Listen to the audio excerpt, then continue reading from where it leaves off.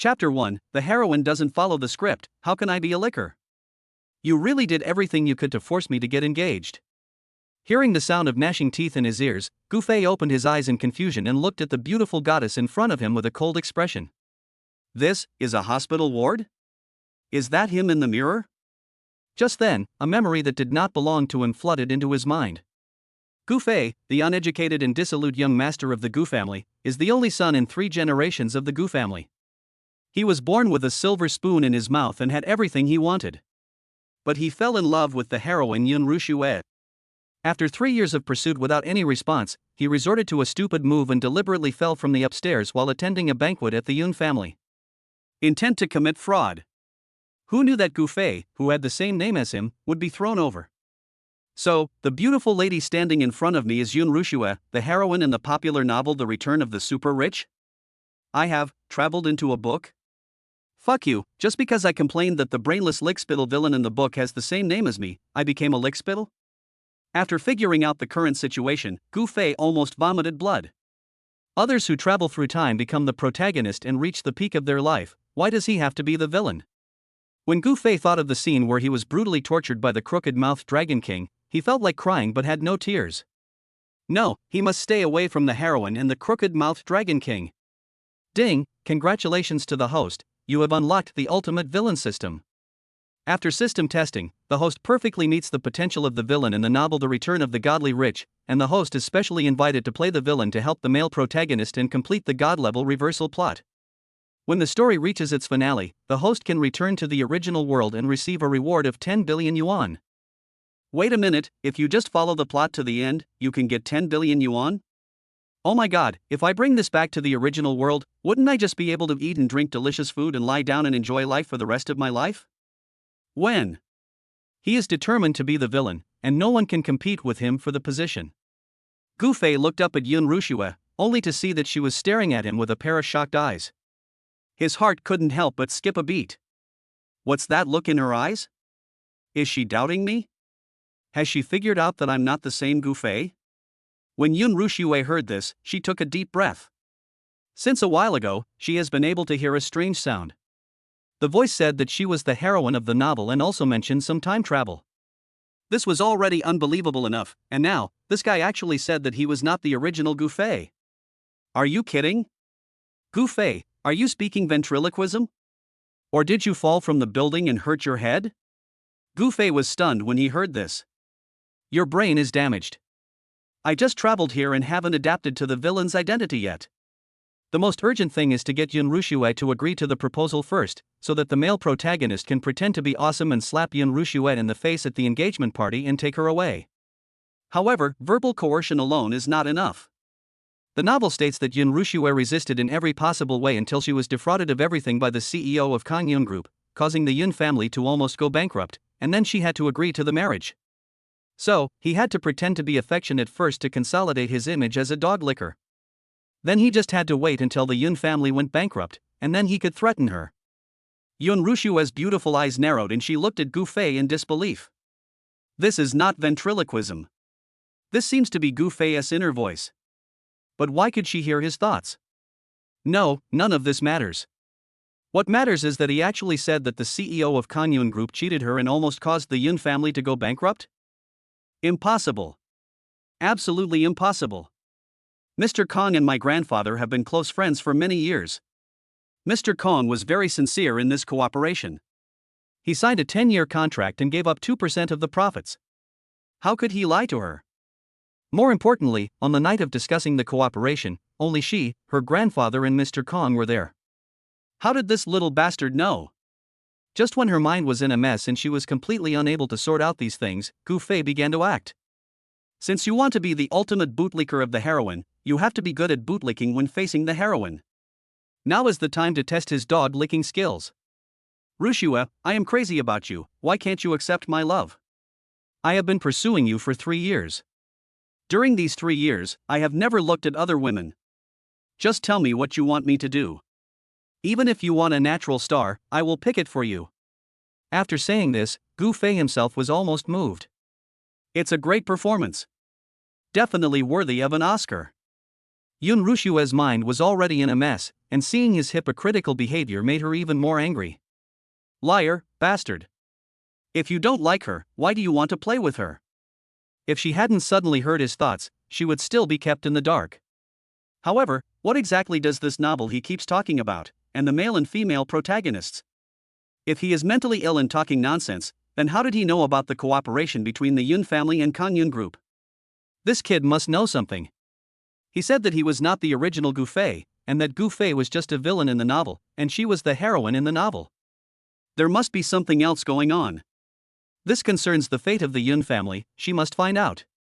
Gu Fei kept pretending to be sad and secretly stared at Yoon Rushue, not missing any expression on her face. Good, frowned. This means she is angry. It's okay to be angry. The more reluctant she was, the more he wanted to pester her. In this way, she would appear extremely miserable at the engagement ceremony, and the hero's heroic rescue would be more meaningful. Rushue, please, marry me. As long as you are willing to follow me, I can give you the entire Gu family as a betrothal gift. The Yoon family is almost going bankrupt, and they are still sending a ridiculous betrothal gift. Only the male protagonist can save this plague family. Normal people should stay as far away from it as possible. But what if Yoon Rushue was saved by the hero? Didn't he, the Yoon group, which she had worked so hard to run for 5 years, fall into the hands of the hero? The most beautiful girl who started out with so much glory has completely become a background vase in the male protagonist's harem less than a third of the way through the story. How pitiful. Such a beautiful little face is wasted. Yoon Rushue almost had a heart attack when she heard this. She took charge of the Yoon group at the age of 17. It took her 5 full years to gain recognition from senior management and expand the size of the Yoon group 3 times. This little bastard actually said that she wanted to become a vase in the harem of some male protagonist? Lien Yoon group is going to be handed over to others? What a joke, Yoon group is her hard work. I will never give it to anyone. She bit her rosy lips, and scorching flames shot out of her cold eyes. She raised her eyes to look at Gu Fei, and seeing that he was still trying hard to act affectionate, she couldn't help but come up with a plan. Gu Fei, the chairman of Tianxiao Group, is celebrating his 60th birthday tonight. How about you accompany me? The corners of her mouth were beautifully curved, gently pulling out a smile. You little bastard, do you think you're the only one who can act? Now that I can hear your voice, things will be much easier. As long as you talk to him more, you will be able to get the truth out. However, she didn't know that her words instantly made Gu Fei furious. The villain and the heroine attend the birthday party together? No. This part is not in the novel. The heroine doesn't follow the script, he must find a reason to refuse. Chapter 2, the new heroine appears. Can you hear my voice too? I'm sorry, He was about to refuse when he was interrupted by Yoon Rushue. Gu Fei, you keep saying you like me, but you won't even accompany me to the birthday party. There was no trace of a smile on her snow-white face. She slowly approached him with her eyes flickering. Have you been lying to me all along? Cold sweat broke out. Gu Fei quickly grinned and apologized. How is that possible? I was just teasing you. As long as you ask, I will accompany you through mountains of swords and seas of fire. Yoon Rushue curled her lips and said, then get ready and pick me up at 6 o'clock. Accept. In order to maintain my character, I will sacrifice my life to accompany the heroine. At 6 o'clock in the afternoon, a Porsche appeared at the door of the Yoon family villa on time. Gu Fei got out of the car with a heavy heart. When he looked up, he saw Yoon Rushue coming out. Oh my god, this is so beautiful. Her black hair is like a waterfall, her figure is graceful, her waist is so thin that it can't be grasped with one hand, and her white and straight legs are faintly visible through the slit white skirt.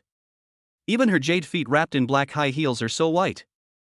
This woman is simply the best of the best. The worry and anxiety were swept away, and Gu Fei suddenly felt that this trip was worth it. Hearing Gu Fei's praise in her heart, Yoon Rushue sneered. It seems that even if he likes her, he is just pretending. He was still obsessed with her looks, too.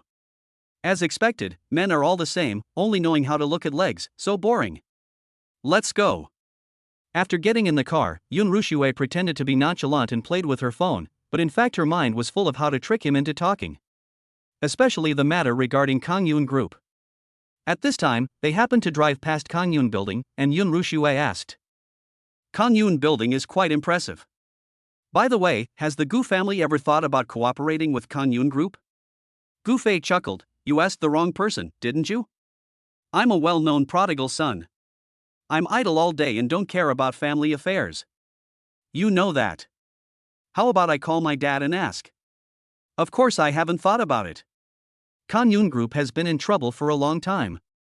Its capital chain has been broken, and even its bank loan application was rejected. Only a fool would cooperate with him. For such a big project, they didn't even do a background check and signed the contract over a dinner party. I really don't know how this woman made the Yun Group so big. The male protagonist is a lucky guy, so the female protagonist is also lucky, right? She is also the queen of business, that's it? Yun Rushua took a deep breath and resisted the urge to pinch him hard. This guy is really talkative.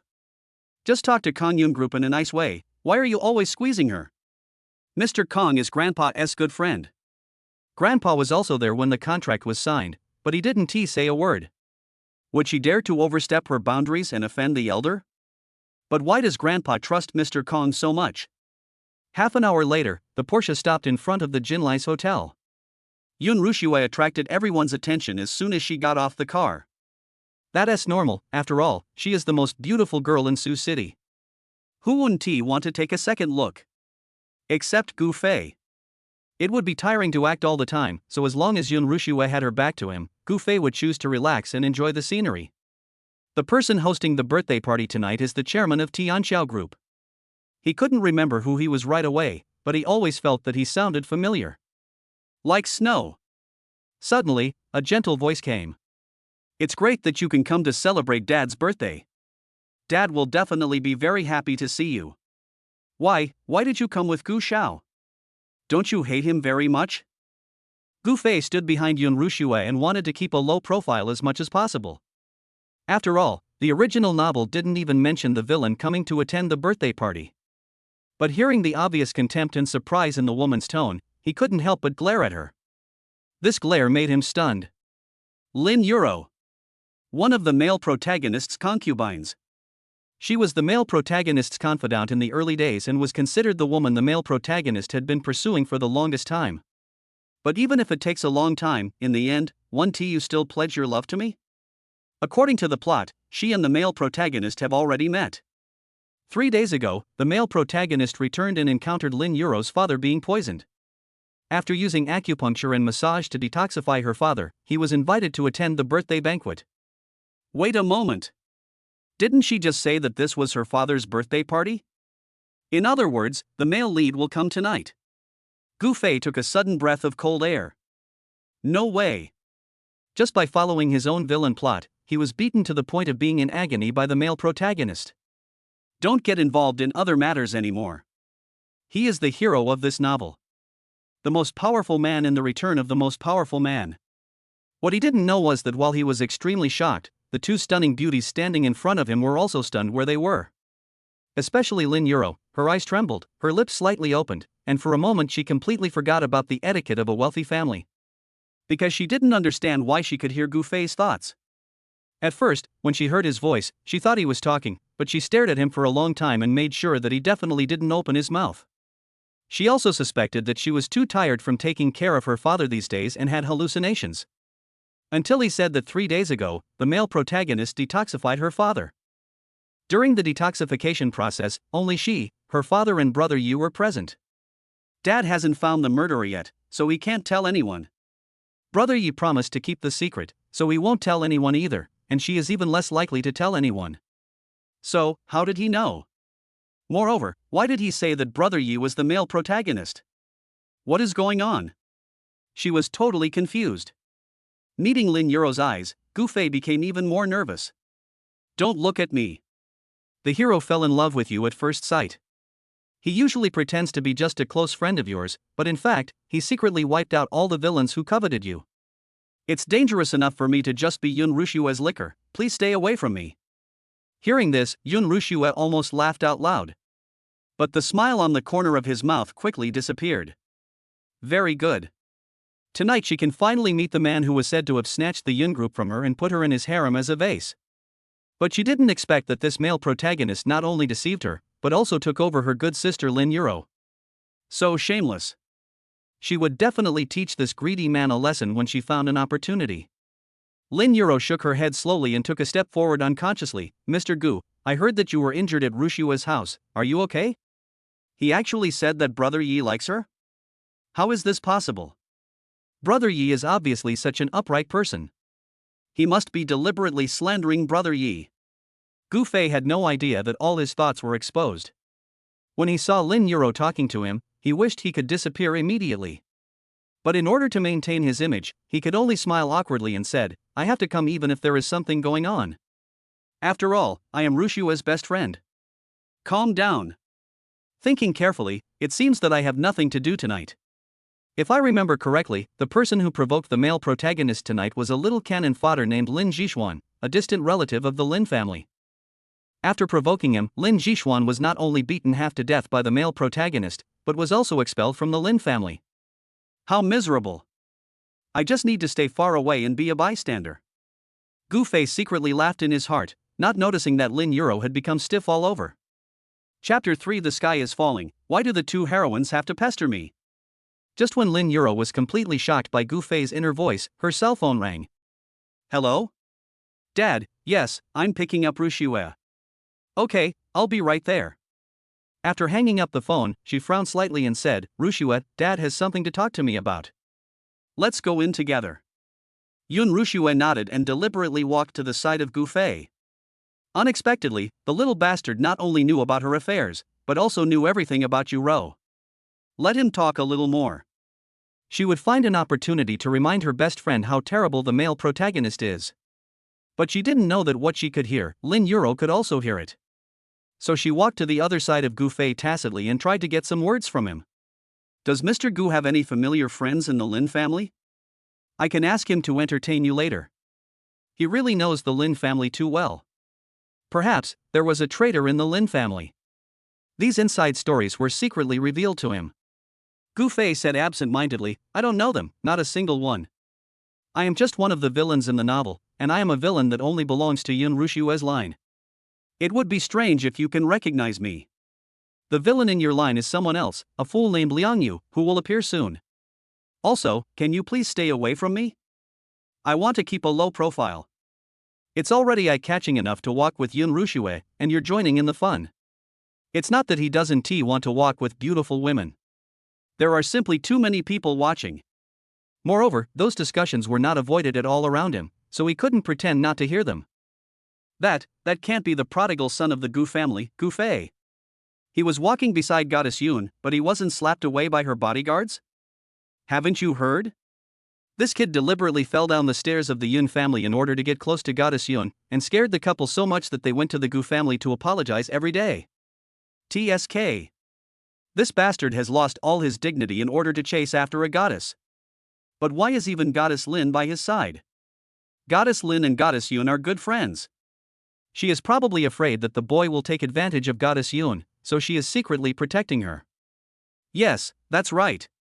This is the only possibility. Gu Fei rolled his eyes almost to the back of his head. Sure, you big-headed ghost, I was forced here by your Goddess Yun, okay? You're still taking advantage of me. Even if you give me 100 million, I won't touch her even a finger. What?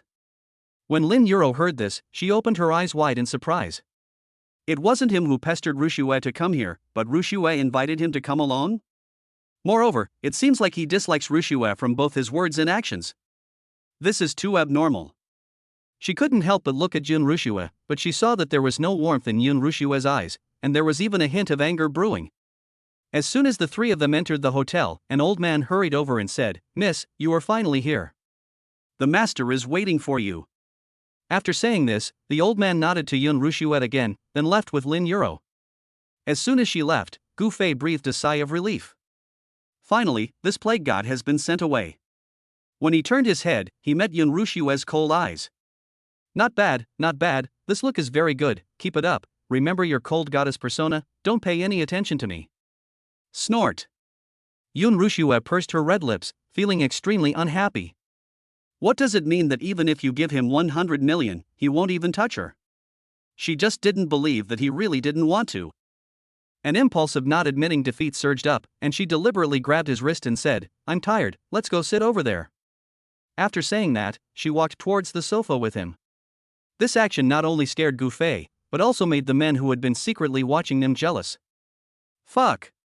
Why did Goddess Yun take the initiative to hold that boy's hand? I must have seen it wrong.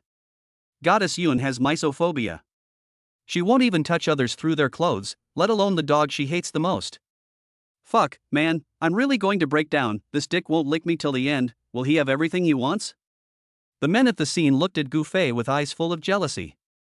But they had no idea that Gu Fei not only did not enjoy it at all, but he even felt like there was a thorn in his back and a fishbone stuck in his throat, and was even about to burst into tears. Auntie, please don't hurt me. Although there is nothing going on between us tonight, you are the hero's childhood sweetheart after all. If the hero sees this scene, he might attack me tonight. It's true that I want to play a villain, but I don't want to get beaten for nothing. If I remember correctly, the male protagonist was a god of war when he first appeared. Beating him was no different from cutting melons and vegetables. Seeing Gu Fei so scared, Yun Rushua finally felt a little better. She loosened her grip on his wrist and curled the corners of her mouth in satisfaction. You little liar, if you keep cursing me in your heart, I will show you how I will deal with you. But, childhood sweethearts? She doesn't have a childhood sweetheart. If she has to name one, it would only be Yi Wentian, the elder brother of the Yi family. But 7 years ago, the entire Yi family was killed. Yi Wentian is missing and there has been no news of him so far. How could it be him? Just as she was carefully searching for clues in her memories, Gu Fei suddenly covered her stomach. Ouch, my stomach hurts. It might be bleeding from the wound. Rushua, can I go back to the hospital to rest first? I feel like something bad is going to happen if I continue to stay here. To be on the safe side, I should leave this damn place and keep my distance from the male lead. Yun Rushua cast a cold glance at him, but your wound is not on your stomach, but on your chest. Forehead. Gu Fei choked and was about to change his words when he saw Lin Yuro walking towards them again. No. What are you doing here again? Your male protagonist is coming soon. As soon as he arrives, he will be stopped and harassed by the security guard, waiting for you to help him pretend to be awesome and slap the security guard in the face and fire him. Can you please go find him quickly and stop bothering me? Gu Fei wanted to cry but had no tears. While recalling the plot, he helplessly watched Lin Yuro approaching. She is worthy of being the heroine that the male protagonist has pursued for the longest time. Her temperament is like a blooming spring flower, which makes people feel comfortable at first sight. The calmness and elegance revealed in her every gesture, and the wisdom and tenderness in her clear eyes are not seen in ordinary women. But at this moment, Gu Fei had no time to appreciate her beauty and temperament. Because she walked in front of Gu Fei, lifted her skirt, and sat down next to him gracefully. The sky is falling. If the male protagonist came in and saw his confidant and his childhood sweetheart sitting on my left and right, I would definitely become the male protagonist's #1 thorn in his side. Thinking of this, Gu Fei stood up suddenly. He was just about to use his escape technique to leave this damn place when he saw a waiter running towards him in a hurry. Miss. There's someone at the door trying to force his way into the party, and he claims he's your friend. Do you want to go over and take a look? Gu Fei's eyes widened instantly. Here he comes. This person must be the male lead. Chapter 4, the male protagonist of Dragon King appears. The supreme god of war kills all who stand in his way.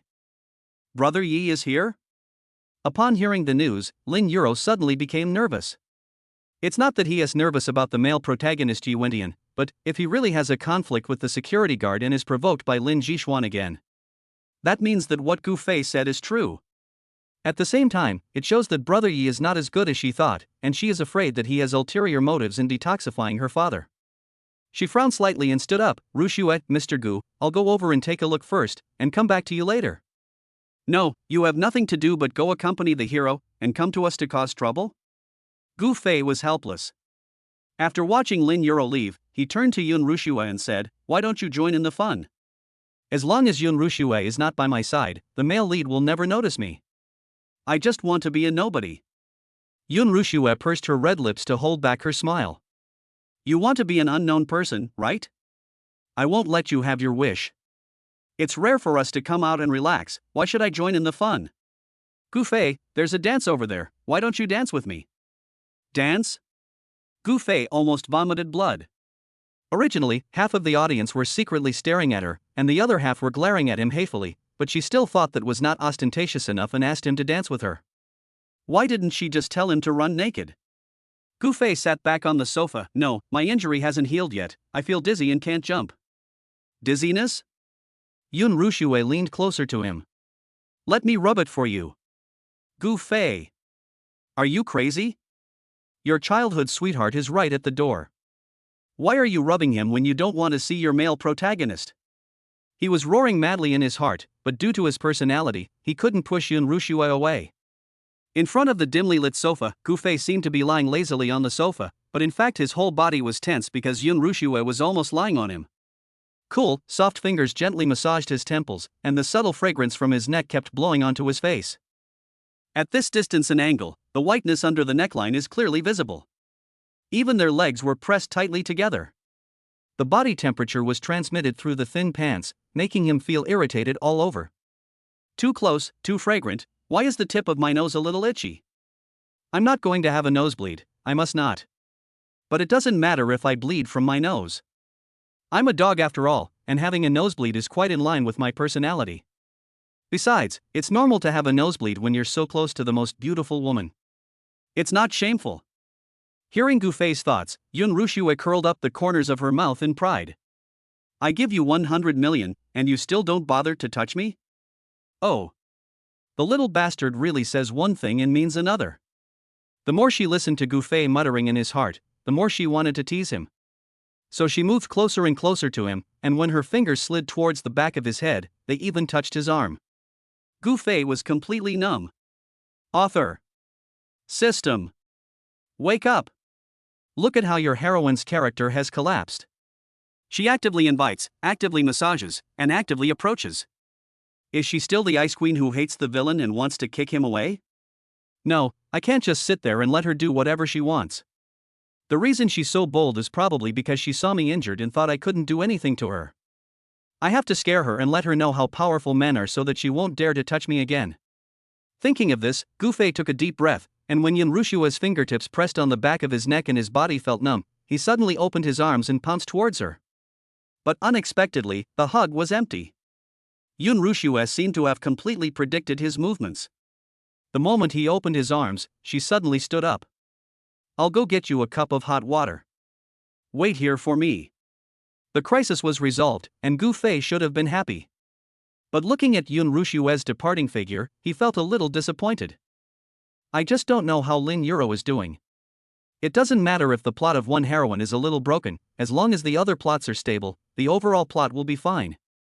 I hope everything goes well. At the entrance of the King Rice Hotel, 2 guards blocked the door and refused to let the man in front of them in. Because the man at the door was wearing a wrinkled suit, dirty shoes, his eyes were murderous, and his tone and demeanor were extremely arrogant. You can tell at first glance that he is not a serious person. And this person is none other than the male protagonist Dragon King in the novel The Return of the Godly Rich, Yuendian, the supreme god of war in the north. 7 years ago, the Yi family was wiped out, and the mastermind behind it was directly targeting the 4 major families in Sioux City. As a son of destiny, Yuendian naturally escaped death and was rescued by a master. He was taken to the northern border and practiced hard for 7 years. Relying on his talent and hard work, it only took him 5 years to become invincible in the north. As the son of destiny, he accidentally broke into a space crack 2 years ago and awakened his special powers. Now, he has returned after completing his cultivation. If gods stand in the way, gods will be killed. If Buddhas stand in the way, Buddhas will be killed. Of course, according to the routine of the novel, even if the male protagonist is so awesome, he will act like a psychopath and wait until others curse his ancestors for 18 generations before he is willing to take action to punish them. The same is true today. The 2 guards pointed at his nose and humiliated him and tried to expel him, but he just stood there motionless, smiling coldly. You can't enter without an invitation. How many times do you want us to say it? You're like a stinky beggar. How could the Lin family possibly invite a loser like you? No wonder the security guard looked down on him. Anyone with common sense knows that when attending such a banquet, one does not have to wear expensive clothes, but at least one has to be clean and tidy. How could there be someone like him who would dress so shabby on purpose? No one would let such a person in. If anything goes wrong, the security guard will be responsible. At this time, Jin Chang, the young master of the Jin family, one of the 4 major families in Sioux City, came over with a beautiful internet celebrity in his arms. He only took one look at Yi Wentian and recognized him. "It's you? Ha, it turns out you are not dead." He looked Yi Wentian up and down and laughed. "I was wondering why there was no news from you in the past 7 years. It turns out that you have become a beggar. What, you can't make it anymore, so you come to borrow money from someone? I'm in need of a driver. How about you come and work for me? I'll pay you 5,000 yuan a month." The internet celebrity glanced at Yi Wentian with disdain. "Mr. Jin, you were so kind that you were willing to help such a poor loser." Jin Chang laughed proudly. "If the Yi family hadn't been wiped out, my Jin family wouldn't have been able to squeeze into the 4 major families. The death of his parents was a great help to the Jin family. I found him a job as a driver as a way of repaying the favor." Click. Yi Wentian's fists were clenched so tightly that they made a creaking sound. He gritted his teeth and glared at Jin Chang. "How dare you mention the Yi family and my parents?" Jin Chang said disdainfully. "I mentioned it, what? Do you still want to attack me? Since you are so ungrateful, I don't need to be polite to you. Come on, drag him out, throw him on the road, and tell him to get out." As soon as he finished speaking, 2 bodyguards came out. They are tall and strong, with muscles all over their bodies, their sleeves are bulging out as if they are about to burst, and they are obviously professional thugs. The guard gloated. "You little bastard, run away.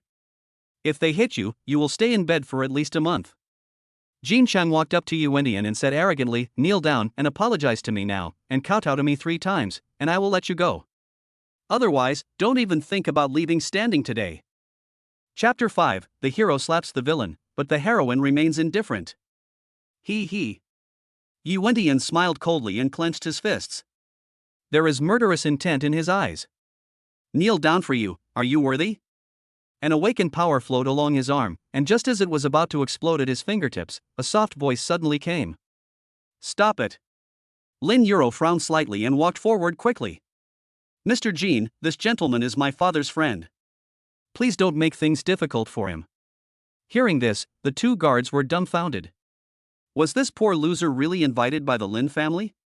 Jin Chang was also stunned. "Ms. Lin, you are not mistaken, how could Mr. Lin be friends with him? Do you know who he is?" Lin Yuro frowned slightly. She didn't know this before. "Now that I know, it's too late. We have invited everyone here, can't we send them away now?" She wisely chose to avoid the topic. "Mr. Jin, my cousin is waiting for you. He said he hasn't seen you for a long time and misses you very much. You should go find him soon." "Well, okay. I'll give you a favor and let him go today." After glaring at Yi Wentian with disdain, Jin Chang turned around and walked into the hotel. Snort. Anyway, as long as this kid is in Suzhou, there will be plenty of opportunities to teach him a lesson in the future. But what he didn't know was that Lin Yuro came forward not to help Yi Wentian, but to save him. Don't be fooled by her quiet and elegant temperament. In fact, she has been practicing martial arts since she was a child and is quite insightful. Just at the critical moment, she felt the strong murderous aura coming from Yi Wentian. If she doesn't step forward to stop it, Jin Chang will be seriously injured. The young masters of the 4 major families were seriously injured at the Lin family's banquet.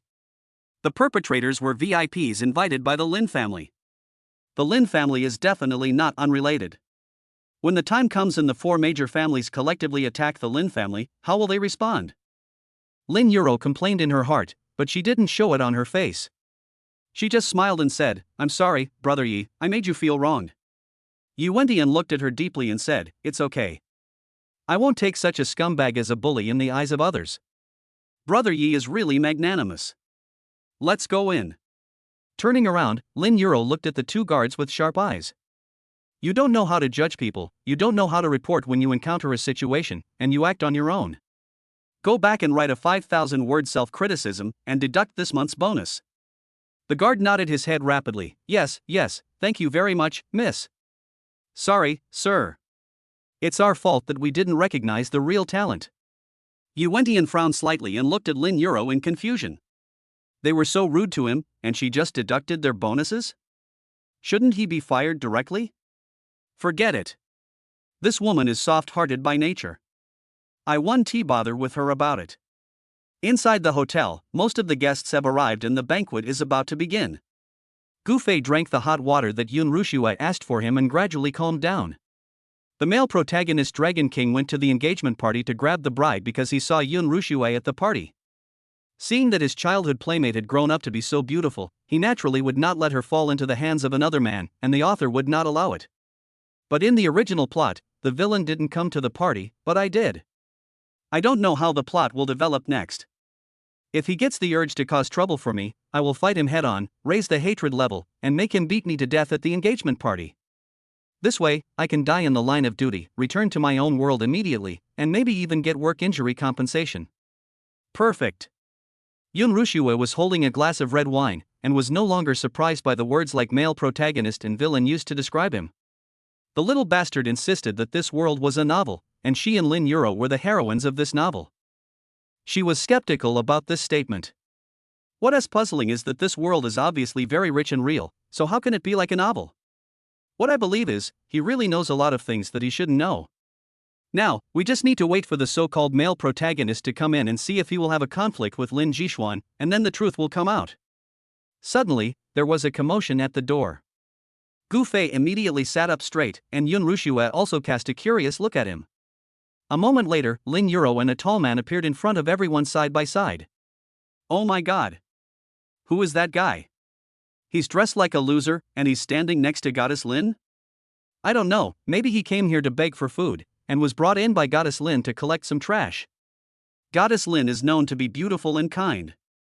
Just as everyone was rustling around, Lin Yuro was called aside by the housekeeper. As soon as she left, a young man emerged from the crowd and glared at Yi Wentian unhappily. Where did this beggar come from? Where are the bodyguards and doormen? How can you guard the door? You actually let such a poor fellow sneak into the party. You all don't want to do this anymore, right? Gufei almost spit out a mouthful of water when he heard this. This guy's villain lines are so standard, he is truly a role model for our generation. 6. He immediately bumped into Yun Rushue's shoulder and said, Hey, your childhood sweetheart and first love showed up, why don't you go over and reminisce? According to the original plot, Yun Rushue had already gone over to say hello. But now she doesn't move at all. In order to advance the plot, Gufei could only take the initiative to remind. Yun Rushue glanced over with cold eyes. It's true that we knew each other when we were young, but it wasn't our first love. Be careful when you talk. Yu Wentian was 15 years old when he disappeared, and she was only 14, still in the second grade of junior high school. She had not yet fallen in love, so there was no point in having a relationship. Gufei remained silent. Ah, yes, it's not first love, you are pure. Man and woman. Relationship. Yun Rushue. She really wanted to pinch him. While the two were chatting, Lin Jishuan had already started to use his big move. You stinky beggar, you don't understand me, right? Fine, it seems that if I don't teach you a lesson today, you still think that our Lin family is easy to mess with. Someone come. He clapped his hands, and in an instant, 6 bodyguards appeared in front of everyone. Lin Jishuan crossed his arms and sneered, this loser sneaked in here and wanted to eat and drink for free. You guys give him a good beating and then throw him out. Yes. The bodyguards agreed in unison, but before they could make a move, Yi Wentian suddenly stepped forward and asked, What is your relationship with Yu Ro? Lin Jishuan was furious, shut up. How dare a poor loser like you call me sister? So, you are Yuro's brother. Then I will teach you a lesson for her, you rude thing. Bang! As soon as he finished speaking, he suddenly raised his hand and gave Lin Jishuan a big slap in the face. Although this slap seemed fierce, he was actually holding back. Otherwise, even if he had used only half of his strength, he could have killed Lin Jishuan directly. Lin Jishuan was completely stunned. He covered his face and looked at Yi Wentian in disbelief. You dare to hit me? The people around also widened their eyes and were all dumbfounded. Who is this guy? He actually dared to beat up the young master of the Lin family at the Lin family's banquet. He doesn't want to be in this family anymore. Gufei burst out laughing when he saw this scene. It is one thing to read such pretentious and face-slapping novels on your phone, but it is another thing entirely to see it happen in real life. The people around me seemed like robots, with only 2 expressions, stunned and shocked, and the lines they spoke also had a flavor of AI. How funny. In the novel, it seems that Lin Jishuan had 2 teeth knocked out. As soon as he finished speaking, Lin Jishuan spat out a mouthful of blood, and in the blood, there were actually 2 teeth. Yun Rushue's whole body stiffened. He can really predict what will happen in the future. He really knows everything about this world. Could it be that the world she lives in is really just a fiction? Just as Gu Fei was chuckling, Yuantian suddenly turned around and cast a domineering gaze on him. Chapter 6. The hero and heroine finally meet. The heroine's first kiss actually gave me. Gu Fei's whole body stiffened instantly. What's going on? Why didn't he, the male protagonist, beat Lin Zhishuan, but suddenly looked at him? What should he do, start acting now? Just as they were panicking, suddenly, Yuantian strode towards them. Yun Rushue frowned and a look of displeasure appeared on her face. What is he coming here for? After being missing for 7 years, Yuantian is no longer the clean and clear boy in memory. He is now tall and mighty, with an extraordinary bearing, and his dark eyes are burning with rage and hatred. The murderous aura that seemed to burn the entire world to ashes made her feel very strange and alert. The thought of this man taking advantage of the fact that he was the male protagonist in the novel and had extra luck to snatch away the Yun group and put her in his harem. Let her be willing to wash clothes, cook and serve him. She clenched her fists and gritted her teeth. As the eldest daughter of the Yun family, she was bound to stand at the top of the Sioux City business community. How could she fall to this level? Like snow. When he arrived in front of Gu Fei and Yun Rushue, Yuantian ignored Gu Fei and smiled at Yun Rushue. Haven't seen you for a long time. Gu Fei was stunned for a moment before he reacted. Yes. This plot is right. Tonight is the day when the male protagonist and Yun Rushue reunite, so it is normal for him to come over and say hello to Yun Rushue. However, he, who was not supposed to be here, sat next to Yun Rushue unnecessarily, and the two of them were very close to each other. Gu Fei swallowed hard. I am a villain. I cannot remain indifferent when the protagonist actively approaches Yun Rushue. My character will collapse. Just scold him briefly, help him finish a small face-slapping plot, then quickly leave the party and go home to sleep. So he suddenly stood up and stood in front of Yun Rushue. Who the hell are you? How dare you flirt with my girlfriend in front of me, Master Gu? Are you tired of living? Very good, the idiotic lines were delivered very well and the arrogant acting was superb. Gu Fei quietly gave himself a thumbs up in his heart. Yuantian was stunned, and his murderous eyes were instantly ignited. Your girlfriend? Rushue, is what he said true? Nonsense, of course it's fake. As long as Yun Rushue refutes it, the male lead will definitely get angry. Then I will scold the male lead a few more words, which will provoke him to punch me, and then I will get out. Perfect. After listening to Gu Fei's thoughts, Yun Rushue smiled secretly in her heart. Want to leave? You wish. She stood up and walked to Gu Fei's side. Under his expectant gaze, she raised her hand and held his arm. Yes, Yuantian, long time no see. Let me introduce you, this is my boyfriend Gu Fei. Gu Fei was shocked and his jaw almost dropped to the ground. What is she talking about? She's crazy. Not only was he stunned, but everyone around him also widened their eyes. Fuck, what's going on? Goddess Yun actually admitted her relationship with Gu Fei? Impossible. Goddess Yun must have been coerced. Yes. I heard that Gu Fei deliberately got injured in the Yun family in order to coerce Goddess Yun. Now the Gu family is threatening to ban the Yun family. Hearing what the people around him said, Yuantian was filled with murderous intent. Gu Fei, are they telling the truth? How dare you threaten Rushue? Gu Fei broke out in a cold sweat. Fuck. Yun Rushue, you idiot, you want to kill me. Originally, I just needed to scold the male lead a few words, and tonight's scenes would be finished, but you insisted on irritating the male lead to the point that he wanted to destroy me. I'm fucking. He knew very well that he still had many villain roles to play in the future, and he absolutely could not log off at this time, otherwise the mission would definitely fail. Therefore, he must stabilize Yuantian. So he took a deep breath and said, yes, what they said is true. Although Rushue has always been obsessed with you, and fell in love with you at first sight when she met you again, she wanted to throw herself into your arms immediately, but she dared not say anything and could only stand beside me under my coercion. Yun Rushue. This idiot is actually so afraid of Yuantian. Even if he is the male protagonist, so what? The former Yi family no longer exists. What kind of trouble can he cause? Gu Fei had no idea what Yun Rushue was thinking. In order to save his life, he could only force himself to show off his acting skills. Oh, who made me, Gu Fei, the eldest son of the Gu family? In Sioux City, there are not many people who dare to stand up to me, Gu Fei. I advise you to get out of here and stop meddling in other people's business. Otherwise, you will get a fist as big as a sandbag. He raised his loosely clenched fist and shook it in front of Yu Wentian. The movements can be as funny as possible, and the appearance can be as clownish as possible. This is the secret of the villain in Dragon King's novel. You have to be stupid enough, brainless enough, and mentally retarded enough. The key is that Yu Wentian's hatred value has been maxed out at this time, and he is ready to punch me to death. If I act a little stupid, he will look down on me, so he will naturally not use his full strength when he attacks. Because a clown like me doesn't deserve it. Sure enough, seeing such an arrogant Gu Fei, the hatred in Yu Wentian's eyes faded a little. There is absolutely no way Yun Rushua would fall for such an idiot. Moreover, he just said that Yun Rushua has always been thinking about him. Yu Wentian couldn't help but look at Yun Rushua affectionately. Rushua, I'm sorry for making you wait for 7 years. I'm back. Yun Rushua pursed her red lips, took Gu Fei's fingers and pinched him hard, then looked at Yu Wentian coldly. Don't listen to his nonsense. I volunteered to be his girlfriend. He didn't force me at all. Yu Wentian looked at her with eyes full of heartache. Rushua, don't be afraid, I'm here, no one will dare to bully you in the future. From now on, I will stand in front of you and protect you from the wind and rain. Yun Rushua was originally afraid that Yu Wentian would take away the Yun group.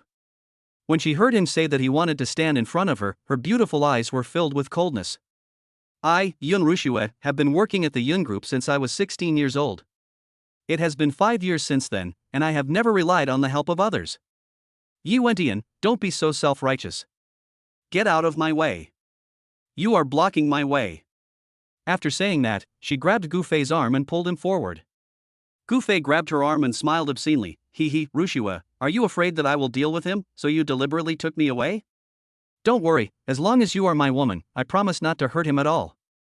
Yun Rushua stared at Gu Fei speechlessly. I said, I am willing to be your girlfriend, don't you understand Mandarin? No. Stop pretending. I know you're reluctant, but you have to be willing even if you don't want to. I'm the eldest son of the Gu family. Ha, I'm telling you, even if I can't have your heart, I'll have you in my body. Fuck you, this heroine is probably mentally ill. I need to take her to see a psychiatrist when I have time. Her character is always ruined and I have to work hard to make the plot work. System, I want a raise. Is there something wrong with your brain? See a psychologist? The character is also broken? Yun Rushua sneered, you don't believe that I am doing this voluntarily, right?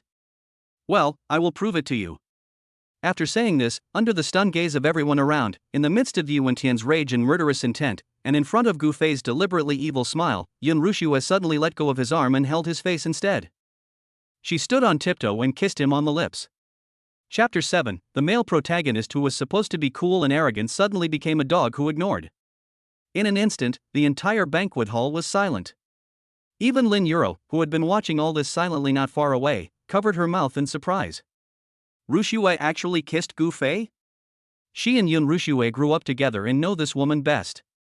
Even if she kissed Gu Fei to get rid of Yu Wentian, even if it was a momentary impulse, the fact that she could do such a thing at least proved that she absolutely did not hate Gu Fei. I even developed a slight crush on him.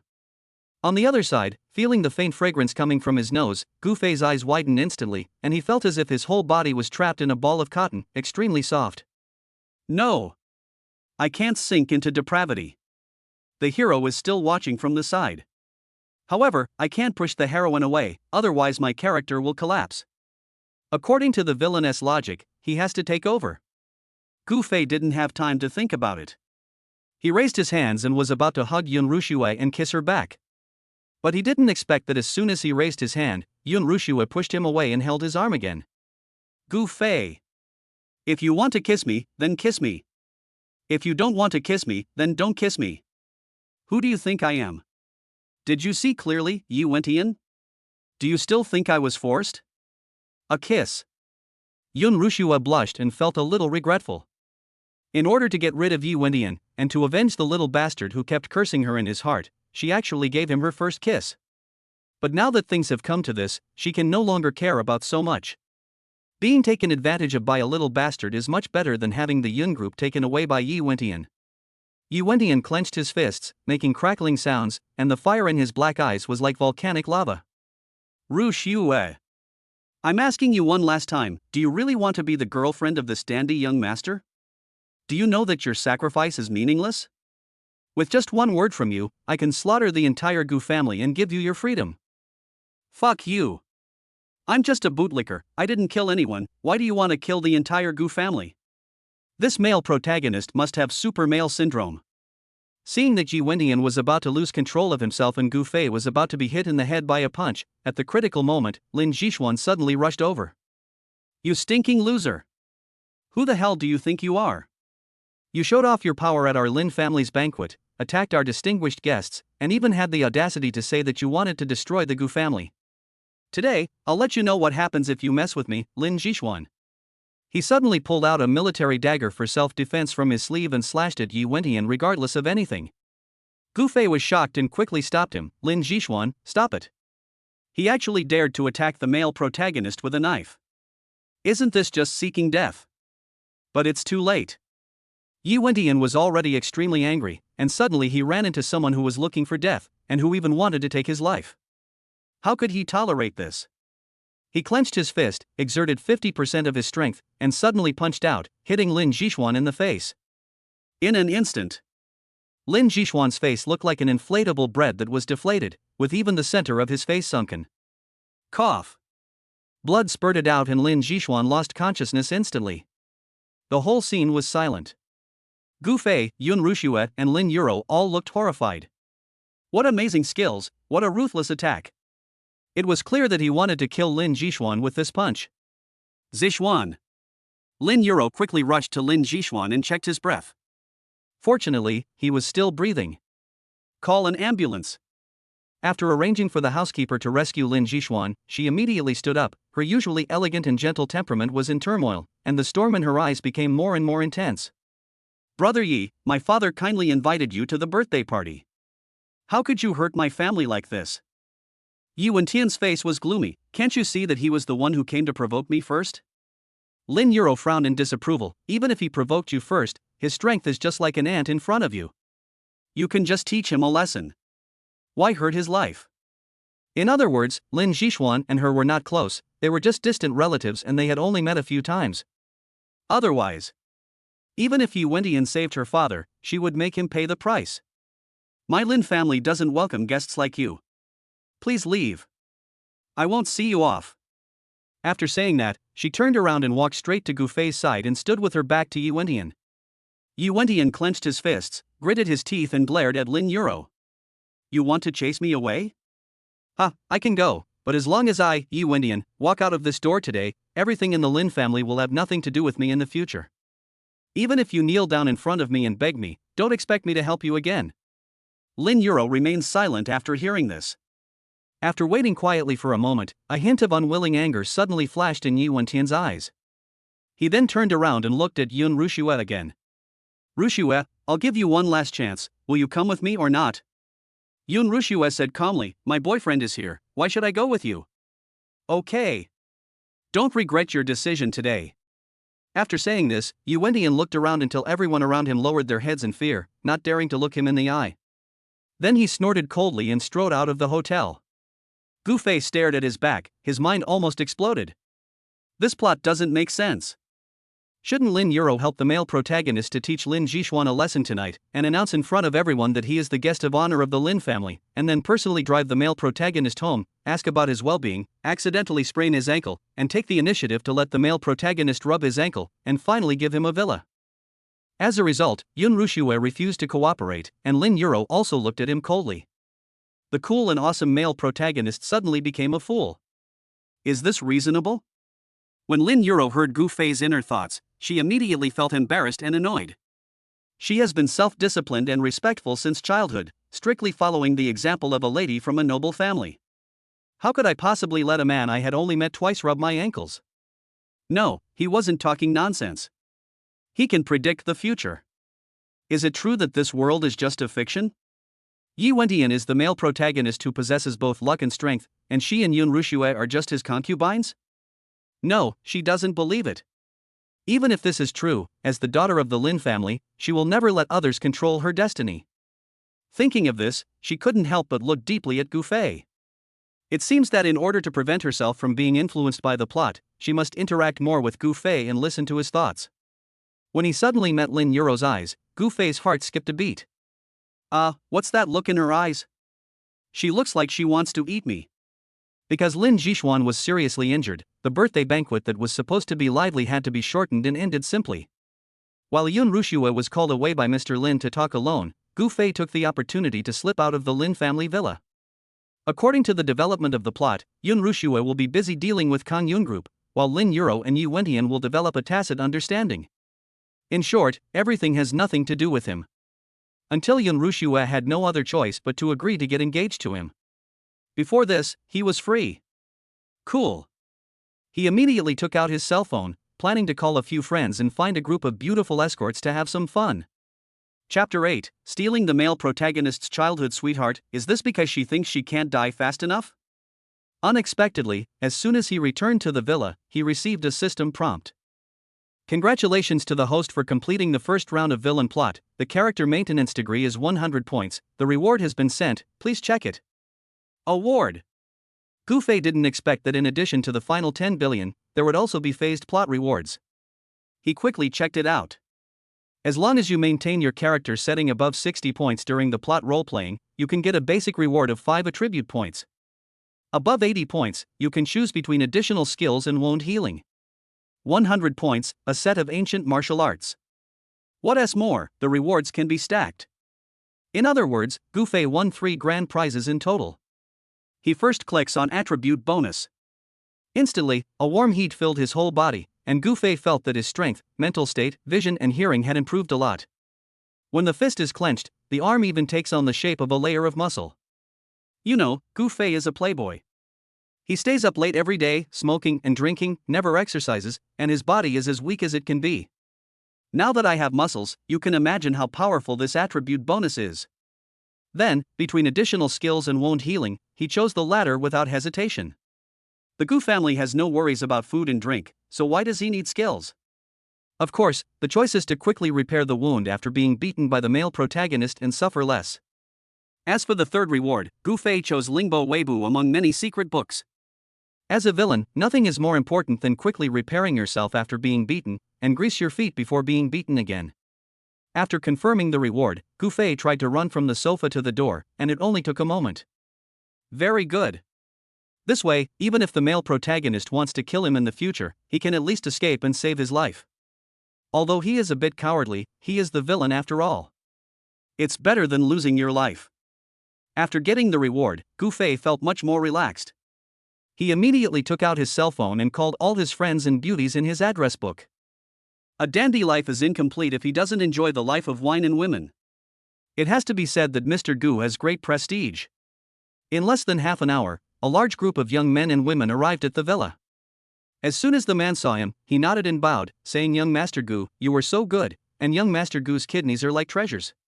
As for the women, no matter how beautiful or innocent they were, they all clung to him like bones. There was no blind spot on the left, right, front or back, even his feet were grabbed by the beauty for a foot massage. The huge villa was soon filled with hot music, the men made champagne towers, and the women changed into bikinis. As exciting as it can be. Gu Fei quickly lost himself and fell drunk on a group of beauties. Fei, wake up. Mom made you some hangover soup. Get up and drink it first, or you'll have a terrible hangover. Mother? Gu Fei opened his eyes drowsily and found himself lying on a large bed warmed by the sun. A beautiful woman in her 40s was sitting in front of the bed, holding a bowl of sobering soup and smiling at him tenderly. Is this the villainess mother Zhang Xiulan? He sat up, took the sobering soup, and while drinking it he glanced at Zhang Xiulan, fearing that she, as a mother, would notice that something was wrong with her son. But Zhang Xiulan's smile was full of love, and she would remind him from time to time, "Drink slowly, don't choke." Gu Fei was suddenly touched. Everything in this world seems fake, but this solid maternal love is real.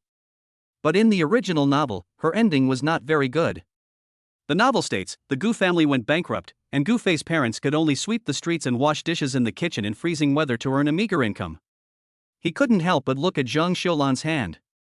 The skin was so delicate and tender that he would believe it if someone said it was the hand of a 20-year-old girl. But even such hands were covered with frostbite due to his actions, and they had to be soaked in cold water every day. Thinking of this, he suddenly felt a little bit reluctant. Never mind. It's his business to be a villain, but he can't implicate his parents. He must find a way to protect them. At this time, Zhang Xiulan suddenly said, "Fei Fei, I don't object to you bringing your friends home to play, but you must be careful. You are innocent and don't know that people outside are treacherous and will be plotted against." Gu Fei almost spit out what he said. Innocent? Innocence? Do these two words have anything to do with villains? Do you know that when Mom came home last night, she saw a girl taking advantage of you while you were drunk? If she succeeds and has a child, what do you think you will do? What? Gu Fei opened his mouth wide. Was he being taken advantage of? Damn, who is this female pervert? Come out if you have the guts and come while he is sober.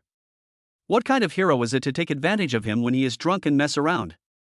Fei Fei, don't worry, the Yun family will soon give in.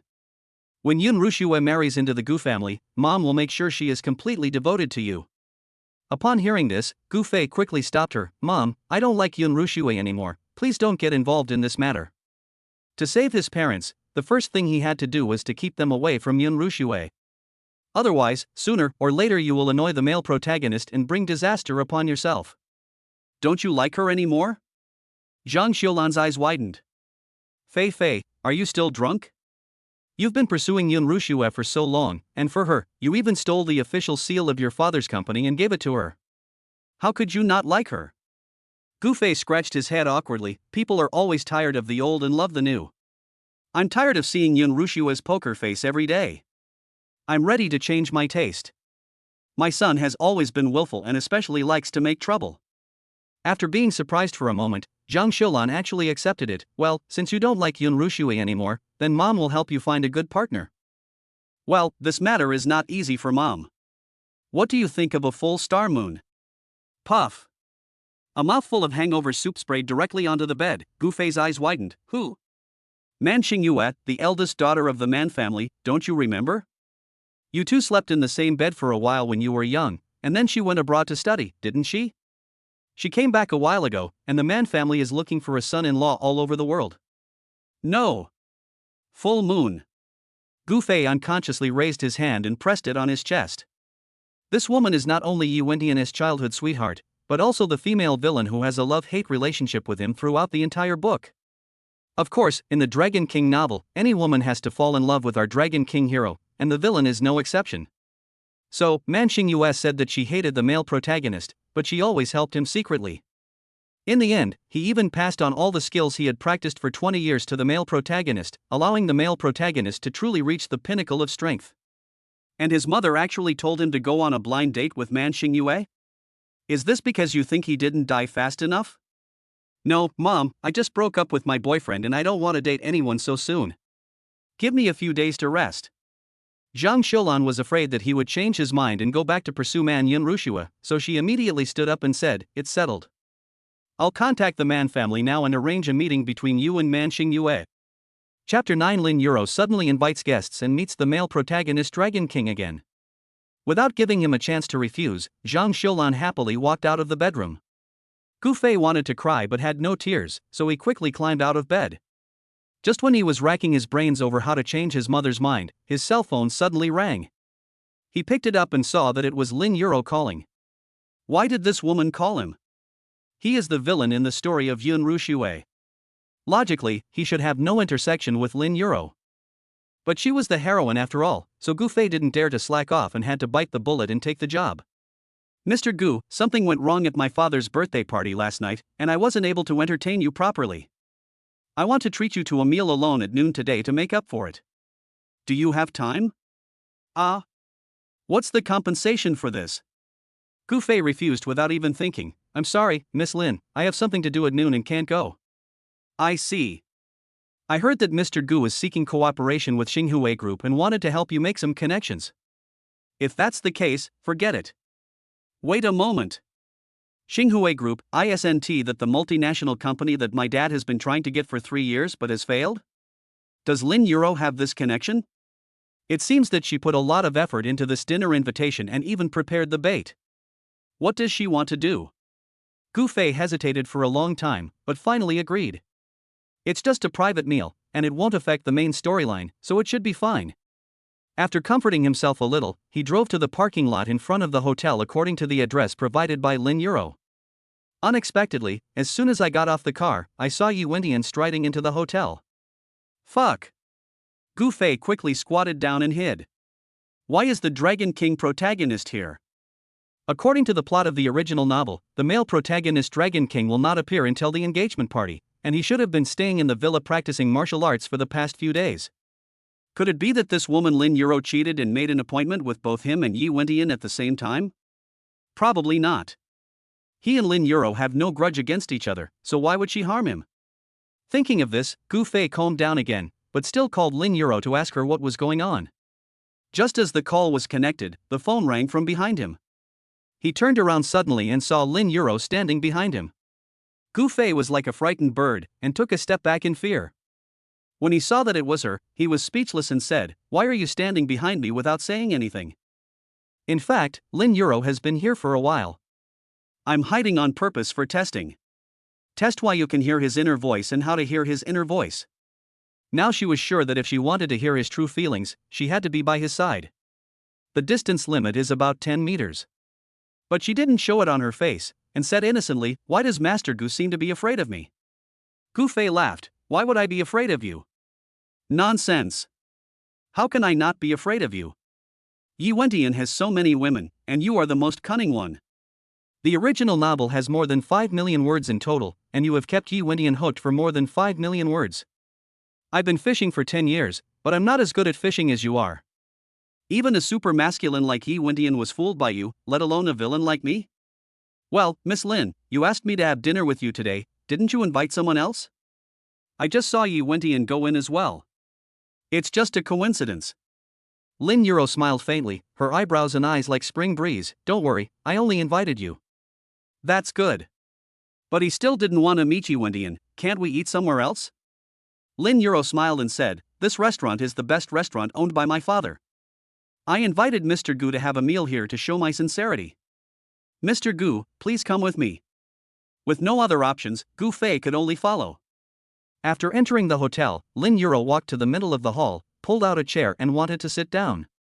Gu Fei quickly stopped him. "Well, I'm a low-key person and don't like to eat out. How about we book a private room?" A private room? That's fine too. Let's go upstairs. In order to hide as quickly as possible, Gu Fei took the lead and ran ahead. Who knew that as soon as I turned into the second-floor corridor, I heard a fierce quarrel. I've already told you, I've got my eyes on this box, it's mine. If you say another word of nonsense, I'll make you kneel down and call me Grandpa. Gu Fei looked in the direction of the voice and his heart suddenly rose to his throat. Someone is actually provoking Yi Wendian. Gu Fei recognized the person who was speaking. He was Tang Jiqi, the villain in Lin Euro's story. At this moment, he was stiffening his neck, poking Yi Wendian's nose and cursing, "Get out of here.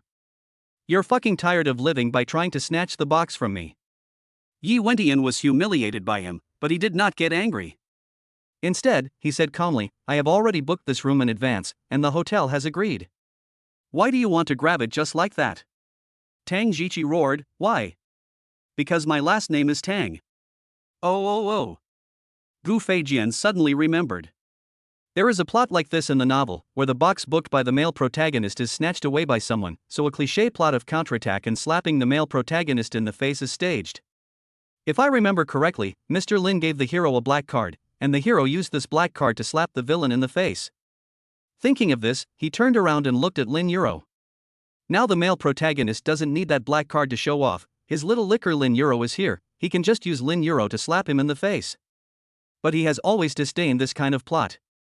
On the surface, it seems that the villain was indeed arrogant and domineering, and he stole the male protagonist's position, so he deserved to be taught a lesson. But the way the male protagonist teaches people a lesson is not glorious either. He does not rely on his own strength, reason, or fairness and justice, but like the villains, he relies on the suppression of a higher class. So what's the difference between him and the villain? What's more, the villain at least relies on his family background, while the male protagonist relies on the Lin family, which is even worse than the villain. Sure enough, when the hotel manager was afraid of Tang Jiqi and began to expel Yuendian directly took out a black card from his pocket. When the manager saw the black card, he immediately uttered that classic line. "Isn't this the VVVIP black card that the president personally issued when our hotel started? There are only 10 in the country, and only 3 in the entire Sioux City. How did you get it? How could he have that? Then you have to ask Lin Euro, this little licker." Gu Fei turned around and looked at Lin Euro with a smile, but he didn't know if it was his illusion, but Lin Euro glared at him angrily. She took out her cell phone, quickly edited a message and sent it out. Tang Jiqi was equally shocked when he saw the black card. "How do you have a black card? Impossible. This is absolutely impossible. When Uncle Lin first issued the black card, my dad went to get one in person but couldn't get one. How do you have one? It's fake, it must be fake." Gu Fei was amazed. "Xiao Tang, you are such a powerful villain. Every line you say is paving the way for the hero to hit you hard in the face. You are so dedicated. You are a role model for us. I must learn from you." Chapter 10. I just want to be a nobody, but the male lead of Dragon King wants to kill me. The manager obviously didn't believe it either. He took the black card and said, "Each black card has a code and a special anti-counterfeiting mark. I can tell whether it is fake or not at a glance." After saying that, he immediately started checking. After a careful check, the manager showed a shocked expression. "This is indeed one of the 10 black cards that the Lin family gave away. Impossible, absolutely impossible." Tang Jiqi was terrified. "I know, you must have picked it up, or you stole it from someone else." Yuendian sneered, "If I picked it up, or stole it from someone else, then this card should have been reported lost. You can verify it at will." Upon hearing this, the manager immediately took out his cell phone to call to confirm. Gu Fei sighed. "What else is there to verify? The real person is right behind me." This black card was given to him by her personally. Lin Euro seemed to want to say something but stopped herself. This black card did belong to her in the past, but her father gave it to Yuendian in order to prove how much the Lin family valued him. But last night at the birthday party, Yuendian seriously injured Lin Jixuan, insulted Tang Fei, and attempted to harass Yun Ruxue. When Dad found out, he was furious. Not only did they no longer treat him as a guest of honor, they even put him on the Lin family's blacklist. Just now, she sent a message to the headquarters to report the loss of this black card. Sure enough, the manager's exclamation soon came, "This black card has been reported lost." He glared at Yi Wentian fiercely. "You little thief! You stole from the Lin family and came to the Lin family's restaurant to show off. Do you want to die?" Tang Jiqi laughed loudly upon hearing this. "What did I say? I knew this black card couldn't be his. Come on, arrest this guy immediately and send him to the police station." "What?" Seeing this scene, Gu Fei's jaw almost dropped. Was the black card really reported lost? Shouldn't the male protagonist Dragon King use this black card to give the villain a good slap in the face? In the end, his face was beaten to pieces. This plot is wrong." Yi Wendian was also shocked. "It was reported lost? Impossible, this black card was given to me by Mr. Lin himself, how could it be reported lost? I will call Mr. Lin to confirm it now." "Fuck you." Tang Jiqi kicked Yi Wentian without thinking. "A poor loser like you wants to call old Master Lin? Who do you think you are? I gave you a chance, but you are useless. Do you still expect me to stay here and play the game of pretending with you? Get out of here right now." At this time, Yi Wentian was no longer pretending to be cool, nor was he calm. Seeing Tang Jiqi kicking towards him, his face turned cold. He grabbed his ankle and broke it hard. Click. In an instant, Tang Jiqi's ankle was twisted off. Ah! Tang Jiqi screamed in extreme pain and fell to the ground. The manager was so frightened that his face turned pale and he quickly ran to the side, fearing that he would be injured by mistake. Not to mention the manager, even Gu Fei's face changed when he saw it. Fuck! The male protagonist of Dragon King is too cruel. Tang Jiqi just cursed at him a few times. There's no way he would directly break his ankle. Lin Euro had an ugly look on her face and walked straight into the corridor on the second floor. Gu Fei watched her go by, and it was too late to stop her. In order to maintain his character, he had no choice but to go along with it. At this time, Yuendian seemed not satisfied with just breaking Tang Jiqi's ankle, and had already grabbed his arm. "Stop!" Lin Euro scolded coldly. Mr. Yi, please don't cause trouble on the Lin family's territory again and again. Yu Wendian turned around abruptly and saw Lin Yuro and Tang Fei standing side by side behind him. He narrowed his eyes and glared at Gu Fei. It's you again. Gu Fei wanted to cry but had no tears. I don't really want to be the one doing this. Isn't this just a situation where I'm forced to do something? But in order to maintain his character, he could only bite the bullet and say, so what if it's me? I come here to eat, and I have to look at the face of a stinky loser like you? Yu Wendian narrowed his eyes. You forced Rushuet to marry you, and you also want to provoke Yuro? Just as Gu Fei was about to retort, Lin Yuro said unhappily, Mr. Yi, I'm not familiar with you. Please don't call me by my name. From now on, just call me Miss Lin. What? As soon as these words came out, Gu Fei and Yu Wendian looked towards her at the same time. Eyes full of shock. What's going on? Is the heroine crazy? She chased the hero away last night, and today she doesn't even let him call her name? Something is wrong. This is definitely not right. Yu Wendian was also puzzled. You. Miss Lin, how did Yi offend you? Lin Yuro curled her lips and said, Mr. Yi, you worry too much. Mr. Yi saved my father's life, so the Lin family is naturally very grateful to Mr. Yi. However, at the birthday banquet last night, Mr. Yi seriously injured my family, so his merits and demerits offset each other. As for me, Mr. Yi and I have no grudges against each other. It's just that including this time, Mr. Yi and I have only met 3 times in total. Isn't it basic etiquette to keep a distance and be polite? Yu Wendian frowned, filled with resentment. When they first met, Lin Yuro didn't have this attitude towards him. After he removed the poison from Old Man Lin, the look she gave him was clearly full of admiration and respect, and even a bit of favor. Could it be that it was really because he injured Lin Jishuan last night? Why did she become so indifferent?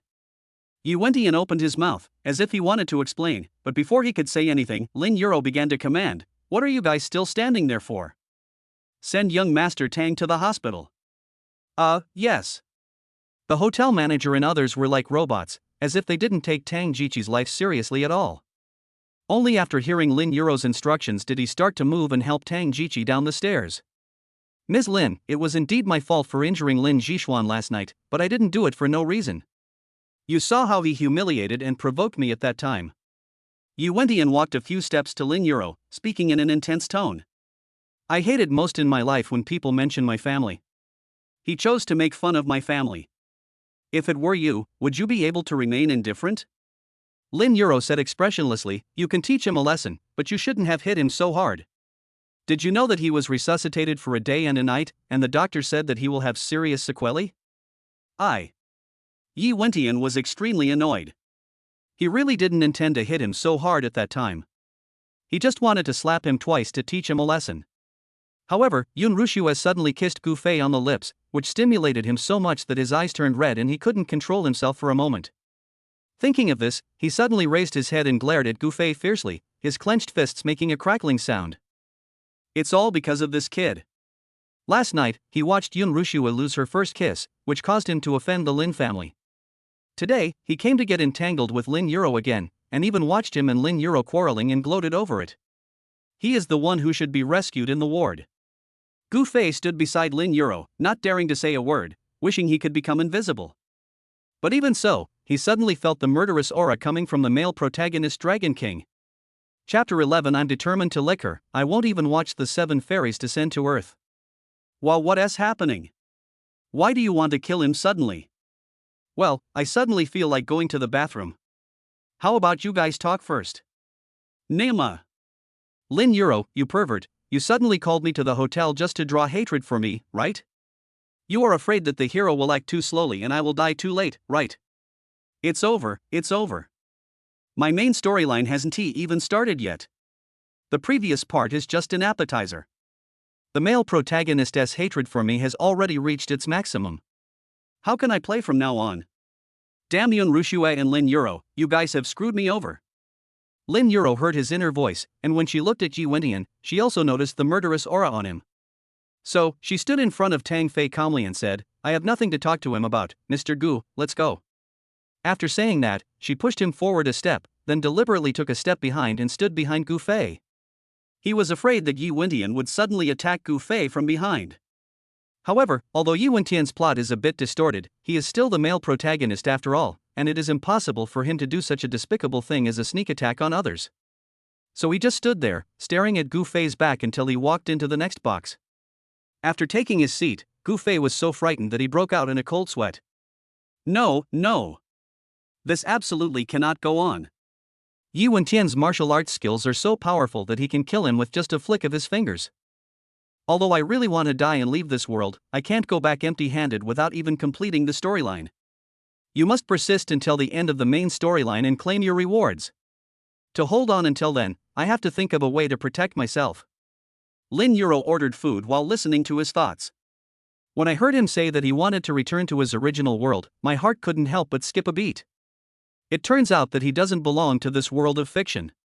However, now that he had come and shattered her understanding of the world, letting her know such a shocking secret, it would not be easy for her to leave. Unless, take her with you. Thinking of this, she handed the menu to Gu Fei. Mr. Gu, please order.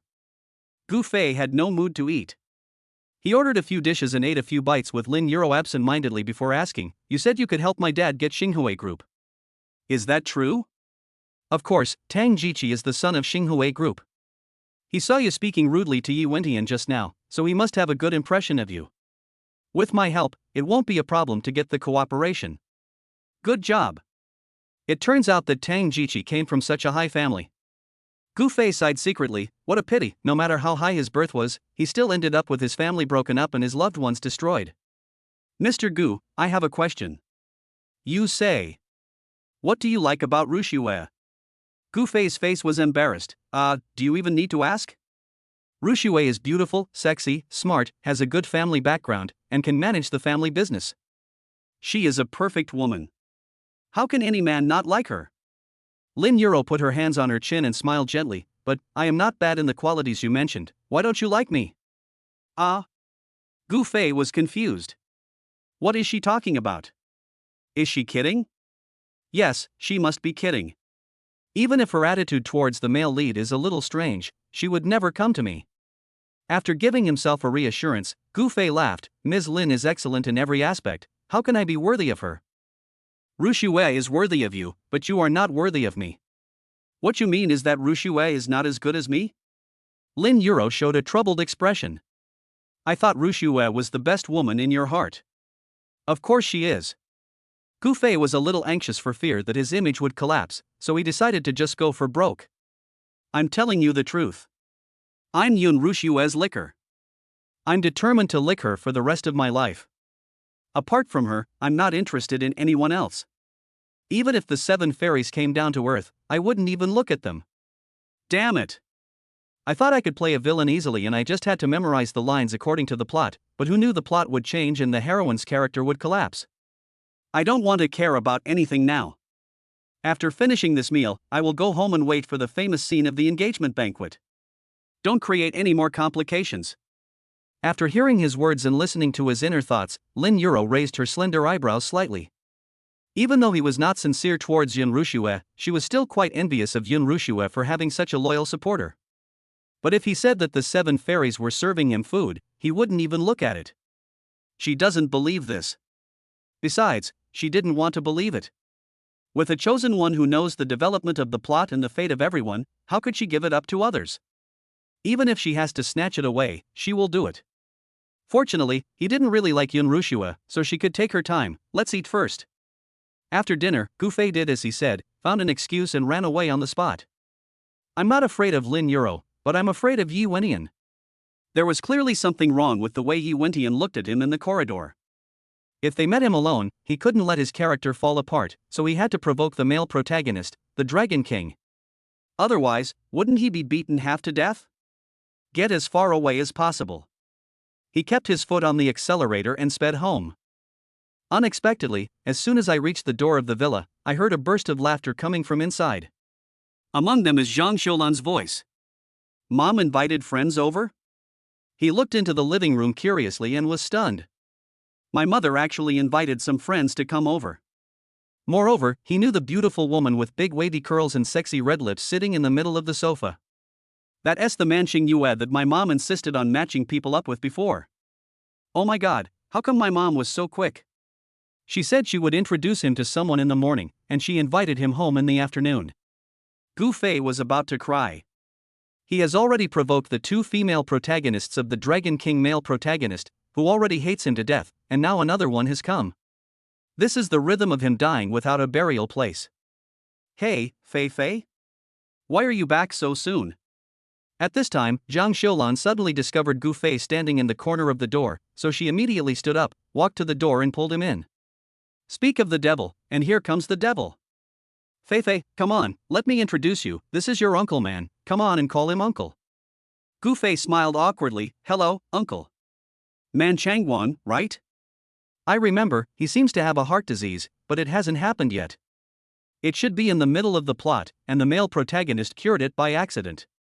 Zhang Xiulan pulled Gu Fei again and said, this is your sister Xingyue. Gu Fei had no choice but to look at man Xingyue again, hello. Fuck you. This woman is the male protagonist's enemy on the surface, but in fact she is the male protagonist's ultimate bootlicker. Others lick the male protagonist by giving him family businesses, money, and people, but she directly gave her life to the male protagonist. And she passed all her skills, which she had practiced for 20 years, to the male protagonist. What a waste. Chapter 12. If you won't marry anyone other than Yun Rushue, then I won't marry anyone other than you. After saying hello, Gu Fei looked up at the full moon. So beautiful. She looks a bit like the Hong Kong film star Michelle Reese, especially with her curly hair, red lips, and this halter dress. She is so eye-catching. But the strange thing was that man Xingyue stared at Gu Fei motionlessly, with an expression as if she had seen a ghost. Forehead? What's going on? Not only Gu Fei was stunned, but everyone else also looked at each other in confusion. Man Changwan, in particular, was so embarrassed that he kept coughing to remind his daughter. His daughter has always been graceful and elegant. No matter what occasion she attends or what important person she meets, she can always handle it appropriately and win a lot of praise. Why are you so rude today? Seeing that his daughter wouldn't come to her senses no matter how he coughed, he quickly stood up to smooth things over. Xingyue, Master Gu was greeting you, but you didn't even respond. Are you shy because you suddenly met the person you're talking to? Man Xingyue finally came back to her senses and frowned slightly, saying, hello, Mr. Gu. Zhang Xiulan laughed, why call him Master Gu? That's so strange. He is 2 years older than you. Just call him Brother Fei. Man Changwang said, then Gu Fei, you can call her sister Xingyue. Under the instigation of his elders, Gu Fei could only call out, Sister Xingyue. Xingyue, sister, is this the name I can call you? Not to mention the hero Yuindian, this woman is so cruel and ruthless that she will never let me have an easy time. Please don't match me up with her randomly. Heaven and earth. I just told my mom that I don't like Yun Rushue anymore, the plot shouldn't be so twisted. Come on, Xingyue, Fei Fei, sit down and talk. Hearing Zhang Xiulan's call, man Xingyue sat back on the sofa. At the same time, she came to her senses. Ever since she met Gu Fei, she could always hear Gu Fei mumbling. But she stared at him for so long that she was quite sure he didn't open his mouth. So, those words are what he really thinks. He actually said that Dad had a heart disease? How is this possible? Dad was fine during the physical examination 3 months ago. This kid must be talking nonsense. Even though I knew he was talking nonsense, I still felt uneasy. After the meeting with the Gu family, I will take Dad for another in-depth physical examination to feel at ease. In addition to his father, this boy also said that she was a bootlicker of the male protagonist Yuindian, even to the extent of giving all her skills and life to him. It's absolutely ridiculous. If you don't work for yourself, you will be punished by heaven and earth. This has always been her life creed. She would never do anything so stupid. But why did this boy say that, and why could she hear his thoughts? She must find out. At this time, Gu Fei said, Mom, we young people believe in free love. It's awkward for us to introduce you like this. How about we go out and chat by ourselves? Zhang Xiulan smiled and said, I didn't ask you to get married now. If you think we are in the way, just get out. Mr. Man and I are not stopping you. Okay. Gu Fei quickly stood up. Then Sister Xingyue, let's go out for a cup of coffee. Man Changwan looked at his daughter worriedly. She has always been proud and arrogant, so she must not dislike Gu Fei and not give him face. Unexpectedly, Man Xingyue not only stood up happily after hearing this, but also revealed a bright smile. Okay, brother Fei, let's go. Gu Fei took Man Xingyue into his car. He drove away from the villa and onto the main road before clearing his throat and preparing to start the performance. Well, Miss Man, first of all, I'm sorry for wasting your time. I must apologize sincerely. I must not let this vicious woman bear a grudge against me. If I offend her, it would be worse than offending Yi Wentian. Man Xingyue bit her lip and clenched her fists secretly. The people she dealt with were all those who were detrimental to her interests. Even if she was a little ruthless, it was to prevent her enemies from making a comeback and causing trouble for her. Why is it vicious? This kid is so talkative. Then, I have to explain to you that I already have a crush on someone. What? Man Xingyue was startled for a moment, then narrowed her eyes. You have a crush? Who? What's wrong with Aunt Zhang?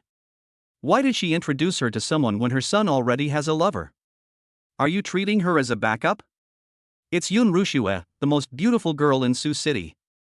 I love her wholeheartedly and I will marry her in this life, so there is no possibility for us. My mother doesn't know that I still like Yun Rushue, so she introduced you to me. Don't blame her. The character of the bootlicker must not collapse. I only have two characters in this novel, the bootlicker and the villain, and they must be kept stable. My mother is outside the main storyline. I can tell her that I don't like Yun Rushue, but Man Xingyue is one of the protagonists. In front of her, I must carry out Yun Rushue's dog-licking personality to the end. Villain? Protagonist? Just now in the villa, he kept talking about the male and female protagonists, and now he is talking about the novel world and the main storyline. Man Xingyue is an extremely smart woman. When she took an IQ test abroad, she scored 138. So after a little thought, she understood the logic behind these voices. This kid thinks that the world they live in is a novel, and she is the heroine of the hero Yi Wentian, or one of them? Gu Fei himself is the bootlicker and villain named Yun Rushue. Interesting. She curled her lips and said, Is the Yun Rushue you are talking about prettier than me? Gu Fei nodded without hesitation, of course. She is the most beautiful woman in Sioux City, definitely more beautiful than you, especially in my heart. She is a goddess who cannot be compared to anyone in the world. Ugh. Yun Rushue is indeed very beautiful, a goddess of ice and snow, flawless and pure, but from my point of view, I still prefer the gentle and demure type of Lin Yuro, who makes people feel like spring breeze, and the more I see her, the more I like her. As for Man Xingyue, she is too beautiful and too cruel. I always feel like I can't hold her back. But if you only look at her face, Man Xingyue is still the best looking. After all, she has the most beautiful facial features. At first glance, the impact is too strong. Man Xingyue lowered her eyes and curled the corners of her mouth in satisfaction. It turns out that this guy doesn't like Yun Rushue at all, and he likes other women more than Yun Rushue. He even thinks I'm the prettiest. She tapped her lips playfully. Brother Fei, you actually praised other women like this in front of me. I'm a little sad. Not really? Gu Fei frowned. We just met for the first time. Why are you sad? Can't you see? Man Xingyue looked sincere. When I first saw you in the villa just now, I fell in love with you at first sight. Laugh. Gu Fei stepped on the brake and stopped the car on the side of the road. He turned his head and widened his eyes, his heart almost stopping. What did you say? Say it again. Man Xingyue raised the corner of her mouth, her eyes revealing a hint of cunning. If you will not marry anyone other than Yun Rushue in this life, then I will not marry anyone other than you in this life. Chapter 13. She was seducing him in front of Yun Rushue. As she said this, Man Xingyue's middle finger covered her index finger. In the West, this gesture represents lies and the invalidity of an oath. But Gu Fei didn't know, and he didn't notice it. He was totally shocked now. Man Xingyue, do you know what you are talking about? Of course I know. I'm telling you that I like you. Man Xingyue smiled, a smile that was full of determination. She loves to steal other people's things. In particular, it was easy for him to snatch things from a woman he didn't like in the first place. Boom! Gu Fei felt as if he was struck by lightning when he heard this. Nonsense! She is absolutely talking nonsense. How could she fall in love with me at first sight? If this is true, this is not just a character collapse, this is simply a worldview collapse. No, the reason she said this is because she hasn't met the male lead yet. As long as she meets the male lead, she will definitely be attracted to him. This is an iron rule. When did she meet the male lead? I remember that after the male lead took Yun Rushua away at the engagement party, in order to help Yun Rushua get revenge, he chased Mr. Kong to the Man family and fought with the eldest daughter of the Man family, Man Xingyue. The two appreciated each other, and from then on, they began to love and hate each other. Thinking of this, Gu Fei took a deep breath. You have to survive, you must survive. Just wait until she meets the hero. So he smiled awkwardly. You are the eldest daughter of the Man family, why do you waste your time on me, a playboy who already has someone in his heart?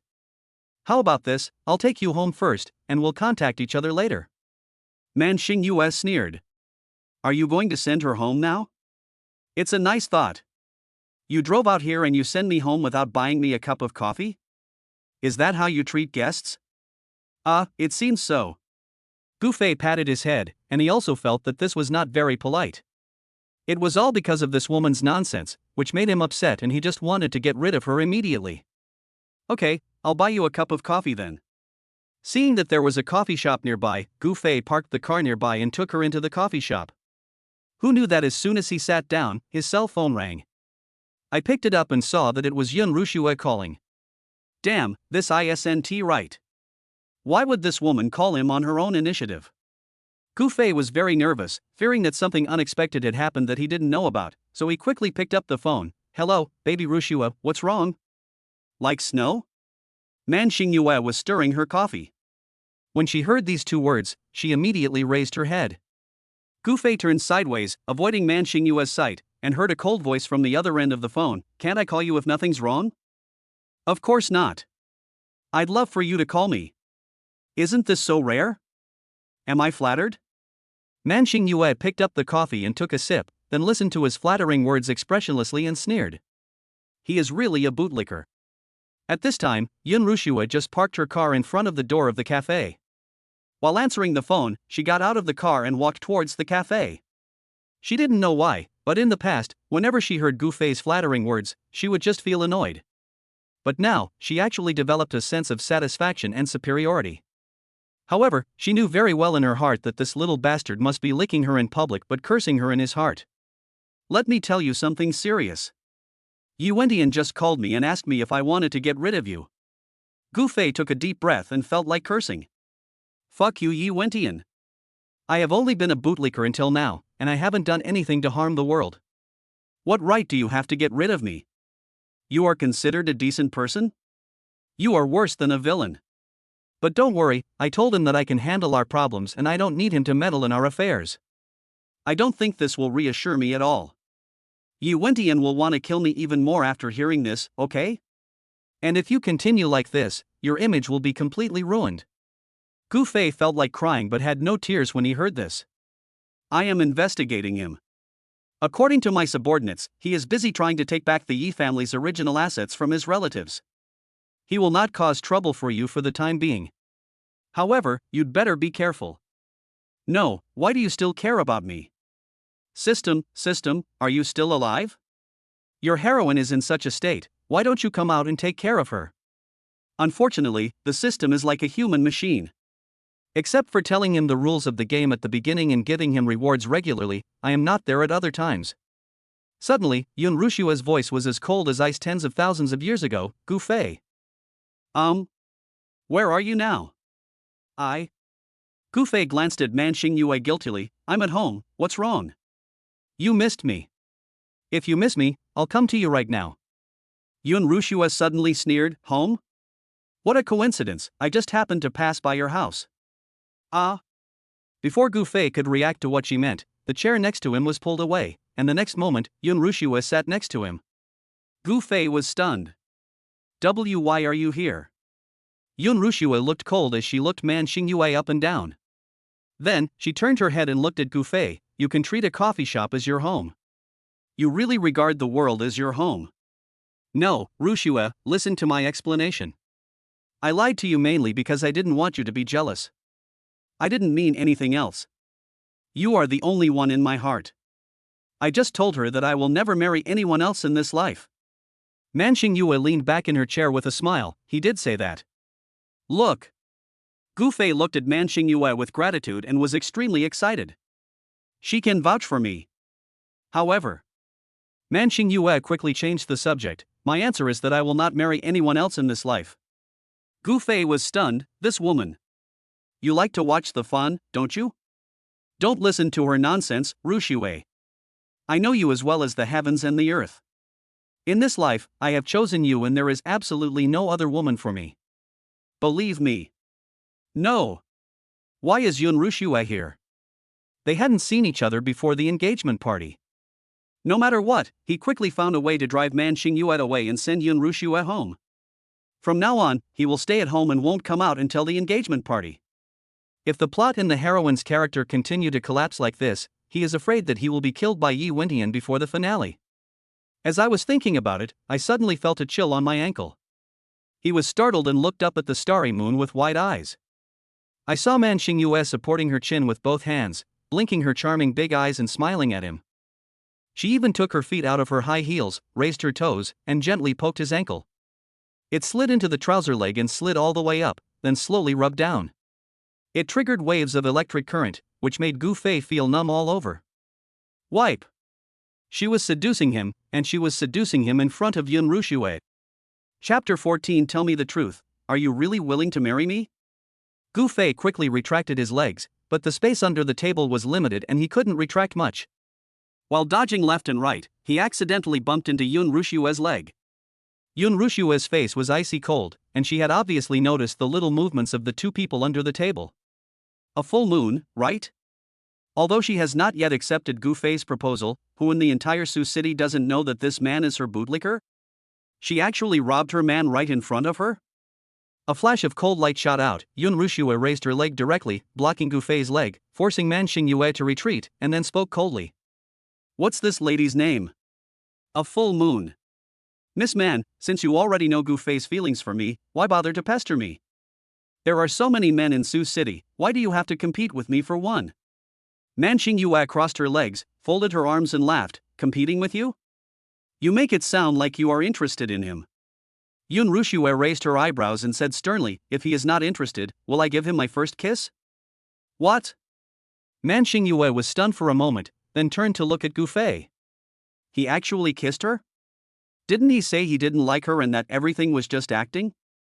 Gu Fei's head was about to explode. Who can explain to him why the two concubines in the hero's harem are jealous of each other for his favor? Suddenly, a hand was placed on his leg. Gu Fei looked up and was surprised to find that the owner of the hand was Yun Rushue. Gu Fei, haven't you always wanted to get engaged to me? I've thought about it, and I'm willing to marry you. Puff. Gu Fei spat out a mouthful of coffee and looked at Yun Rushue in disbelief. What did you say? Yun Rushue raised her eyebrows. I said, I am willing to marry you. Why, haven't you always liked me? Aren't you happy? Happy? Of course I'm happy. My biggest wish in this life is to marry you. How can I not be happy? I'm so happy that I'm about to die. No, this is not right. It is true that Yun Rushue would agree to his proposal, but she had to agree because the Yun family went bankrupt and she wanted to borrow the power of the Gu family. Now that the Yun family is still fine, why did she agree? Could it be that the Yun family has gone bankrupt without his knowledge?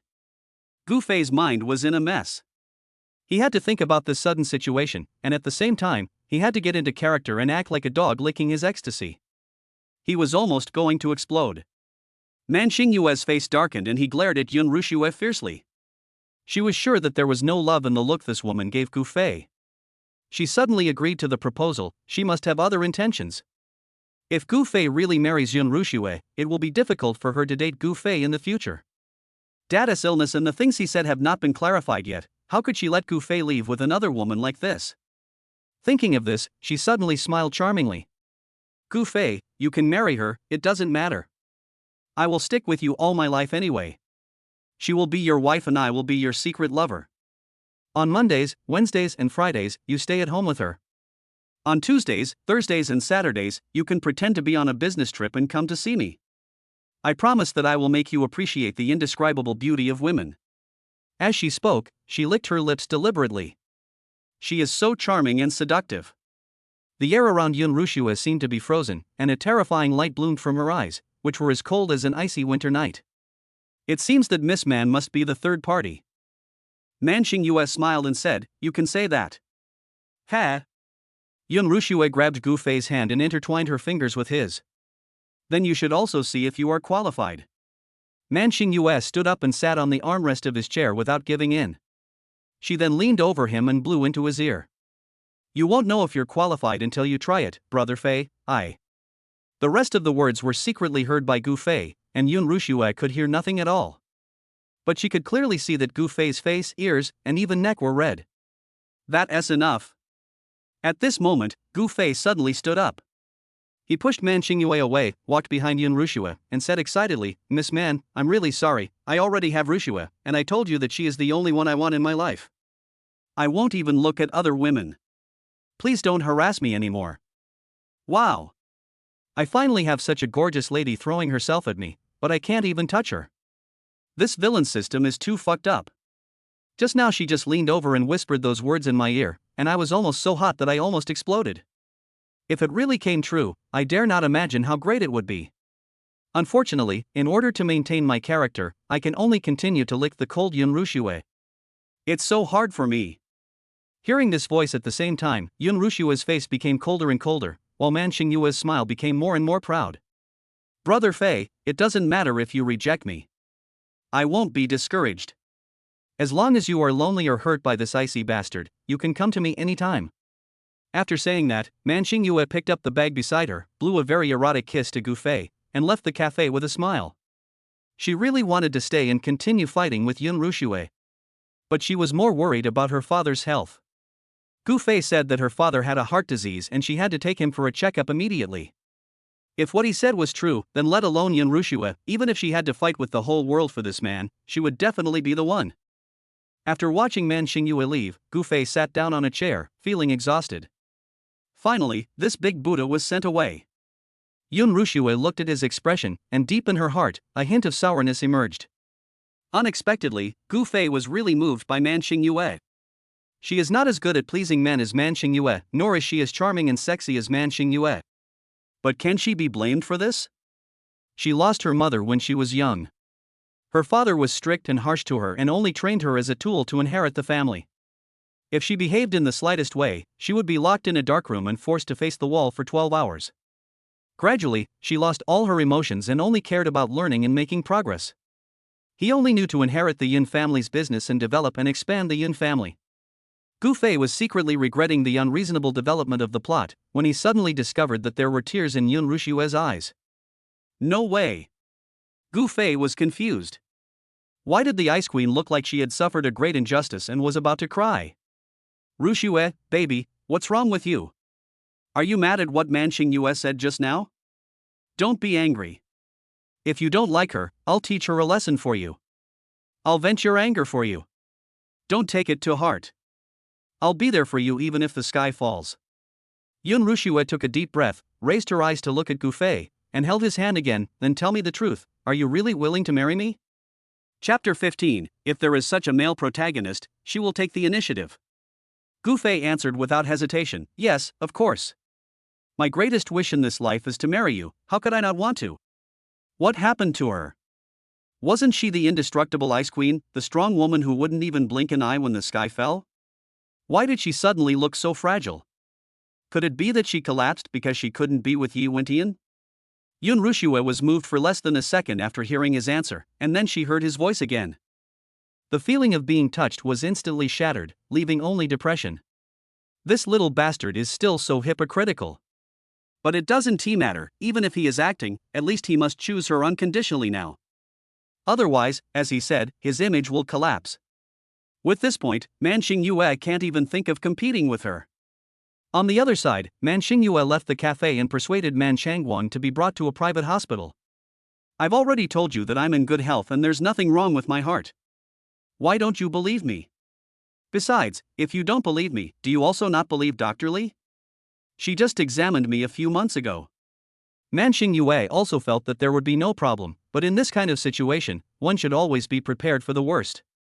Dad, I had a nightmare that you had a heart attack, and it scared me so much that I couldn't sleep or eat well. Just think of it as cooperating with the examination so that I can sleep well. After hearing what his daughter said, Man Changguang could only sigh and obediently go for various examinations. After finishing everything, Man Xingyue nervously found Man Changguang's attending physician. A young and beautiful doctor, Lee Susu, who is only 28 years old. How is it? Are the results out? Lee Susu shook the medical report in her hand and said, "The results are here. You must have had a false alarm. 3 months ago, you were fine, but suddenly you had a heart attack? I've been a doctor for almost 10 years, and I've never encountered anything like this." She opened the report with amusement and was about to complain about her when she suddenly froze. How is that possible? She walked to the table and dialed a number. Are you sure there is no problem with the medical examination report you just sent? Check the sample again. The reply came quickly, "Is this Mr. Mann's test result?" We were also shocked when we got the result, so we checked it again. Dr. Lee, the result is correct. Lee Susu was speechless. How so? After a moment of shock, she turned to Man Xingyue and said, "Uncle does have coronary artery atherosclerosis. Fortunately, it is in the early stages and can be controlled through diet and treatment. It won't be a big deal. Don't worry." Sky. Man Xingyue opened her mouth wide and took a step back in disbelief.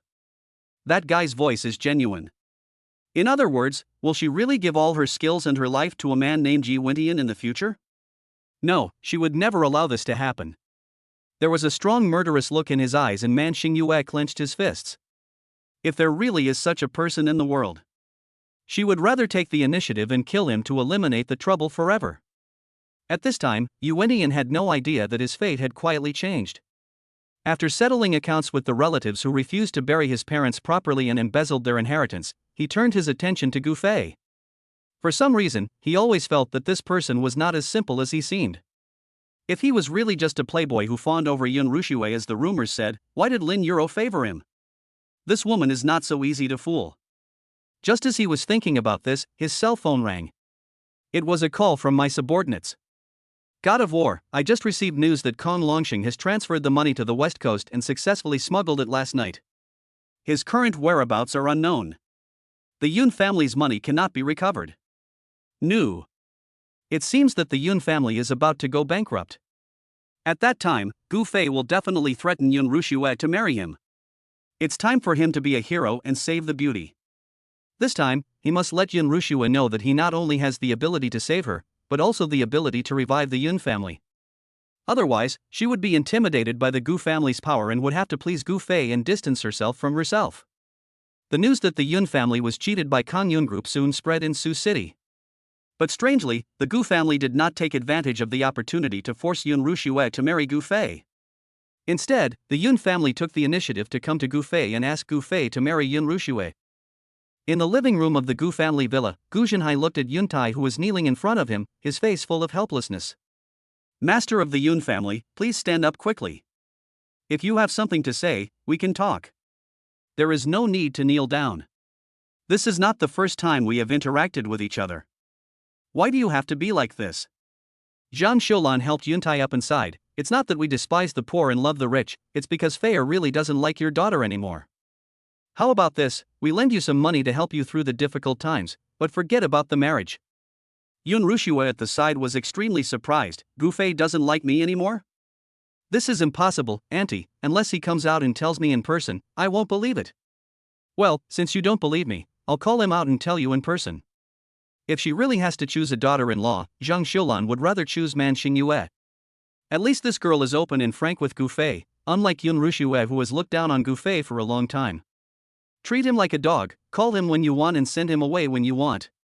At this time, Gu Fei was lying in the bedroom listening to music. He had made up his mind before that in order to prevent the plot from going astray, he would never go out until the day of the engagement. So he just became a stay-at-home. The bedroom door was suddenly pushed open. He was lying on the bed when he saw Zhang Xiulan come in. He immediately said, Mom, I want to eat hairy crabs. Ask the kitchen to make some crab roe noodles tonight. What crab roe noodles are you making? Come out quickly. The Yun family is here to ask for marriage, and Yun Rushue is here too. What? Gu Fei suddenly sat up from the bed, propose marriage? Yes, the Yun family is going to go bankrupt soon, don't you know? Come down quickly and explain it to Yun Rushue, otherwise they will definitely pester you. I know the Yun family will go bankrupt, but according to the plot, it should take another 4 or 5 days. How could it happen so quickly? He took off his headphones in a daze and followed Zhang Xiulan downstairs. As expected, he saw the Yun father and daughter standing in the living room. Yuntai looks elegant and quiet, and at first glance he looks like the type of person who likes to play with calligraphy and paintings. He was indeed like that. He was obsessed with antiques all day long and never cared about family affairs.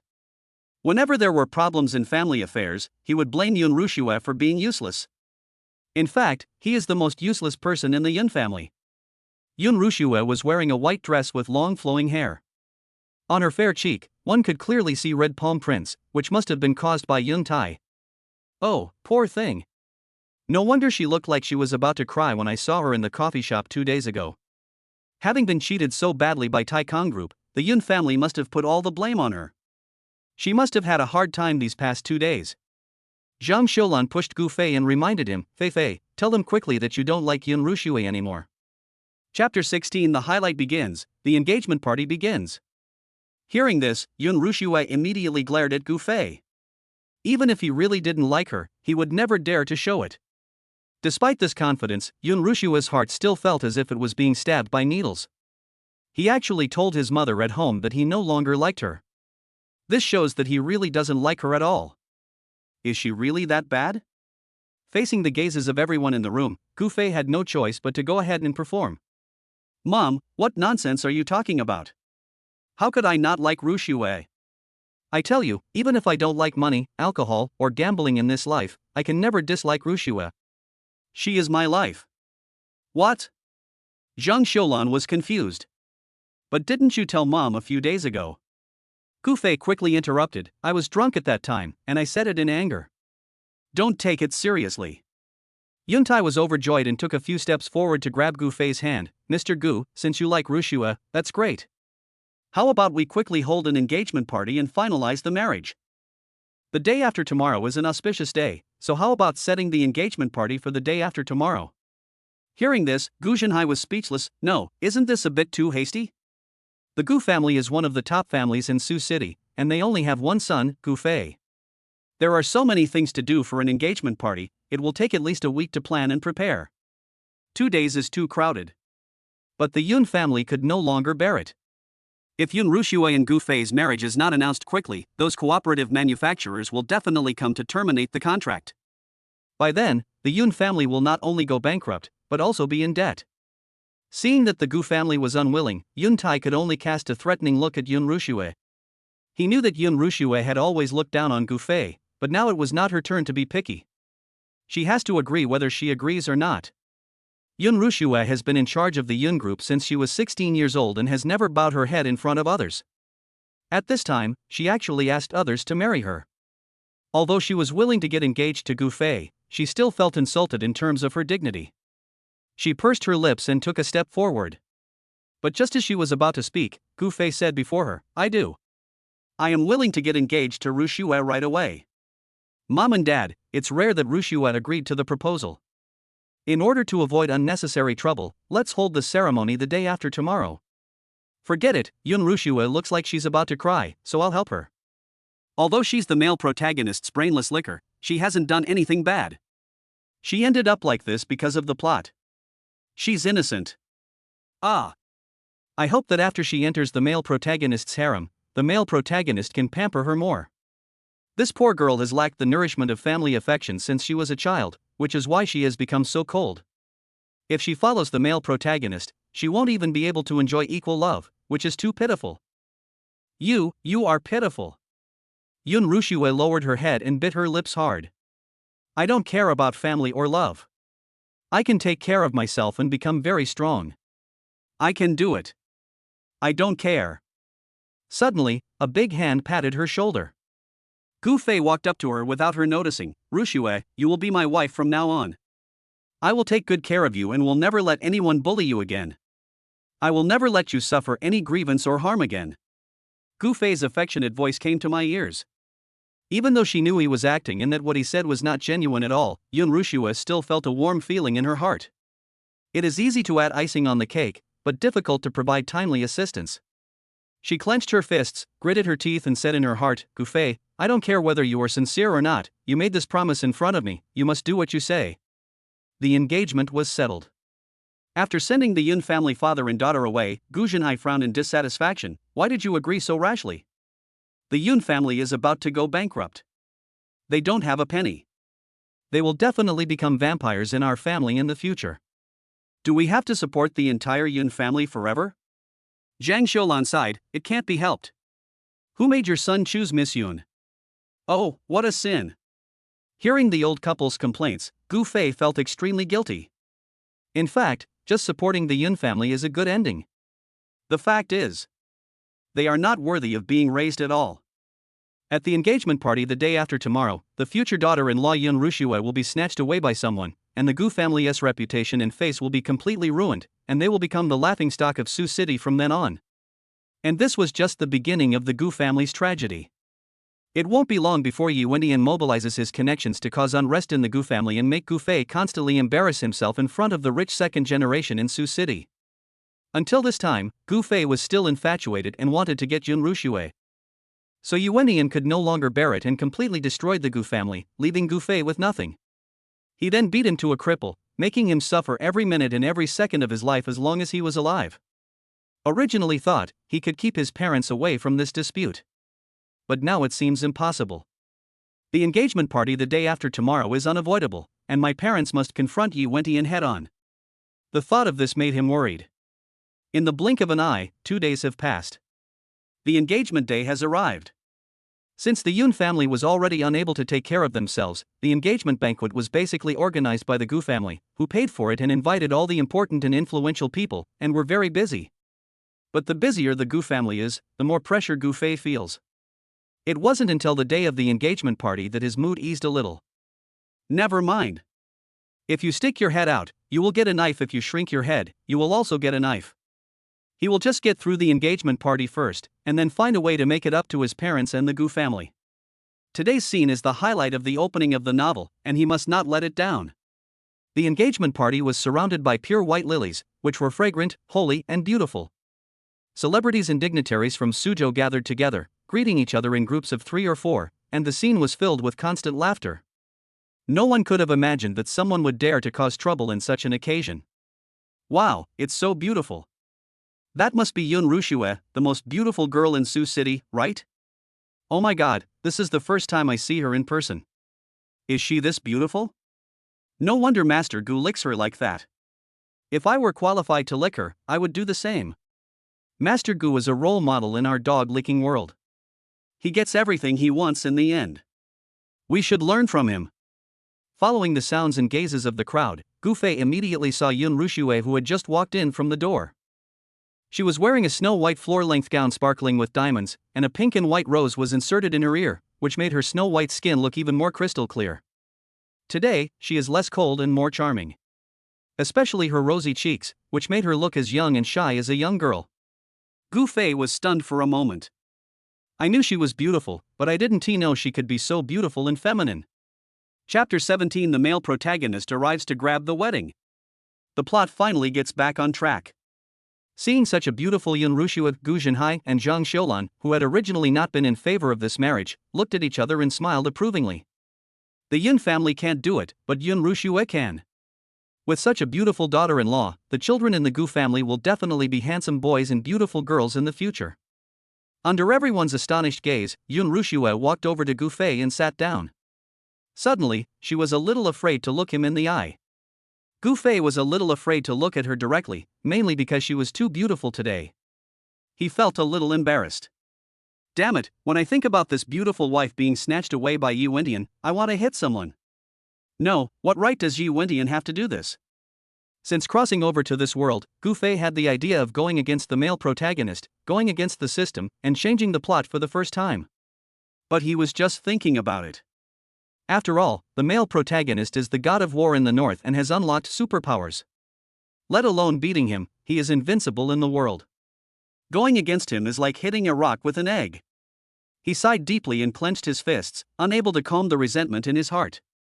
Gu Zhenhai held the microphone and started his opening remarks. On a good day like today, I want to announce a piece of good news to everyone. That is, my son Gu Fei and the daughter of the Yun family, Yun Rushue, are officially married. Wait a moment. Before he could utter the word appointment, a loud voice suddenly rang out at the door. The next moment, a tall man in a suit and tie strode in. The person who came was Yi Wentian. Here it comes.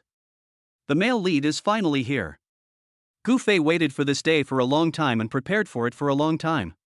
But he suddenly felt a little nervous, not because he was afraid of Yi Wentian, but because he didn't want to implicate his parents. So, he took the initiative to walk onto the stage, stood in front of Yi Wentian, and began to perform as a villain. You stinky loser, who let you in? Today is Rishui and I's wedding day. I don't want to hit anyone, get out of here right now, otherwise, I'll make you come in upright and leave lying down. Upon hearing this, everyone present immediately started the same old AI conversation again. Who is this person? He even dared to make trouble at the Gu family's engagement party. Is he trying to save his life? I don't know. Judging from the way he's dressed, he looks like a loser. He's dead. Strange things happen every year, but this year there are more. This kid really doesn't know his place. He even dares to mess with the Gu family. Yi Wentian ignored the discussions around him and glared at Gu Fei with murderous eyes. A big day? What qualifications do you have to say that? If the Yun family wasn't facing a catastrophe, do you think Rushua would agree to marry a playboy like you? Gu Fei laughed loudly. What happens to the Yun family is none of your business. My Gu family can save the Yun family, that's my Gu family's ability. If you have the guts, save them too. Not bad, the plot finally matches up. So far, the protagonist's lines, my lines, and the lines of the onlookers are all exactly the same as in the novel. If the plot continues like this, Yi Wentian will soon express his deep love for Yun Rushua, and I only need to call a few bodyguards to be beaten up by Yi Wentian, and then I will go on stage and have my hands broken by Yi Wentian, and watch Yi Wentian take Yun Rushua away, and this fucked up plot can be passed off. Thinking of this, Gu Fei actually breathed a sigh of relief. Sure enough, Yi Wentian ignored Gu Fei, turned around, and looked affectionately at Yun Rushua, who was still sitting behind the table. Rushua, don't listen to his threats. The Yun family is just short of money. I promise that as long as you follow me, I will help you solve the Yun family's urgent needs. Be good, come here, I will take you away and give you freedom. Hearing this, Yun Rushua's eyes filled with tears. She suddenly threw away the bouquet in her hand, ran to Yi Wentian, and cried into his arms. I have watched this scene so many times that I can even recite it verbatim. Go ahead, Rushua. Being able to become one of Yi Wentian's concubines is what you wish for. I wish you happiness. Gu Fei also turned around and looked at Yun Rushua. Thinking about the past few days they had spent together and the feeling of her first kiss, he was actually a little reluctant. Unable to bear watching her throw herself into Yi Wentian's arms, he turned sideways to avoid this scene. However, Yun Rushua sat behind the table, not moving a single muscle. The look he gave Yi Wentian was cold and distant. Time passed by minute, and she still didn't make any move until Yi Wentian's expression gradually became tense. Rushua? Gu Fei also turned around and looked at Yun Rushua in confusion. What is she doing? Why isn't the plot moving yet? Just when the people from the Yun family and the Gu family were about to get restless, Yun Rushua moved. She stood up and said to Gu Fei in a reproachful tone, your fiancé is being openly harassed, and you are still standing there stupidly. Gu Fei, why don't you ask someone to kick him out? Ha! Hearing this, Gu Fei's jaw almost dropped. No. She didn't want to follow Yi Wentian, and asked him to ask someone to kick Yi Wentian out? Is she crazy? Like snow. Yi Wentian's expression suddenly changed, and his fists clenched so hard that they made a creaking sound. I know that you agreed to marry him because you were forced by your family, and I also know that you don't like him at all. I am here to save you. Come here, I will take you away from this place of trouble. As for the Yun family's difficulties, don't worry, I am searching the whole world for Kong Longsheng. I promise to help you get your money back in full. Gu Fei nodded rapidly. Yes, you should go with him quickly. He is your true love. I am just a cannon fodder villain. You should go with him quickly so that I can continue the story. Yun Rushua smiled coldly. Who told you that I was forced? Yi Wentian, are you too confident and self-righteous? As she spoke, she lifted her skirt, took a step forward, walked to Gu Fei's side, and took his arm. I think there must be many people here who doubt my sincerity just like him. Why don't I make it clear all at once? I, Yun Rushua, am willing to marry Gu Fei. It has nothing to do with anything else or anyone else. After saying that, she looked at Yi Wentian coldly again. Excuse me, have I made myself clear enough, Mr. Yi? Boom. In one sentence, everyone present was struck by lightning. Did she volunteer? Oh my god, Master Gu is awesome. Oh my god, so, Goddess Yun really likes Master Gu? I must be dreaming. Not to mention others, Gu Fei was also completely confused. The word voluntary kept circling in his mind and he could hardly get around it. Yuentian could never have imagined that Yun Rushua would reject him and even said in front of him that she wanted to marry Gu Fei. How could she be interested in a good-for-nothing guy who only knows how to eat, drink, gamble and have sex? He clenched his fists in disbelief. Rushua, did Gu Fei threaten you? Did he get hold of something against you? Tell me, I can help you solve it. Chapter 18, the hero gets beaten up for trying to get married, and the heroine makes a shocking statement. Yun Rushua took a deep breath, and suddenly a hint of anger flashed in her eyes.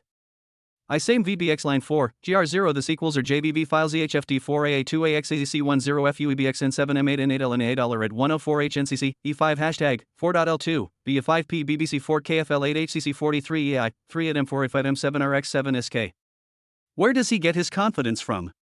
If he really wanted to do good for her, he should help the Yun family first, then find her in private, discuss with her how to resolve the matter, and respect her opinion.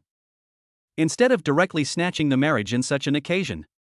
Doing so would only bring disgrace to the Gu family, make the Yun family lose face, and make them be pointed at by people from all over Sioux City in the future. He obviously just wanted to show off in front of everyone, and act like he was a wise man and a hero saving the damsel in distress. It was so disgusting. Gu Fei, what are you still standing there for? Get someone to kick him out immediately. Gu Fei thought to himself, I have to ask someone to kick him out, but this is my subjective wish, and it is not for you, the heroine, to speak up. But never mind. It's none of his business if the hostess's character collapses. He just needs to maintain his own image, everything else has nothing to do with him. Ha ha ha. So he laughed out loud towards the sky, perfectly portraying the look of a villain who has succeeded. Yuentian, did you hear me? Rushua told you to get out. If you don't get out, I will have no choice but to call the bodyguards. When the bodyguards come and attack you, you won't even know how you died. Now I'm giving you one last chance. Get out of here right now. As he spoke, he even hugged Yun Rushua into his arms, turned his head and kissed her on the face. Baby, a man who knows the times is a hero. Now there is still the Gu family who can save the Yun family. As long as you marry me obediently, I promise that you will have a good life for the rest of your life. Yeah. As he spoke, he kissed her delicate face several times. This obscene behavior was so disgusting that not only Yuentian but even the guests present could not help but look sideways. Fuck, Goddess Yun definitely didn't marry Master Gu voluntarily. That's right. She is so pure and noble. How could she possibly be interested in such a pervert? Goddess Yun had to sacrifice herself to save her family. How pitiful. Yuentian clenched his fists, his eyes bloodshot. Gu Fei, let go of your hand, if you dare to touch Rushua's hair again, I will kill you on the spot. After saying this, his whole body shook, and a murderous aura instantly burst out. The air around him was surging, and even Gu Fei felt as if the temperature had risen by 2 degrees, becoming extremely hot and scorching. Awesome. As expected of the male lead, his skills are truly amazing. He hasn't even started to take any action yet, but his aura alone can bring such tremendous pressure. Gu Fei withstood the pressure and grinned, why can't I touch my woman? I told you to get out, but you didn't. It seems like you're going to get killed at my engagement party today. Come on, drag him out. At his command, 6 bodyguards suddenly rushed onto the stage. These bodyguards were specially hired by the Gu family to help. They are tall and strong with strong muscles, and you can tell at first glance that they are martial artists. They went on stage without any hesitation and rushed directly towards Yuentian. Yuentian roared, grabbed a bodyguard who rushed over, and threw him to the audience, where he hit the customer's table, scaring the customer so much that he screamed. The other bodyguards were no match for him and fell down as soon as they met. But in the blink of an eye, they were all thrown down by Yuentian. Gu Fei immediately put on a panicked expression, you little bastard, you dare to act wildly at my engagement party, I will never let you go. As he said this, he took a deep breath, stared at Yuentian intently, exerted force on his feet, and decided to use the instantaneous explosive force to hit Yuentian. I can't beat him, but at least I can make him stagger, and that will be his counterattack. Anyway, today, he was destined to have his hands broken by him. A short pain is worse than a long one. Gu Fei gritted his teeth, roared secretly, and kicked towards him. But before he could exert any strength, suddenly, he saw a white figure walking past him, and then walked straight forward towards Yuentian. It's like snow. That's right. That's the right plot. She should have gone to find Yuentian a long time ago. When Gu Fei saw Yun Rushue walking up to Yuentian, he felt relieved, but deep down in his heart, he still felt a little unwilling. Such a beautiful girl is about to be taken advantage of by a handsome guy. Oh, who cares? These women can do whatever they want and find whoever they want. Anyway, his job is just to play the villain well and get the bonus and go home. When the people around saw Yun Rushue coming to Yuentian, they all showed a relieved expression. That's just right. Yoho, it seems that boy's heroic performance has moved Goddess Yun. Goddess Yun is going to follow him. It should be like this. Young Master Gu has no real ability except relying on his parents to become the eldest son. How could Goddess Yun choose him? Yuentian looked at Yun Rushue and was also overjoyed. Rushue, you finally figured it out. I told you that I can help you with the Yun family's affairs. Pop. As soon as he finished speaking, he was slapped in the face. Yun Rushue's voice was as cold as ice. Yuentian, I'll say this one last time, I am willing to marry Gu Fei. This is my engagement ceremony. Please don't be so arrogant and talk nonsense here. If you don't leave, I will have to call the police. She took out her cell phone and shook it, her eyes cold and threatening. As soon as these words were spoken, the whole scene fell into silence, and you could hear a pin drop. Even Gu Fei, who was about to rush forward to die, was dumbfounded. What the hell? The heroine is completely crazy.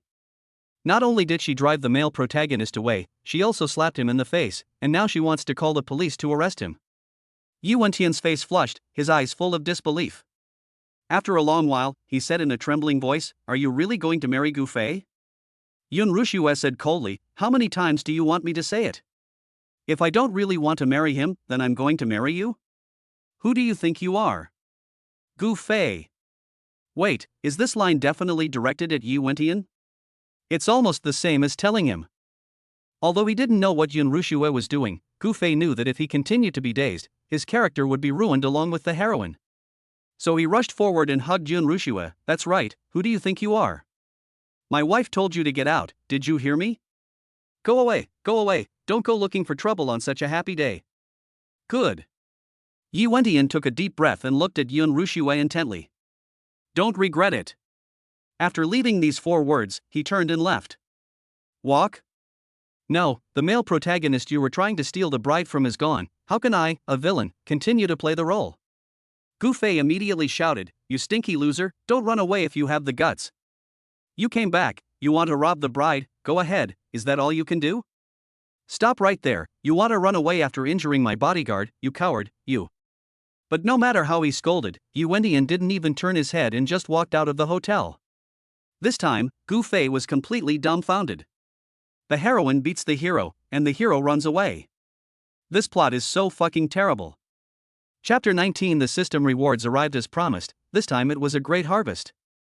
Gu Fei looked towards Yun Rushue in panic, but he only saw Yun Rushue with a curved mouth corner, looking at him with a doting look as if she was looking at a naughty child.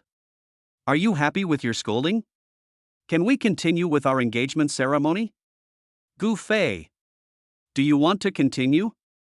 No, do you really want to get engaged to me? Are you crazy? I, Gu Fei, have nothing to ask for. I am also a wretched man who uses your photo to do obscene things all day and night. What do you want by marrying me? When people at the scene heard Yun Rushue's words, there was an uproar. Even the most slow-witted person could see it. Yun Rushue was not pretending, nor was she forced to do so. She really wanted to marry Gu Fei. Yuntai was afraid that something unexpected would happen again, so he hurriedly urged the MC to move forward with the process. The MC picked up the microphone, calmed the guests down a bit, then gritted his teeth and continued the process as if nothing had happened. During the entire process that followed, Gu Fei felt like he was dreaming. He actually got engaged. And he is engaged to the first female protagonist in the harem that the hero has won. Originally, he just touched Yun Rushue, but the male protagonist broke both of his arms, and in the end he ended up with nothing. Now that he has directly put such a solid green hat on the male protagonist, won't the male protagonist dig up the graves of his ancestors for 18 generations? But now that things have come to this, there is nothing he can do to change the situation. The engagement party ended in a daze. Yuntai smiled so hard that his teeth were not visible, and patted Gu Fei on the shoulder. From now on, we will leave Rushue in your hands. Don't let me, your father-in-law, down. Gu Fei laughed. Don't worry, father-in-law, I will definitely treat Rushue well for the rest of my life. After saying this, he looked at Yun Rushue bitterly. There was no love in his eyes, only a lot of complaints. What kind of idiot heroine is this? She doesn't want the hero, but insists on marrying a second-generation villain. Did she forget to bring her brain with her when she went out? Yun Rushue pretended not to hear his complaints. She raised her hand to hold his arm, stood on tiptoes to give him a light kiss on the face, and lowered her voice into his ear. Gu Fei, you are my fiancé now.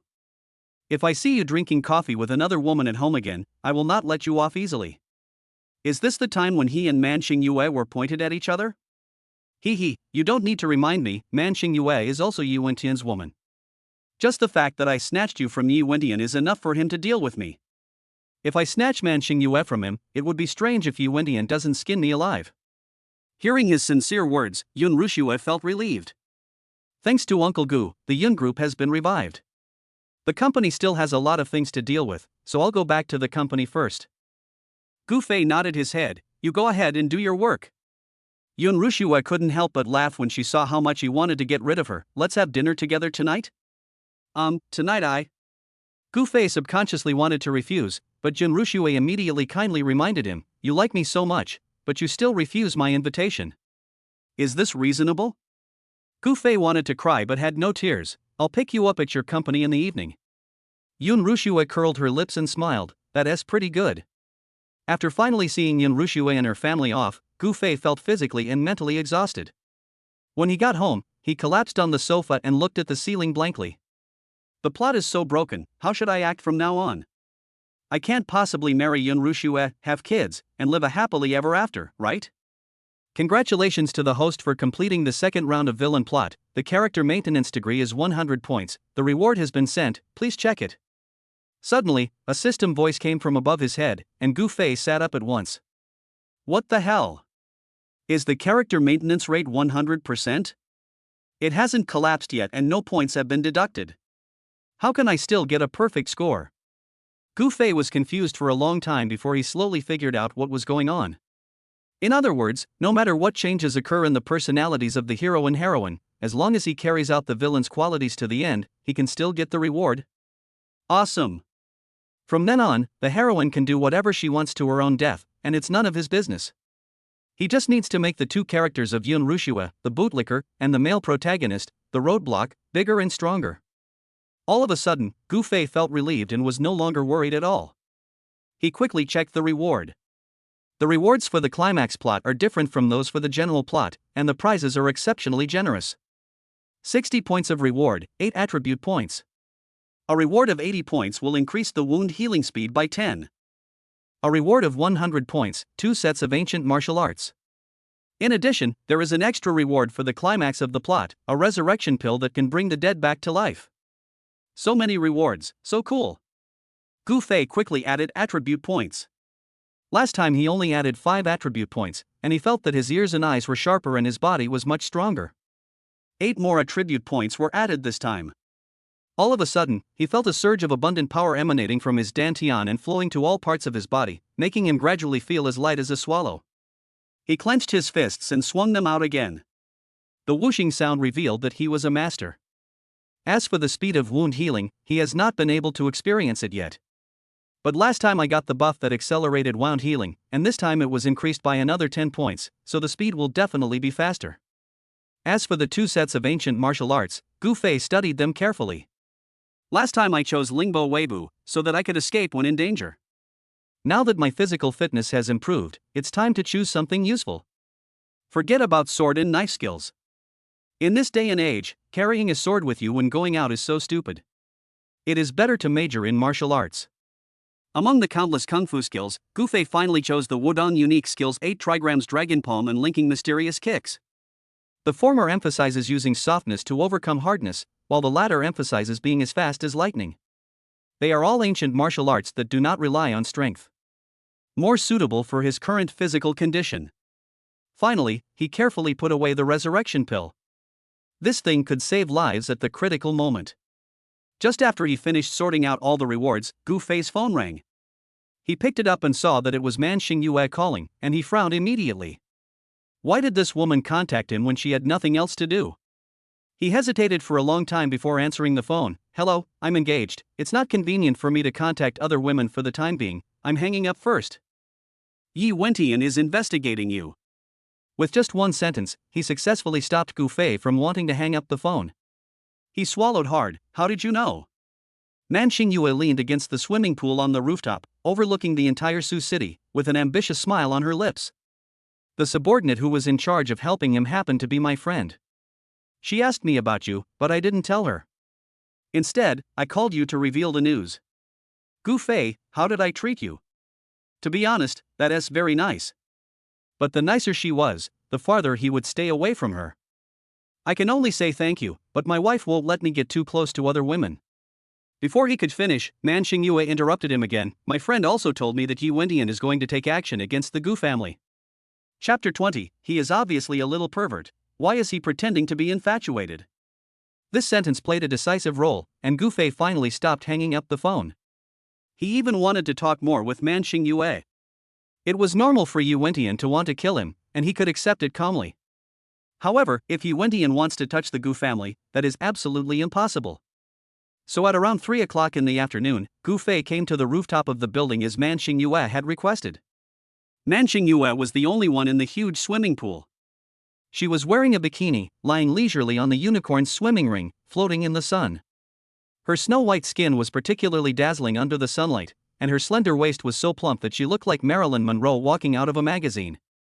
Gu Fei swallowed in his heart, coughed and said, Miss Man, isn't it a little informal to discuss things in a place like this?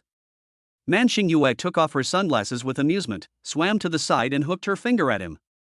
The other party obviously had bad intentions, but Gu Fei was still curious about what she wanted to say, so he leaned over obediently. But as soon as he got closer, Man Xingyue reached out, put her arms around his neck, and pulled him into the swimming pool. Plop! Gu Fei was instantly dragged into the swimming pool and became a drowned chicken. The sound of Man Xingyue's giggling could be heard overhead. Gu Fei wiped the water off his face, calmed down, grabbed her swimming ring and pulled it down. Man Xingyue screamed and fell into the water in an instant. Gu Fei was satisfied and grinned, but before he could laugh out loud, Man Xingyue grabbed his feet underwater. His eyes widened and he was pulled into the water unexpectedly. The next moment, Man Xingyue came up, hugged his neck, and kissed his lips underwater. What the hell? Why did this woman suddenly kiss him?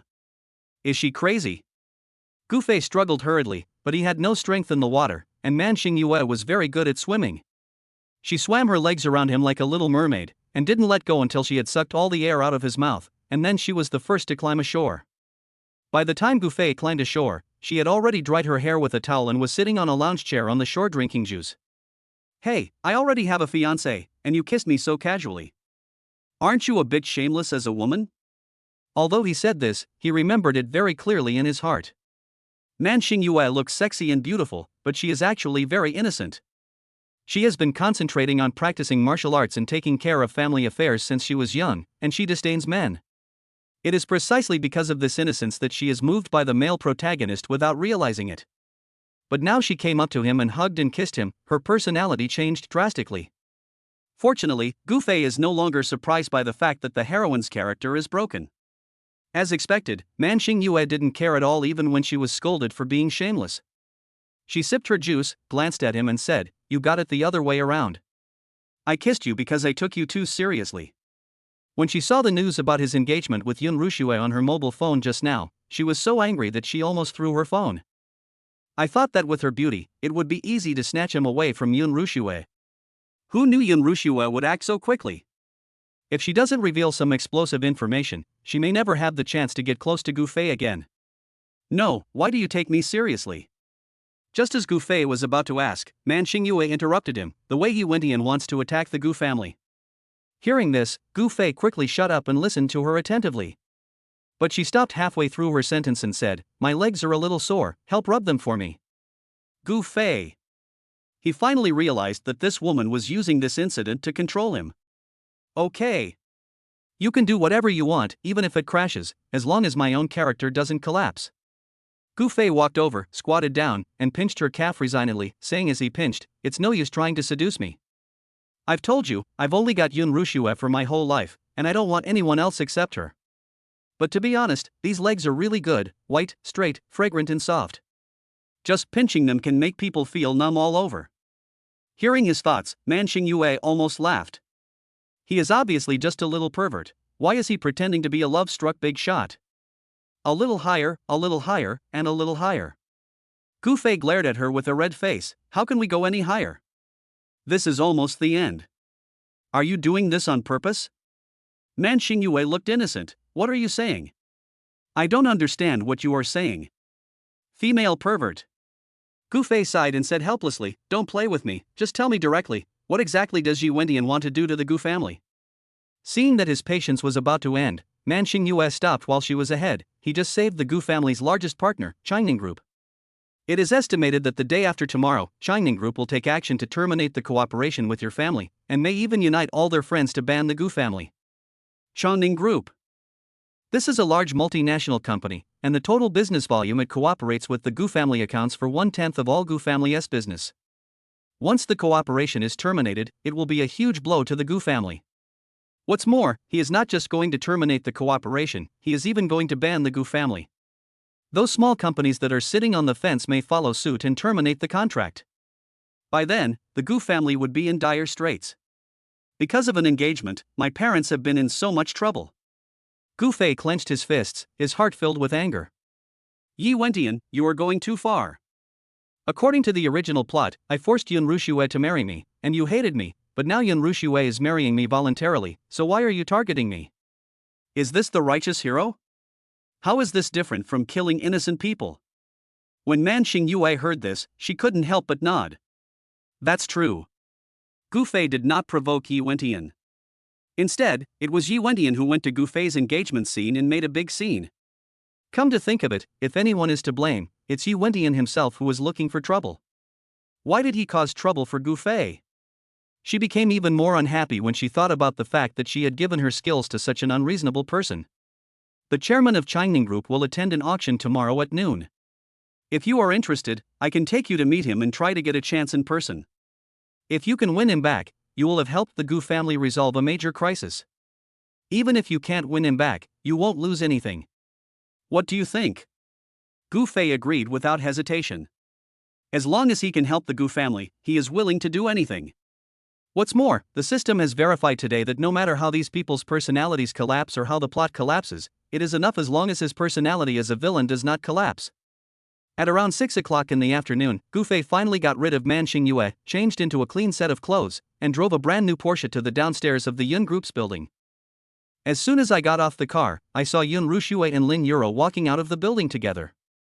Chapter 21, Eating a meal and meeting the male protagonist of Dragon King again, the harem was hit by a scam.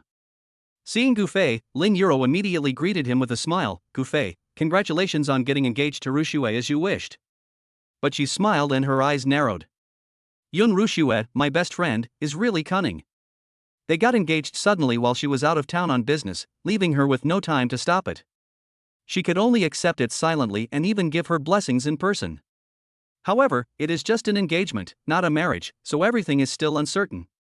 In order to maintain his image as a dog licker, Gu Fei immediately laughed smugly. Rushue and I are a perfect match, destined to be together.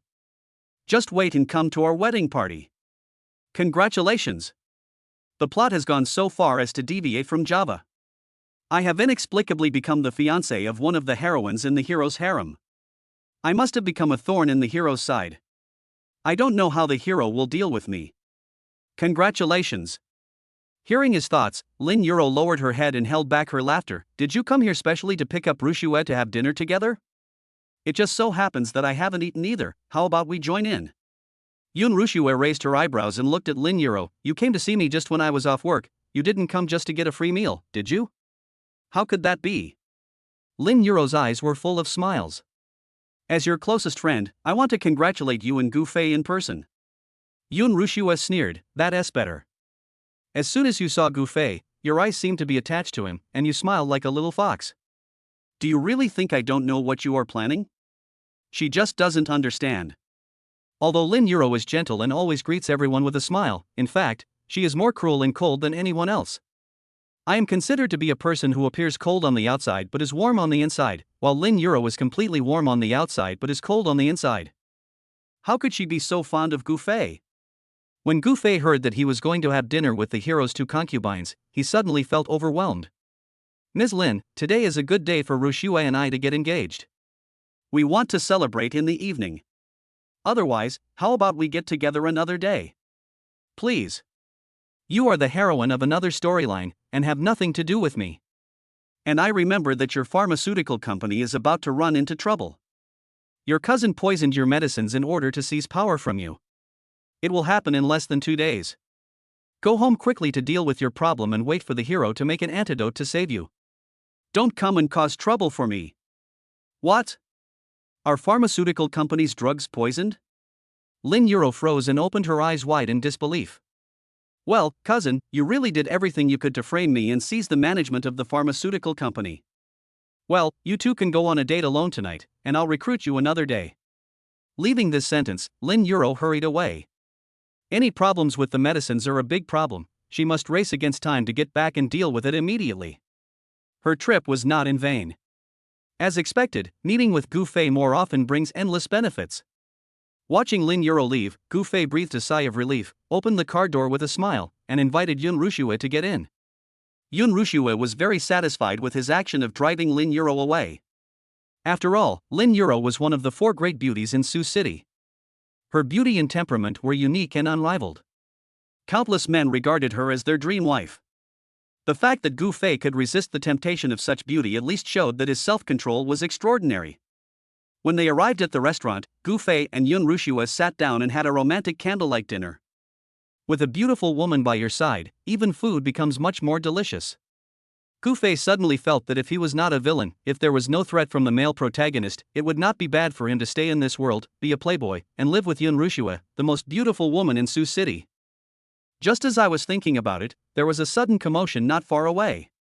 Quack! I trusted you so much and entrusted my precious son to you. Now my son has become like this. How can you be responsible? I will sue you and your hospital and make sure you never become a doctor again.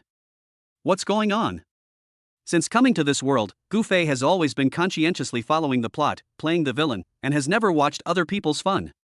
Hearing the noise at this time, he couldn't help but feel curious. He pulled Yun Rushue's wrist, quietly walked out of the crowd and looked towards the source of the sound. This sight makes me feel numb. Why is it Yi Wentian again? He was wearing casual clothes, and his tall figure looked particularly handsome. Next to him stood a well-mannered and bookish beauty, who was wearing a turtleneck sweater and a long skirt, and a pair of gold-rimmed glasses. The woman, who was lying on the ground and rolling around, was holding on to the beautiful woman's dress tightly. You killed my son, you must give me an explanation today. What? Isn't this beauty Su Ruwashi, one of Yi Wentian's concubines? She is a skilled doctor and won the Nobel Prize in Medicine at the age of 19, becoming the youngest Nobel Prize winner. But she was a complete homebody, and usually kept a low profile. No one knew she was actually a peerless beauty until she was discovered by Yi Wentian and shown to the world.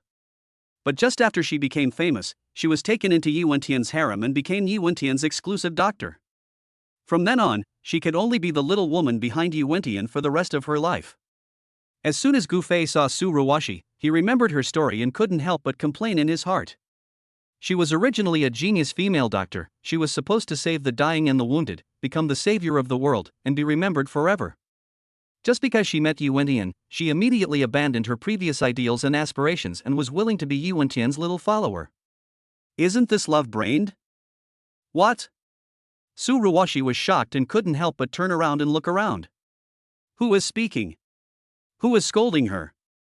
How could she be in love? She has never been in love since she was a child, and it is even more impossible for her to give up her lifelong ideals for a man. Who is talking nonsense? You're still pretending that nothing happened.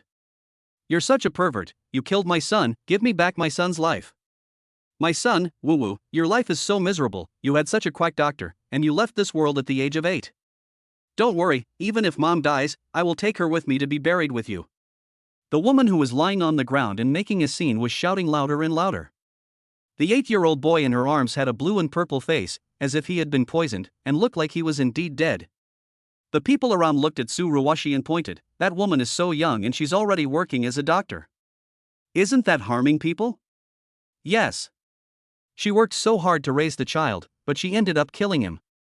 She deserves to pay with her life." "Which hospital is this quack from? Who knows? I need to avoid him." Tsuruwashi came back to her senses and quickly squatted down and said, "Sister, don't cry. Your son is not dead yet. He is obviously allergic to food and medicine. Didn't I tell you not to feed him anything casually during his convalescence?" The shrewish woman blushed when she heard this and yelled, "Who gave him the wrong food? It's obviously you, a quack doctor, who harmed him, and you still want to shirk responsibility. I'm going to fight you." Chapter 22. The plot collapses again, and the male protagonist Dragon King becomes a background board. The shrewish woman suddenly pounced towards Tsuruwashi. But before her hand could touch Tsuruwashi, she was kicked away by Yi Wentian. "If you come close to her again, I won't be polite." "Ah!" The woman screamed, and immediately cried even louder. "Murder! You two heartless bastards killed my son and wanted to kill me to silence me. Look everyone, this pair of bastards deserves to go to hell." This curse is too harsh." Gu Fei clicked his tongue and shook his head. "The Dragon King novel is illogical. This woman's son is dying, but she is still busy cursing. Isn't she just trying to force Tsuruwashi into a dead end so as to highlight the importance of Yi Wentian's heroic rescue of the damsel in distress? Tsuruwashi is also a loser. She is a Nobel Prize winner, but she didn't even notice that the little boy had a peanut stuck in his throat and was allergic to crabs. Ah! I thought Yun Rushue was the most brainless heroine in the whole book. Now it seems that Yun Rushue can only be ranked second. Tsuruwashi is the biggest fool in the world. Ouch! Before he could finish his curse, he was suddenly pinched on the waist. Gu Fei turned around with a grin, and saw Yun Rushue looking at him coldly with raised eyebrows. What happened?" Yun Rushue snorted, "You just got engaged to me and you keep staring at other women." "What do you mean?" "Little bastard," he cursed her in his heart again. She had already rejected Yi Wentian's proposal and got engaged to him instead, but he still thought she was brainless. How abominable. After they get married, let us see how she deals with him. Woman? Where is the woman? Aren't you the only woman here? Gu Fei quickly started speaking sweet words. "I'm sorry, but in the eyes of this young master Gu Fei, there are only two people in the world, Yun Rushue and the others. As for who the others are, I don't care at all, hee hee." Yun Rushue curled the corners of her mouth. A smooth-talking little liar. While the two were joking here, they didn't notice that Tsuruwashi's eyes had changed drastically. She adjusted her glasses and looked around again. Who is speaking? He was able to tell at a glance that there was a peanut stuck in the little boy's throat, and also knew that his allergy was crab. His medical skills are 10 times better than his master's. At this time Yi Wentian stepped forward and said, "Let me take a look." That's right. The plot is starting to develop. Next, the hero will show off his skills and make Tsuruwashi owe him a favor. The plot develops as Yi Wentian suddenly tries to rescue the boy. The people around him, including the shrewish woman, curse at him and look down on him, thinking he is harming people. However, he insists on taking action and successfully rescues the little boy, which makes everyone present slap their faces and change their tune to praise him. Another extremely cliched plot of the male protagonist, the Dragon King, counterattacking and getting slapped in the face. How boring. Wait a moment. Just as Yi Wentian was about to squat down to rescue, Tsuruwashi stopped him and said with a firm look in her eyes, "I'll do it." Now that she knew the little boy had food poisoning from eating crabs, she knew how to deal with it. This little boy is her patient, she must see him through to the end and not just stand by and watch him die. Tsuruwashi hugged the little boy. She first used the Himeric maneuver to expel the foreign body from his throat, and then massaged the Danjong acupoint as the voice had just said. With a wow sound, the little boy opened his mouth and spit out a large ball of dirt. He regained consciousness and threw himself into the woman's arms in fear. Mom, woo woo. Son. The woman hugged the little boy tightly and cried. Tsuruwashi looked at the little boy's vomit and was shocked. The strange voice just now did not deceive her. There were actually crabs in the vomit. Yi Wentian on the side was also stunned. In fact, he saw through the little boy's problem at a glance, but he remained silent because he wanted this shrewd woman to keep putting pressure on Tsuruwashi until she had no other options and he would stand up for her. In this way, he could make her owe him a huge favor and let her join his team and work for him. Who knew that before he could take any action, Tsuruwashi solved the problem herself?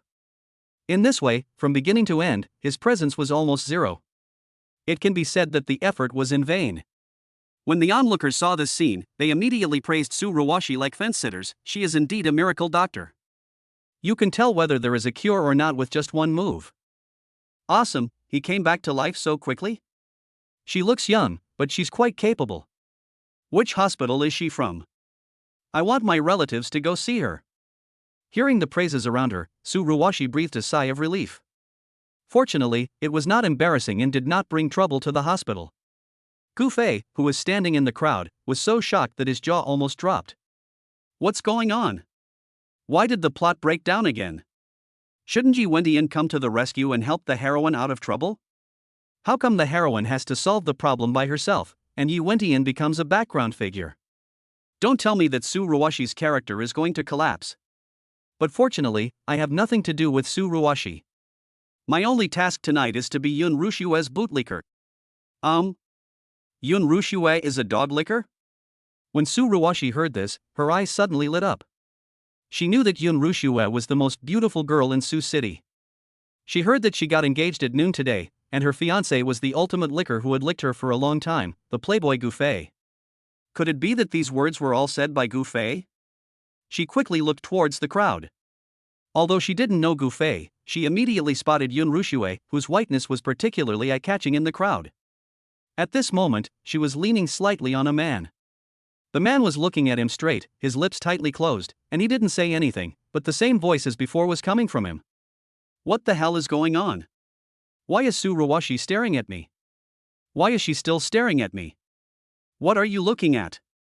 Your male lead is right next to you. Look at Yi Wendian. Look at Yi Wendian instead. You are Yi Wendian's concubine. You will soon be impressed by his medical skills and give up your career to become his little woman. Don't look at me. Damn it, why don't you just leave? Seeing that Tsuruwashi was staring at him, Gufei was really frightened, so he grabbed Yun Rushue's wrist and left. But it would have been better if he didn't leave.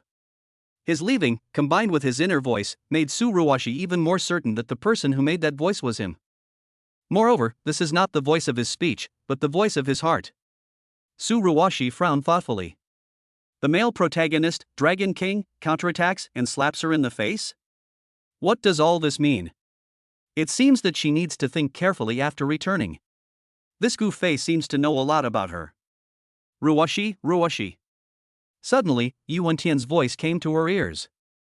Tsuruwashi came back to her senses and looked at him. What's the matter? It's nothing, it's just that the matter has been resolved and we should go eat. Oh. Tsuruwashi's eyes turned and she said calmly, sorry, I suddenly remembered that I have something to deal with. Let's make an appointment another day. Chapter 23 The Second Kiss with Yun Rushue. She didn't know Yi Wendian in the first place, and she came out to have dinner with him only because she was listening to her master. Now I think that this man must have ulterior motives when asking me out.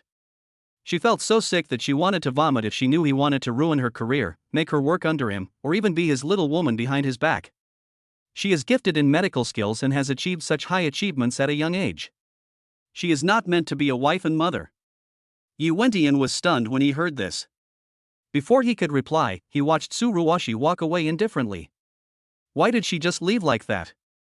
Yi Wendian frowned, feeling that something was wrong. Everything that has been happening lately is very wrong. He returned as the god of war in the north.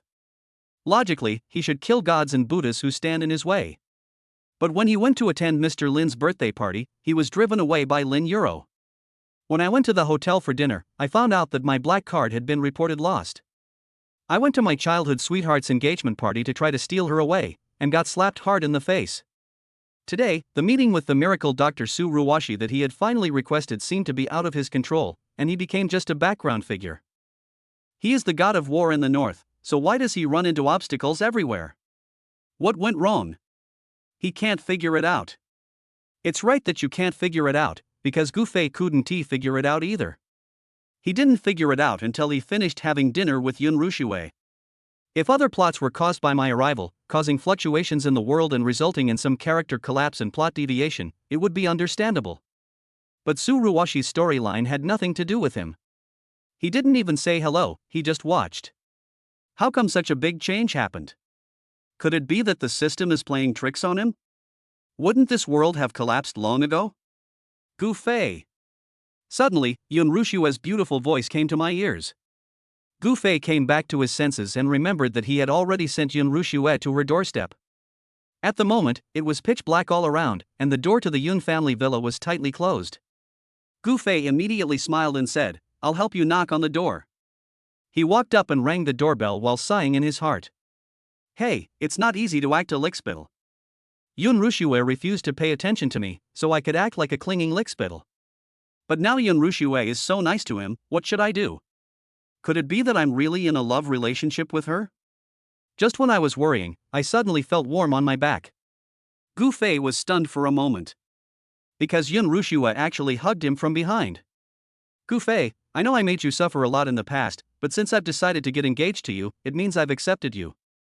From now on, the two of us should ignore others and be together down to earth, okay? What the hell? Be together steadily? Is Yun Rushue confessing her love to him? No, impossible. No matter how outrageous the plot is, or how crumbling the characters are, it can't be this bad. He quickly grabbed Yun Rushue's wrist and pushed her away, and couldn't help but shouting, "Don't mess around." Yun Rushue raised her lips, walked forward and got close to him, breathing softly, "Don't you like me very much? How come you are not as enthusiastic as before now that we are engaged? Are men really like the legend says, they don't cherish me once they get me? How is that possible? Don't frame him. The character of a bootlicker cannot be destroyed, so Gufei quickly began to show his loyalty. My true feelings towards you are evident to all. But, in my mind, you are the goddess among goddesses. I am embarrassed, ugh. Before he could finish his declaration of being a dog licker, Yun Rushue's cool and soft lips suddenly pressed against his. Gufei was completely dumbfounded. This was his second time kissing Yun Rushue. Last time, Yun Rushue left immediately after touching him, which made him feel numb all over. This time, Yun Rushue came close to him and did not leave immediately. The soft cheek and the faint fragrance filled his face. Gufei felt as if he had been electrified. He could not control his hands and hugged Yun Rushue's waist. Thinking of his own nature as a bootlicker and a pervert, he closed his eyes, hardened his heart, and simply pushed her against the wall and kissed her madly. I thought she wouldn't be able to bear it and push him away. Who would have known that from beginning to end, Yun Rushue did not resist at all, allowing him to kiss her and let him touch her all over. She even climbed onto his shoulders and took the initiative to please him. Until he could hardly breathe and had to stop. Gufei leaned on her shoulder and swallowed hard. His whole body was burning hot and his brain was dizzy. Why did he kiss the heroine like that? Is this correct? The Yun Rushue in his arms had a completely different temperament from her usual self. She was warm and pleasant, and it was so comfortable to hold her in his arms that he was reluctant to let her go. But this is Yi Wendian's heroine. He is a villain. Ahem. At this moment, the voice of the Yun family's housekeeper suddenly came from not far away. Yun Rushue froze all over and then pushed Gufei away. Well, it's already late. Yun Rushue's cheeks flushed red, and she lowered her head, not daring to look him in the eye. I'm going home now. Good night. After saying that, she followed the housekeeper back to the villa without looking back.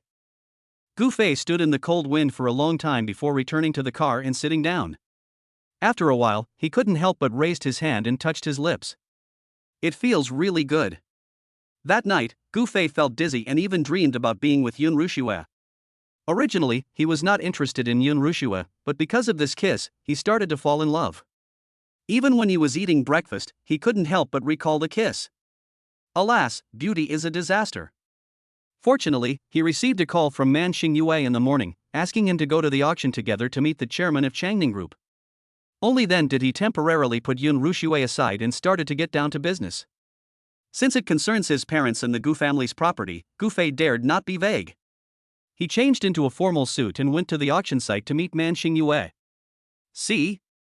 The one sitting in the front center is Ning Ziyuan, the chairman of Changning Group. What he wants to auction today is a 300-year-old wild ginseng. If you can buy it and give it to him, everything will be fine. 300-year-old wild ginseng. Gu Fei asked tentatively, how much does it cost? Man Xingyue shook her head. It's hard to estimate. This thing is priced but not sold. There are only a few of them in the whole country. To those who don't need it, it's worthless. If several rich people want it at the same time, the price will soar. It's possible to get hundreds of millions. Several hundred million. Gu Fei almost vomited blood. He had already checked his account and found that there was only a little over 10 million in total. Doesn't this mean that he can't even afford a ginseng root? Just when he was getting anxious, a familiar fragrance wafted over, and the next moment, Lin Yuro sat next to him. Gu Fei? What a coincidence, you are here too. She was wearing a white cheongsam with snow-white mink wrapped around her shoulders. She looked crystal clear and her smile was refreshing. Gu Fei couldn't help but take a few more glances, but before he could open his mouth, he saw Yi Wendian sitting on the other side of Lin Yuro.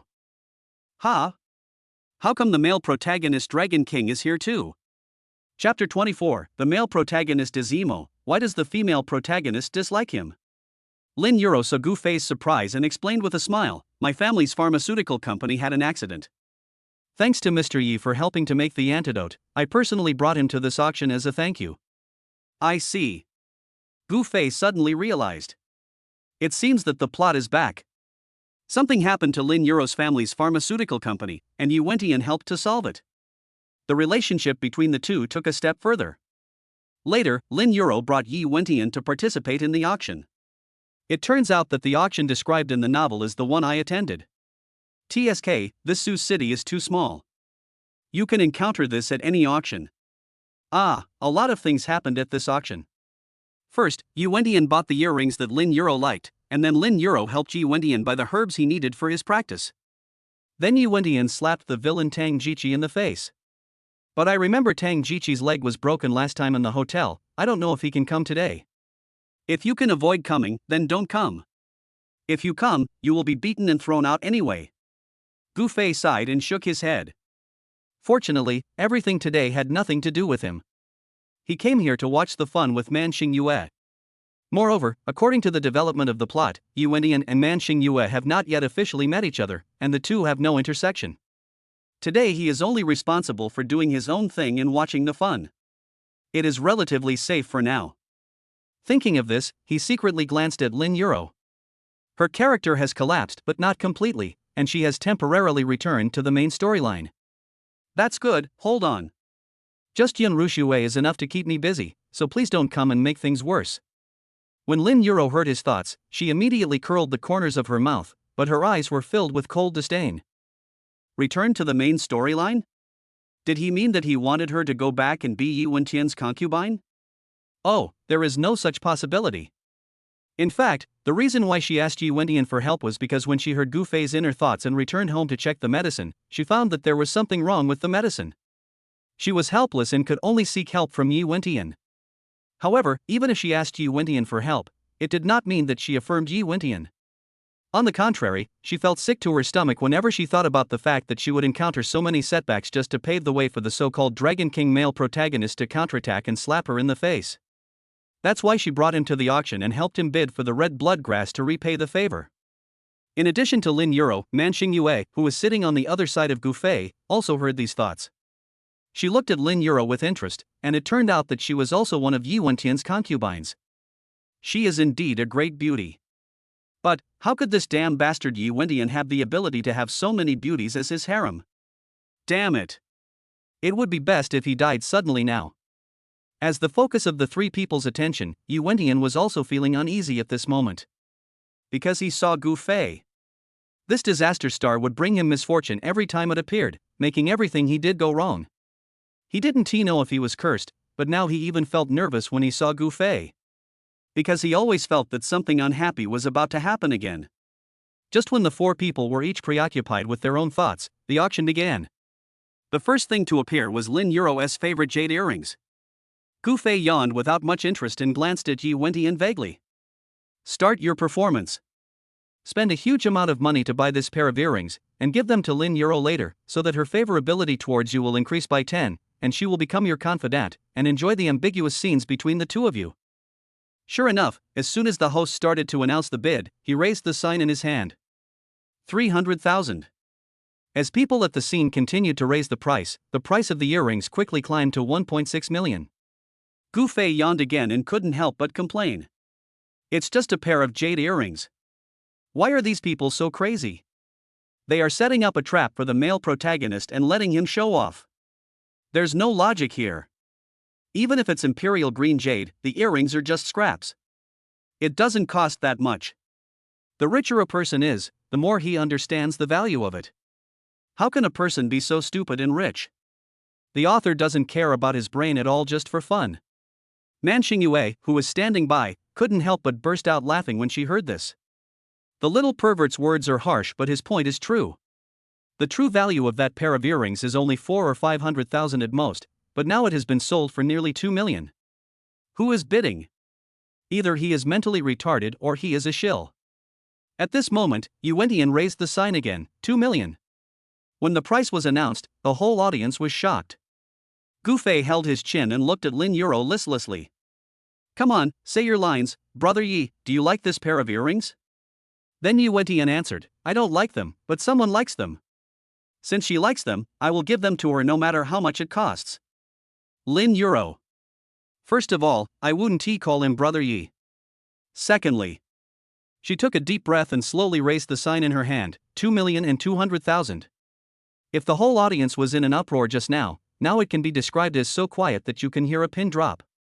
Everyone's eyes involuntarily fell on Lin Yuro, including Gu Fei, Yuentian, and Man Xingyue. No, what's going on? Why did Lin Yuro bid on her own?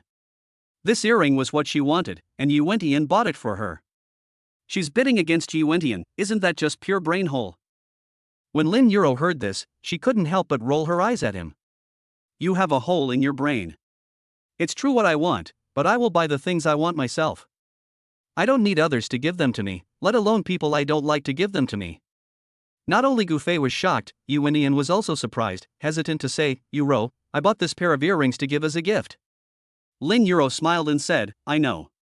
Yuentian sighed softly and smiled dotingly, you don't know, I bought this pair of earrings to give to you. Lin Yuro still kept smiling, I know. What? Yuentian was stunned. You know? Then you still. Lin Yuro tilted her head, it is precisely because I know that I cannot let you win the bid. Mr. Yi, you helped me, I brought you to the auction, buy the herbs you need, and we are even. You don't need to give me anything extra. I don't like to owe others favors. Yuentian pursed his lips and fell silent. She even refuses the things he gives her. Does this mean she wants to keep a distance from him? But why? He doesn't understand that he is excellent in every way and so many women are flocking to him. Wouldn't it be beneficial for her to maintain a good relationship with him? Why is she so resistant? Following her gaze, he saw Gu Fei on the other side of Lin Yuro again. I always feel that it has something to do with this kid again. Chapter 25, the two heroines were jealous of each other, but it was all because of him. As soon as Gu Fei met Yuentian's gaze, he felt that his eyes were full of hatred and hostility. No? I provoke you, why are you glaring at me? It's none of my business if Lin Yuro doesn't want your earrings. 2,200,000 once, 2,200,000 twice, 2,200,000 three times. Finally, with the host's final decision, the pair of earrings successfully fell into Lin Yuro's hands. Gu Fei crossed his arms and gritted his teeth secretly. Why is the plot twisted again? The earrings that were supposed to be given by Yuentian to Lin Yuro were inexplicably bought by Lin Yuro herself. In this case, Yuentian will not be able to increase his favorability towards Lin Yuro?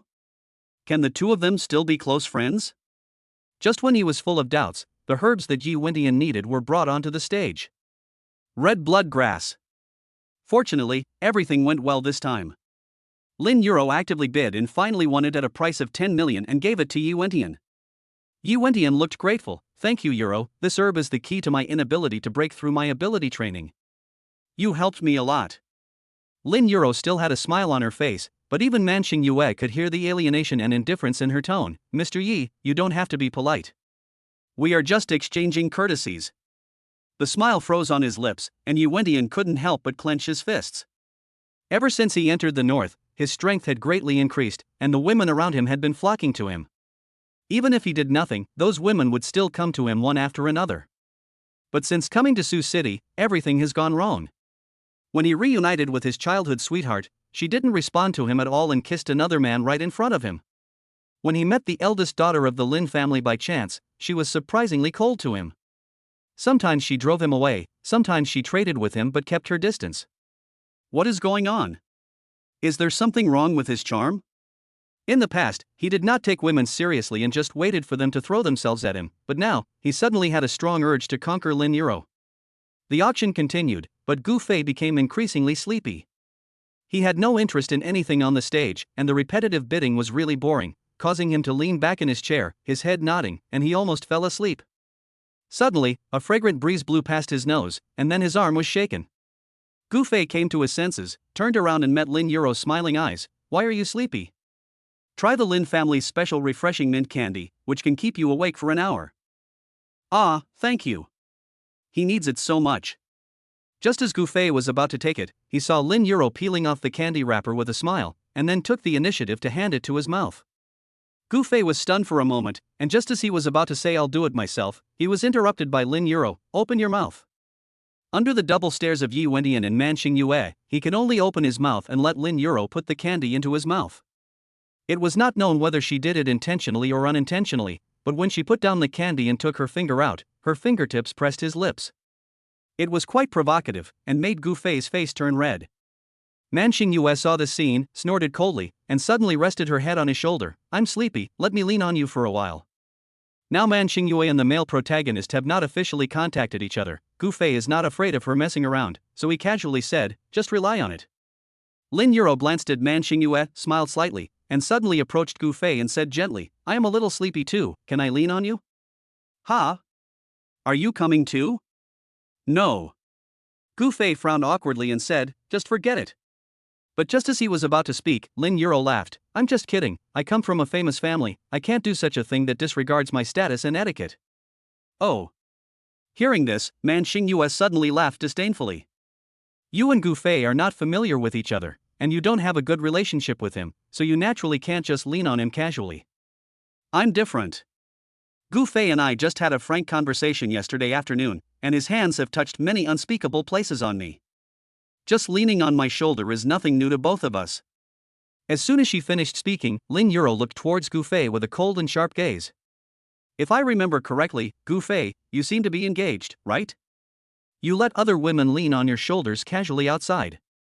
Aren't you afraid that Rushue will get jealous? Didn't you say that you only love Rushue? Yes. Gu Fei patted his head vigorously. Fuck. How could I forget this? I am Yun Rushue's liquor. But then again, just because I am Yun Rushue's liquor doesn't mean I can't have sex with other women, right? It's normal for a liquor to lick a goddess while having sex with other women. But I'm not a promiscuous person, so I'd better stick to my role as a liquor.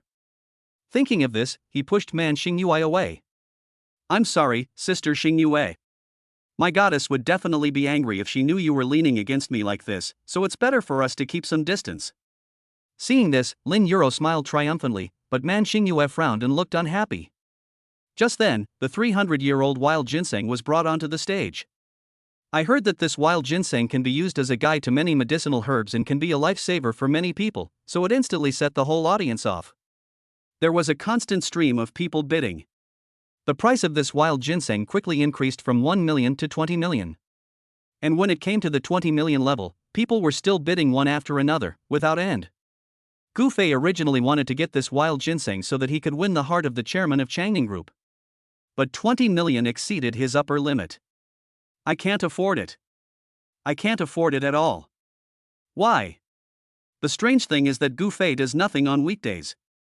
He doesn't do any work or manage the company, so the money he has is all the pocket money his parents give him. Basically, I spend all my money every month, so being able to save more than 10 million is already very impressive. So Gu Fei could only sigh in despair, holding the sign and shaking his head. Just when he had given up on auctioning the wild ginseng and was planning to find another way to get close to the chairman of Changning Group, Man Xingyue suddenly raised the sign in her hand. 21 million. Gu Fei looked at her in confusion. Why are you taking pictures of this? Do you also need this ginseng? Man Xingyue winked at him and said, I don't need it, but someone does. As long as that person needs it, I will take a picture of it and give it to him no matter how much it costs. Oh my god. Who is so lucky?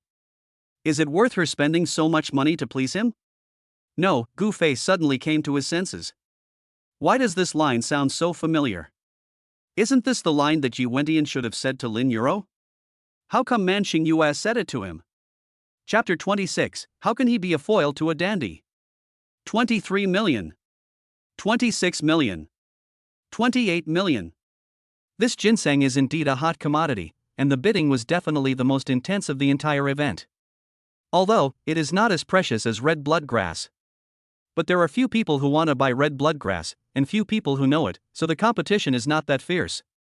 Instead, it was this ginseng that was priced at a sky-high price. But when the price approached 30 million, the voices gradually died down. Suddenly, Man Xingyue raised her hand again, 30 million. Suddenly, the whole place was silent. No one expected that a 300-year-old wild ginseng could be sold for 30 million. Everyone couldn't help but look back, and all eyes were focused on Man Xingyue. Naturally, she also noticed Gu Fei and Lin Yuro beside her. 30 million once, 30 million twice, 30 million 3 times, deal. The final word. Man Xingyue gave Gu Fei a beaming smile and said, I give it to you. Ever since she heard his thoughts last time and took her father to the hospital for a checkup in time, where he was diagnosed with an early-stage heart disease, she has been thinking about repaying him. I finally repaid this favor today. Give it to me? Gu Fei's eyes widened. No, this thing is not 300, not 30,000, not even 3 million, but 30 million. You're giving it to me? Man Xingyue raised her eyebrows and said nonchalantly, no matter how valuable it is, if I don't need it, it's worthless. Giving it to you is like giving you worthless air.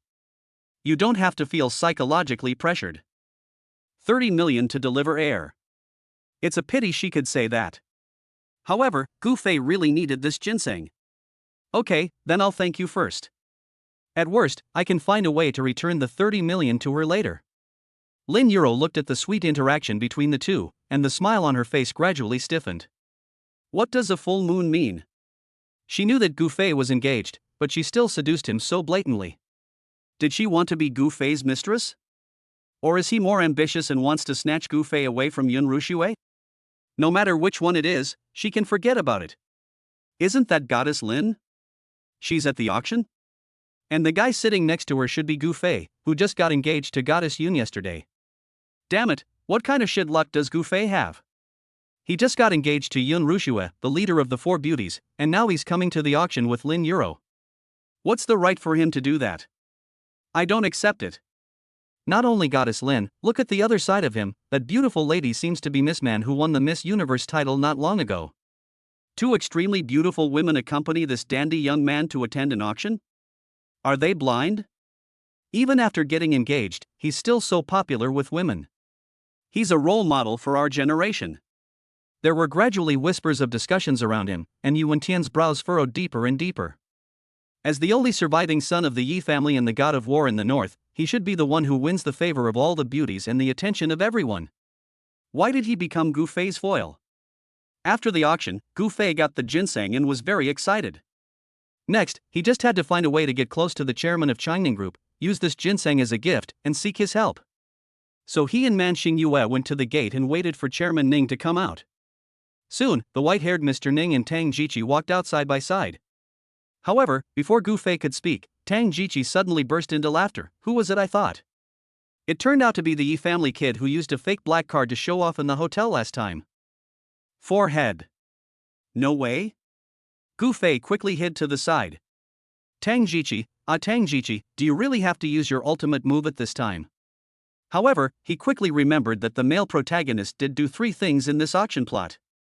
The first was to get the red blood grass for practicing martial arts, the second was to buy a pair of earrings for Lin Yuro, and the third was to slap Tang Jiqi in the face. Now that he has got the red blood grass, the plot of the earrings is a bit broken but not a big deal. Now, isn't it time to start the third thing and slap Tang Jiqi in the face? Gu Fei looked at Director Ning who was so close to him, feeling anxious. This plot has nothing to do with him, but he has to find Director Ning to have a chat. Not to mention stopping him from colluding with the male protagonist, at least he should not target the Gu family too much. Otherwise my parents would be unbearable. Just when he was anxious, Tang Jiqi had already started to commit suicide. He came to Yi Wendian in a swaggering manner and said, "You stinky boy, you broke my legs last time, and I haven't settled the score with you yet. You still dare to wander around in front of me. Are you tired of living?" Yi Wendian saw Tang Jiqi and smiled coldly. "It's you? What do you want?" "What do I want? You should ask, how do I want you to die?" Tang Jiqi had a fierce look on his face and turned to look at Director Ning. "Director Ning, please wait a moment, let me teach the stinky loser a lesson." But he had no idea that Yi Wendian had just saved Director Ning's life not long ago and was now a guest of honor in the Ning family. How could he let him deal with Yi Wendian? So he immediately stepped forward and kindly asked, "Jiqi, do you have a grudge against him?" Tang Jiqi immediately gritted his teeth and said, "It's more than just a feud. I can't forgive him." They were already sworn enemies, and now seeing the goddess Lin Yuro, whom he missed day and night, standing next to him, he was filled with jealousy and fury. "I wish I could cut Yi Wendian into pieces. But Director Ning, you don't need to do anything to deal with this loser. I have enough people." After saying that, he clapped his hands, and the next moment, several bodyguards appeared behind him. "Come on, break this guy's legs." Yi Wendian was disdainful and pushed Lin Yuro aside. Then he knocked all the bodyguards to the ground in no time. Tang Jiqi was dumbfounded. How is this possible? These are all masters I specially invited. Normally, one can beat three, but now several can't beat one? Gu Fei couldn't help but roll his eyes when he saw this scene. Nonsense, if he is the god of war of the north, and he can't even handle a few bodyguards, then wouldn't all his 7 years of hard training be in vain? Tang Jiqi, oh Tang Jiqi, what can I say about you? If you want revenge, you should at least do some research in advance. How did you grow up to be so stupid? When he read the novel, he felt that some of the supporting characters were just too stupid. Now that he saw it with his own eyes, he was even more speechless. If all the rich second generation were such fools, people at the bottom wouldn't have to live so hard. When Man Xingyue heard this, her eyes widened. God of war in the north? Is this true or false? That boy is so awesome. She has been practicing martial arts since she was young. She dare not say that she is invincible, but among the same age group, there are really few people who can match her. Thinking of this, she suddenly curled the corners of her mouth. If she could defeat the northern god of war, wouldn't she become famous in one battle? Master Tang, do you want me to help you? The plot of chapter 27 has arrived, and the female villain and the male protagonist are fighting. Man Xingyue suddenly spoke, startling Gu Fei. What does this woman want to do? But no matter whether he was willing or not, because of her shouting, the two of them exposed their position and could no longer hide, so they had to go out. When Yi Wendian saw Gu Fei, a hint of murderous intent suddenly flashed in his eyes. Why is it him again? When Tang Jiqi saw Gu Fei, he felt like a hero admiring a hero, and immediately smiled. "Mr. Gu, long time no see. I heard you are engaged. Congratulations." Gu Fei grinned awkwardly. "Thank you very much. Although villains always pity villains, you are a little too foolish, my friend. We both have different fates, so let's try to keep some distance." But he thought so, but Tang Jiqi didn't think so. He walked over and put his arm around Gu Fei's shoulders, acting like a good brother. "I feel like I'm particularly compatible with you when I see you. Would you like to have a drink with me later? But you have to wait a moment, I have to deal with this loser first." Except for the different goddesses they are responsible for licking, everything else is basically the same. Both of them are villains specifically designed to slap Yi Wendian in the face. How can we not get along? But in order to maintain his image, Gu Fei could only laugh. Does it really matter if we take this loser seriously? Why not just ask 2 people to break his legs, throw him into the garbage dump, and give him to stray dogs as lunch? Tang Jiqi clapped his hands. Good idea, you are worthy of it." After saying that, Tang Jiqi turned around and looked at Man Xingyue. "Beauty, I appreciate your help, but you don't need to help this poor loser, otherwise it will be a waste of money for him, right?" Then he turned to Director Ning and said, "Director Ning, my bodyguard is useless. He was beaten by this loser. Can I borrow your bodyguard?" Hearing this, Director Ning narrowed his eyes and curved his lips. "Okay. Here it comes." Damn it! Gu Fei panicked because he remembered the specific content of this plot. Director Ning's bodyguards came out, and the target of their punishment was not Yi Wendian, but Tang Jiqi. Thinking of this, he didn't want to be implicated, so he wanted to push Tang Jiqi away. who knew that Tang Jiqi acted like he had a very good relationship with him and held him tightly and refused to let go. Just as the two were pulling each other, Director Ning clapped his hands and 3 professional bodyguards stood up. "Take it for me." When he gave the order, Tang Jiqi still looked like he was enjoying the show. It was not until the 3 bodyguards did not go towards Yi Wentian but walked straight towards Tang Jiqi that Tang Jiqi was surprised. "Director Ning, what are they doing?"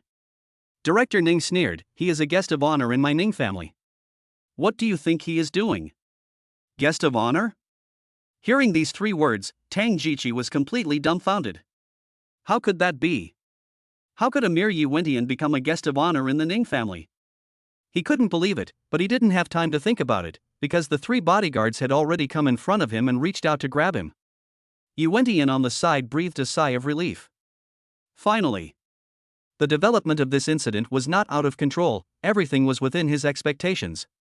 When Gu Fei saw the bodyguards were about to attack Tang Jiqi, he had no choice but to dodge.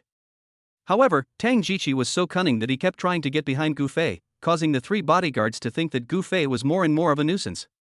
Finally, they glared at him fiercely and reached out to grab Gu Fei. Seeing this scene, Yi Wentian couldn't help but curl his lips. He had been unhappy with Gu Fei for a long time, but he felt that Gu Fei was not worthy of doing it himself. Today, we finally see someone taking care of him. Just as the 3 bodyguards' hands were about to touch Gu Fei's eyes widened, hesitating between resisting and escaping, showing his strength and admitting defeat. Suddenly, a delicate cry was heard from behind them. "Stop it!" The next moment, the 3 bodyguards were attacked from behind, and the next moment, they all flew out. Then Man Xingyue strode up to Gu Fei and glared at Tang Jiqi with displeasure. "Gu Fei and I came out to help you out of kindness, and you're using Gu Fei as a shield?" Tang Jiqi looked scared, glanced at the 3 bodyguards lying on the ground, and shook his head quickly. "I didn't, I just subconsciously wanted to hide, Brother Gu, I'm really not that despicable." Gu Fei smiled helplessly. "I know. It is understandable that people subconsciously want to avoid danger when they encounter it. But it is also nonsense for him to say that he had no intention of sacrificing himself at all. But he didn't intend to pursue it. As a villain, Tang Jiqi's fate will be very miserable in the future, so let's be nice to him now." However, he didn't expect that Man Xingyue would be willing to offend Director Ning in order to save him. Quite a loyal person. While he was thinking, Man Xingyue had already turned around and looked at Director Ning. "Grandpa Ning, even if this kid is a guest of honor in your Ning family, you can't just attack young Master Tang without asking any questions, right? He is the young master of the Tang family after all. You are bullying him by taking advantage of your power." Director Ning frowned and was about to speak when he was interrupted by Man Xingyue. "This kid injured young Master Tang's leg before. Isn't it reasonable for young Master Tang to come and settle the score with him? In my opinion, you should stop interfering. Let us young people handle our own affairs." As she spoke, she put one hand on her waist and hooked her finger at Yi Wentian with the other. "Mr. Tang and I have a connection. I cannot bear to see Mr. Tang being bullied like this. Mr. Yi, do you dare to fight me? If you can beat me today, you can beat Mr. Tang at will. If you lose, you can't bother Mr. Tang again." She stepped forward, not really for Tang Jiqi. Instead, he wanted to test the strength of the legendary master from the north. After all, Master hates the north to the core. Gu Fei heard this and a look of sudden enlightenment appeared on his face. "Here it comes, the plot is finally coming towards me with an impassioned pace." Although it is a little different from the original novel, Yi Wentian and Man Xingyue still started fighting, and the love-hate plot is about to begin. I remember very clearly the first time Yi Wentian and Man Xingyue fought. Man Xingyue was too arrogant and only used half of her strength, but Yi Wentian was a cautious person. After finding that Man Xingyue was difficult to deal with, he used 70% of his strength, so he not only defeated Man Xingyue, but also teased her. Man Xingyue said she was unwilling, but in fact she felt sweet inside and was very shy. From then on, every time she saw Yi Wentian, she would fight against him to get his attention. TSK. The storyline of the male and female protagonists is just good. When reading novels, Gu Fei actually likes to read the stories of Yi Wentian and Man Xingyue the most. Because the two of them are at least a little bit confrontational. Unlike other heroines, every one of them showed an expression of eagerness to attract Yi Wentian when they saw him. They didn't need any strategy at all and just naturally stuck to his arms. Boring and boring. Chapter 28, Screw your shyness and helplessness, I will send you to heaven with one kick. Just as I was expressing my feelings, I suddenly felt a sharp pain in the toes. Gu Fei raised his head and saw Lin Yuro had walked up to him at some point and stepped on his foot. She smiled, and it was hard to tell whether it was a deliberate prank or a real accident. Oops, sorry, I stepped on you, does it hurt? It's all right. Gu Fei could only endure the pain and looked at Man Xingyue curiously. He really wanted to see the battle between the two masters in the novel. What kind of earth-shaking and exciting scene it would be. Lin Yuro on the side snorted in her heart. You actually said she was boring? And they said she was sticking to Yi Wentian? That's ridiculous.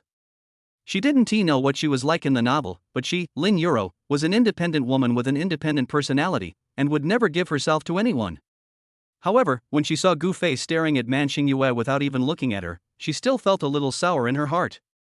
After all, she is one of the 4 beauties in Sioux City. He actually treated her like air? So, she deliberately tilted her body and fell onto Gu Fei. Gu Fei subconsciously supported her. Are you okay? Lin Yuro shook her head gently and said softly, I suddenly feel a little dizzy. I might have low blood sugar. Gu Fei, can you support me first? Sure. How could Gu Fei know her intentions? Out of instinct to take care of the elderly, the weak and the disabled, he supported her.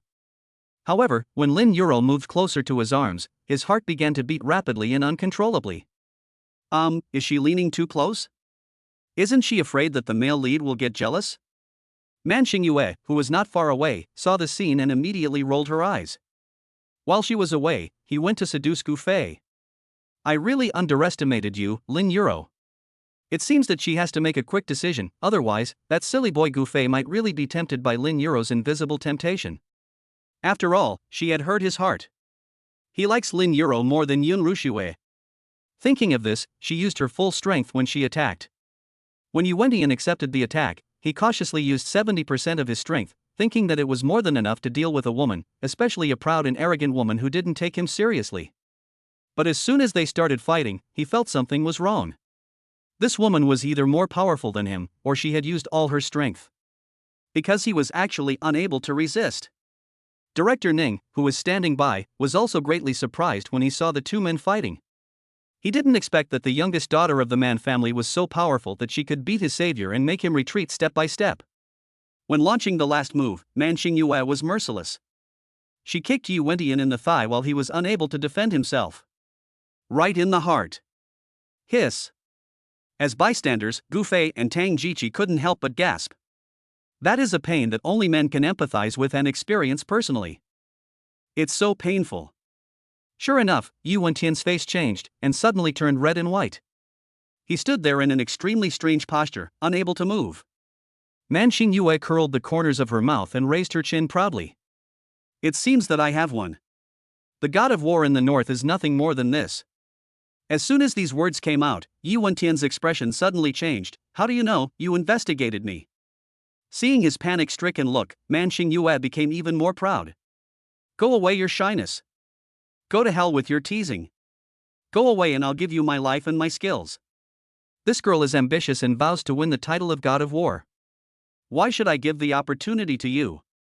She pulled the corners of her mouth and said with a wicked smile, so what if I investigate you? You don't think you have concealed it well, do you? Yi Wentian, this world does not revolve around you. After saying this, she casually lifted her long hair, turned around and walked in front of Gu Fei. Gu Fei, what are you still standing there for? Why don't you give the gift you prepared for Director Ning to him? Gu Fei didn't expect Man Xingyue to bring up this matter at this time. He looked at her in surprise and then looked at Director Ning. However, Director Ning had a complicated expression and did not show any intention of rejecting him, so he could only muster up his courage and walk over. Mr. Ning, just now at the auction, I saw you wanted this 300-year-old wild ginseng, but you didn't bid much later, so I bought it. Thanks to your care over the years, the Gu family is where it is today, so I'll give this ginseng to you. I hope that our 2 families can continue to cooperate for a long time in the future. He didn't expect this ginseng to save the Gu family's fate. But I hope that Mr. Ning will take this ginseng into consideration and not be too ruthless when he attacks the Gu family in the future. When Director Ning saw the ginseng in his hand, he was quite stunned. The Ning family and the Gu family have indeed been cooperating. But the relationship has become a little distant in recent years. The main reason is that the Gu family has become more and more powerful and less dependent on the Ning family. Naturally, they are not as fawning on him as before. He had some resentment in his heart. I didn't expect that the younger generation of the Gu family is so polite. It seems that the Gu family has a bright future. Director Ning smiled slightly and said, Mr. Gu, I appreciate your kindness, but this ginseng is too expensive. I can't accept it. Director Ning, please don't be polite with me. We have been working together for so long, and the help you have brought to the Gu family is more than just this wild ginseng. Besides, this ginseng is just a token of my appreciation. It has nothing to do with how much it is worth. Please accept it. As he said this, he forcefully stuffed the brocade box containing the ginseng into Director Ning's hands. Director Ning was happy in his heart, but he could only pretend to be polite. Hey, you, okay. Then I will respectfully obey your command. In fact, he really needed this ginseng. His boss was in poor health, so he went to see a miracle Chinese doctor, who prescribed this ginseng as the main ingredient. Originally, because today's price was so ridiculously high, he had given up and was ready to look for another way out. Who knew that there would be a silver lining? For a moment, his favorability towards the Gu family increased significantly. Forget it. Xiaoye, you lost to Miss Man, so I won't bother Mr. Tang anymore. You youngsters should solve your quarrels and fights by yourselves. An old man like me won't join in the fun. After saying that, he chuckled, then left with his hands behind his back, leaning on his crutches. Suddenly, only a few young people were left at the scene, along with passers-by who were secretly watching from a distance. Man Xingyue took Gu Fei's arm and said, Does today's work count as a complete success? Do you have to thank me? Gu Fei smiled and said, I really have to thank you for what happened today. Then please treat me to a meal. Okay, no problem. Not to mention eating, even if it was to cook for her, Gu Fei would nod and agree. Because of her, the Gu family had one less big trouble, and he also had one less worry. But Tang Jiqi also came over at this time. Hey, take me with you to dinner, brother Gu, we met too late. Today you and Miss Man saved my life again, I must treat you to a meal, otherwise, Miss Lin, you can come too? Chapter 29. You are really not afraid of death. You open your mouth right in front of the male protagonist. No, buddy, you are too familiar. Besides, if you want to come, just come. Why do you want Lin Yuro to do that? Gu Fei was about to find an excuse to refuse, but Lin Yuro curled her lips and said, Okay, I'm hungry too, let's go eat something together. Tang Jiqi was happy. What are we waiting for? Let's go.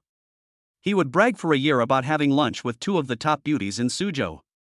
Seeing several people getting on the car, Gu Fei was helpless and could only get in as well.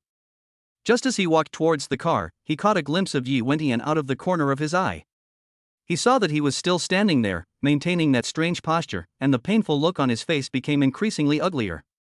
It seems that Man Xingyue's kick was not light. Moreover, Yi Wentian was staring at him intently, with murderous intent in his eyes spreading out and covering the whole sky. Gu Fei wanted to cry but had no tears. I'm not your friend, what do you mean by glaring at me?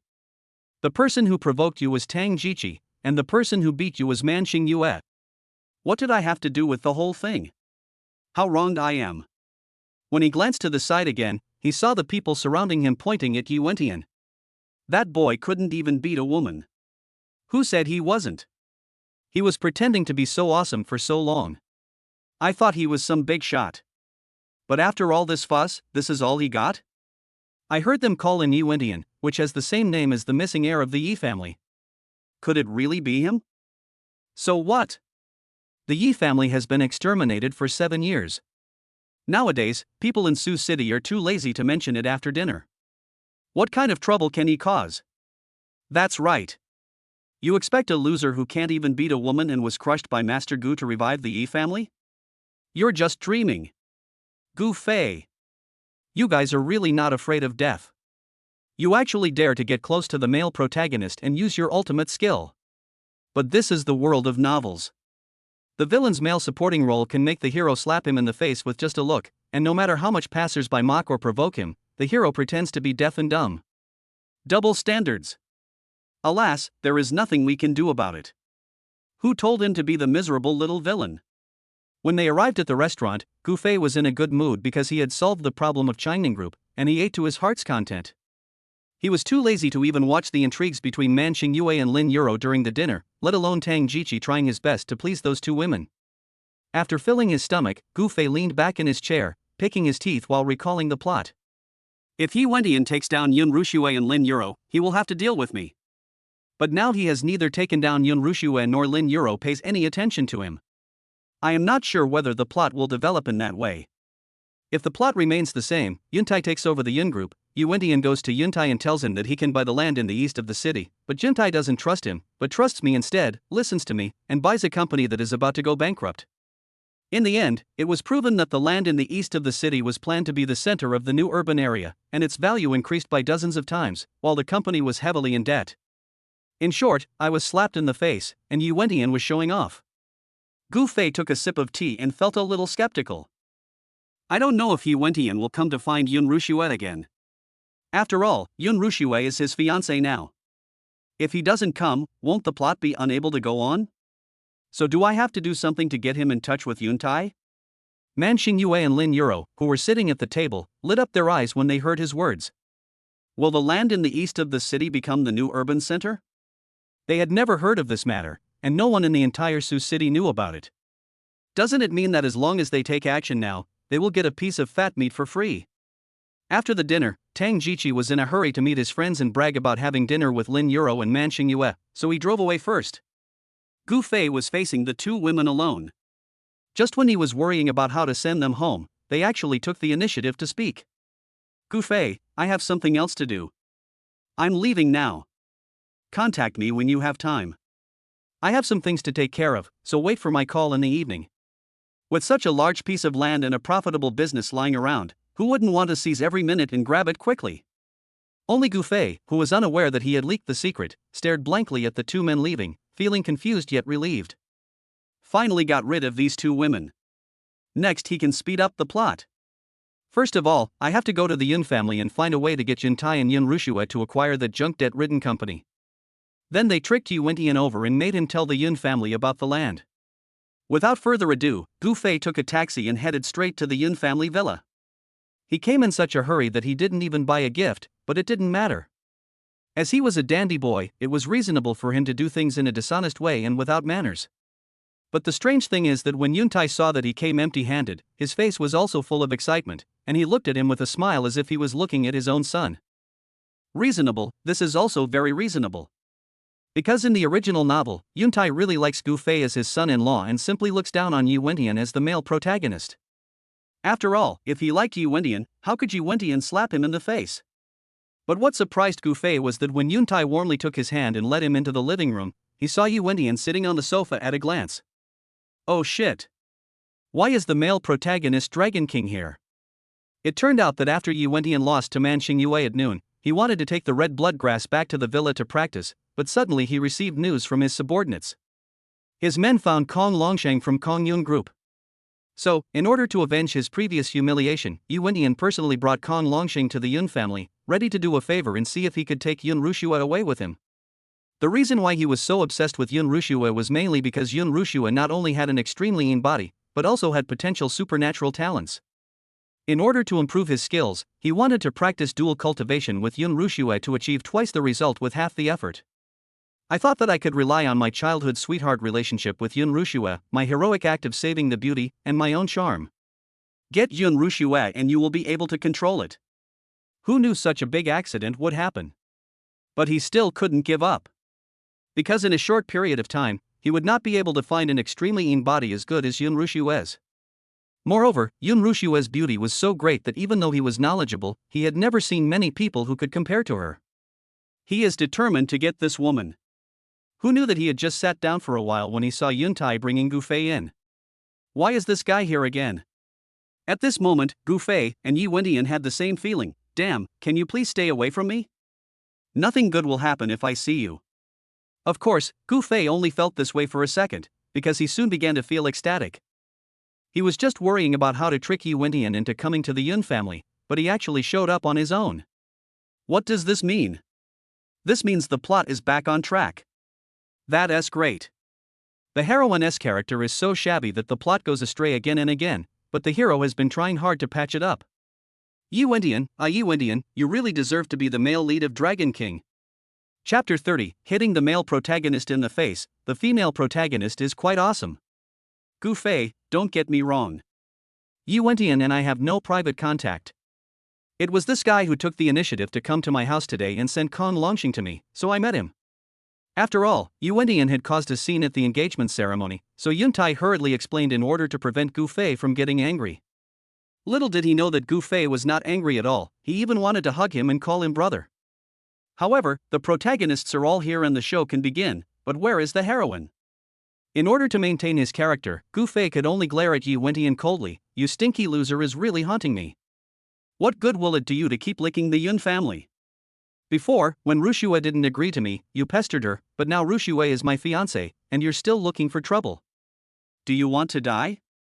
Yu Indian sat on the sofa with his legs crossed, looking very imposing. When he heard Gu Fei's provocative words, his face was full of disdain. On the surface, she didn't take him seriously at all. In my heart, I have silently strangled Gu Fei to death 1,000 times. Yuntai was afraid that they would fight, so he quickly said something nice. Hey Gu Fei, just ignore him, he is here to see me, not Rushue. When mentioning Rushue, Gu Fei asked, where's my wife? Isn't she at home? Yuntai smiled and said, oh, she is at home, but she is not feeling well and it is not convenient for her to come down to meet guests, so she did not come. You're not feeling well? Have you called the doctor? Upon hearing that Yun Rushue was not feeling well, Gu Fei quickly showed his concern, but before he could finish his words, Yun Rushue's voice came from the handrail of the stairs on the second floor. Gu Fei. He looked up and saw Yun Rushue walking towards him in a white dress. Her long hair was like a waterfall, her face was like a bright moon, and her clear eyes were filled with a hint of coldness and arrogance, as well as an indescribable shyness of a little woman. Why didn't you call me when you came? If the housekeeper hadn't told me, I wouldn't have known you were here. As she spoke, she took the initiative to hold Gu Fei's arm. From beginning to end, he didn't even look at Yu Indian. Gu Fei asked hurriedly, why did you come down? Didn't you say you were not feeling well? Have you seen a doctor? Yun Rushue slowly shook her head, her tone slow and serious. I'm not feeling unwell, I just don't want to see guests, so I just made up an excuse. Gu Fei. What do you mean by not wanting to see guests? You are not talking about Yi Wintian, are you? He is the male protagonist of Dragon King, your childhood sweetheart. You said in front of him that you don't want to see him. Aren't you slapping him in the face? Sure enough, when Yi Wintian heard these words, his face became as ugly as it could be. But he couldn't get angry and could only hold it in. Yun Rushue held back her laughter and pretended to be surprised and asked, what's wrong, Gu Fei? I don't want to see other men. Are you unhappy? Gu Fei's eyes widened immediately. Happy? Of course I'm happy, how could I not be happy? You don't want to see Yi Wintian. I'm so fucking happy. Okay, you did the right thing. A loser like Yi Wintian is not even worthy of carrying your shoes, you should stay as far away from him as possible. Yun Rushue finally couldn't help laughing. She seldom smiled, but when she suddenly curled up the corners of her mouth, it was really like ice and snow melting, beautiful flowers reflecting on the water, and in an instant the sun became extremely bright. Beautiful. So beautiful. Gu Fei was stunned for a moment. And it wasn't his acting, he was really stunned. A woman could be so beautiful. At this moment, he suddenly understood why the tyrant would set fire to the country just to make the beauty smile. He also wanted to act, and he also wanted Yun Rushue to laugh all the time. As if she had seen through his obsession with her, Yun Rushue was secretly proud, and she moved closer to Gu Fei, even tiptoeing slightly, getting close to his cheek, rubbing his chin faintly, and asked softly, are you here to see me for something? Or, are you simply missing me? Gu Fei lowered his eyes and looked at her rosy lips. He pinched her thigh hard to resist the urge to kiss her. Well, something happened. Gu Fei, quickly activate the anti-addiction system. Don't be obsessed with Yun Rushue, she is another man's woman. You are here today to do serious business. It's like this. The Yun Group has just been revived and is in urgent need of new business to inject vitality. I heard that the boss of the 4th and 5th companies is preparing to emigrate. Before leaving the country, he wants to sell the company, and the price is quite cheap. I want to ask if you are interested. If you are interested, I can introduce you to someone. It is true that he immigrated and that he went abroad, but the reason he went abroad was to avoid debt. Whoever takes over this company will be the one who gets taken advantage of. I'm sorry, Rushue. I'm also following the plot, so I can only let you suffer in silence. But don't worry, even if you buy this company, the Yun family will be fine. The male lead is supporting you behind the scenes. Yun Rushue was stunned for a moment, then blinked and looked at Gu Fei. Was he planning to have her acquire a company that was heavily in debt? Is the purpose of doing this just to follow the plot? She frowned immediately. So, should she help him or not? If you don't help him, his plot won't go on, he'll get anxious and angry, and it might even affect the performance of your villain role. But if they help him, the Yun family will suffer a huge loss. After thinking it over again and again, she finally raised her head and said seriously, okay, then you can help introduce me. Gu Fei swallowed hard. You agreed? This task was too easy to complete. Yun Rushue seems to trust me a little bit. She trusts me so much, but I still cheat her. Am I too heartless?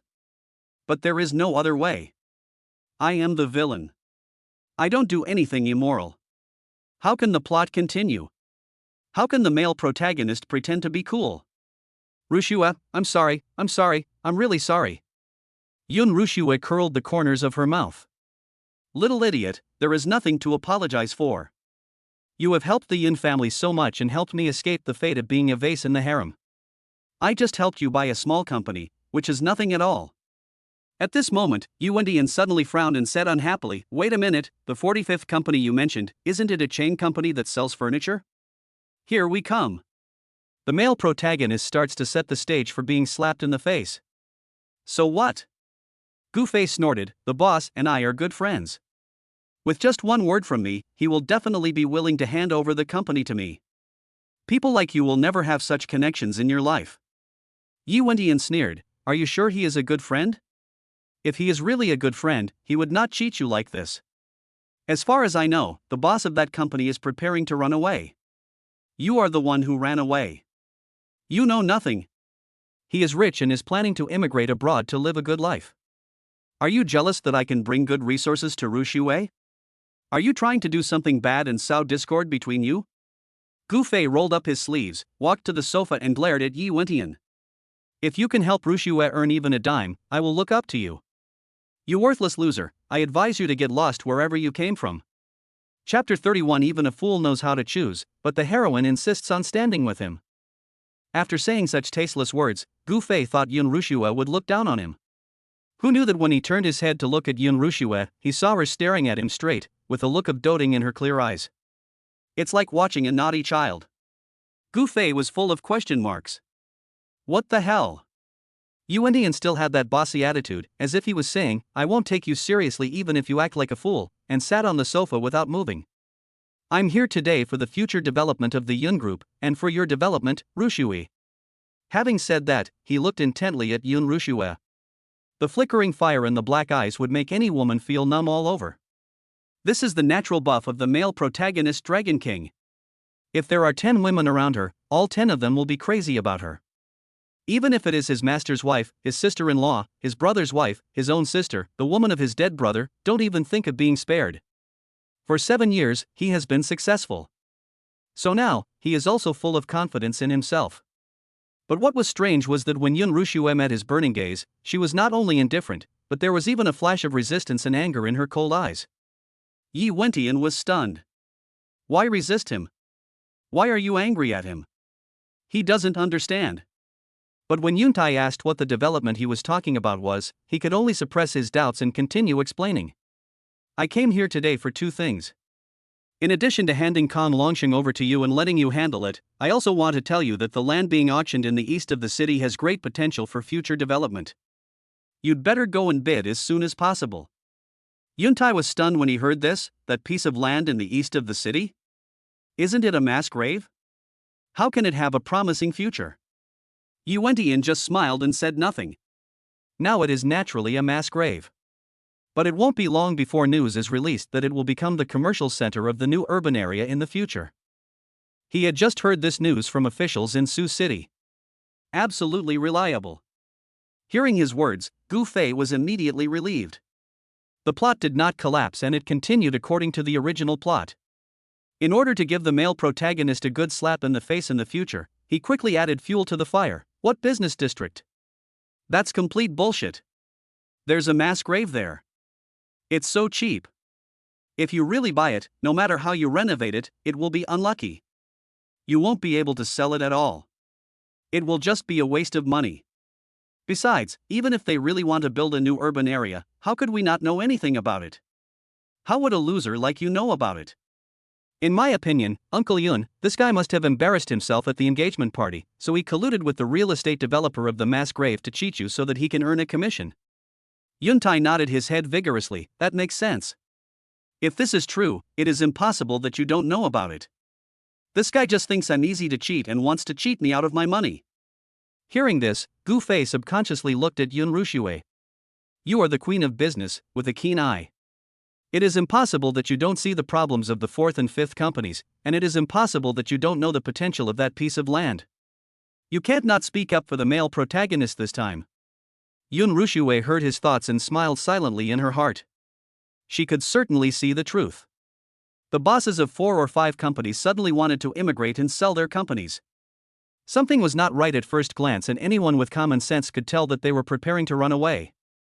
As for that piece of land, although she had not received any news, it was impossible for Yu Wendian to just take a piece of land in a mass grave and tell such a huge lie, so it was most likely true. A problematic company and a piece of land with infinite appreciation. Even a fool knows how to choose. However, Yun Ruxue insisted, Mr. Yi, our Yun family has no grudge against you. Why did you use the land of the mass grave to deceive us? The Yun family does not welcome guests like you who have ulterior motives. Please leave. After saying that, she immediately looked at the housekeeper. Send Mr. Yi away. Gu Fei, huh? What's going on? Why did Yun Ruxue stand on his side again between him and Yi Wendian? It's all over, it's all over. This woman's brain is completely broken and her personality is so ruined that even my mother can't recognize her. I'd better ignore her and just play my character well. Ha, that's right. Ruxue, you are so smart that you saw through this kid's trick at a glance. He just wanted to deceive you. He has ulterior motives. Butler, what are you still standing there for? Get this stinky loser out right away. Fortunately, the housekeeper still had some brains and said politely to Yi Wendian, Mr. Yi, please. Yi Wendian's face turned dark blue, his fists clenched, and he stared at Yun Ruxue. He really doesn't understand. What on earth is this woman thinking? Even if you have some misunderstandings about him, you shouldn't fall for a despicable person like Gu Fei. Did she get kicked in the head by a donkey?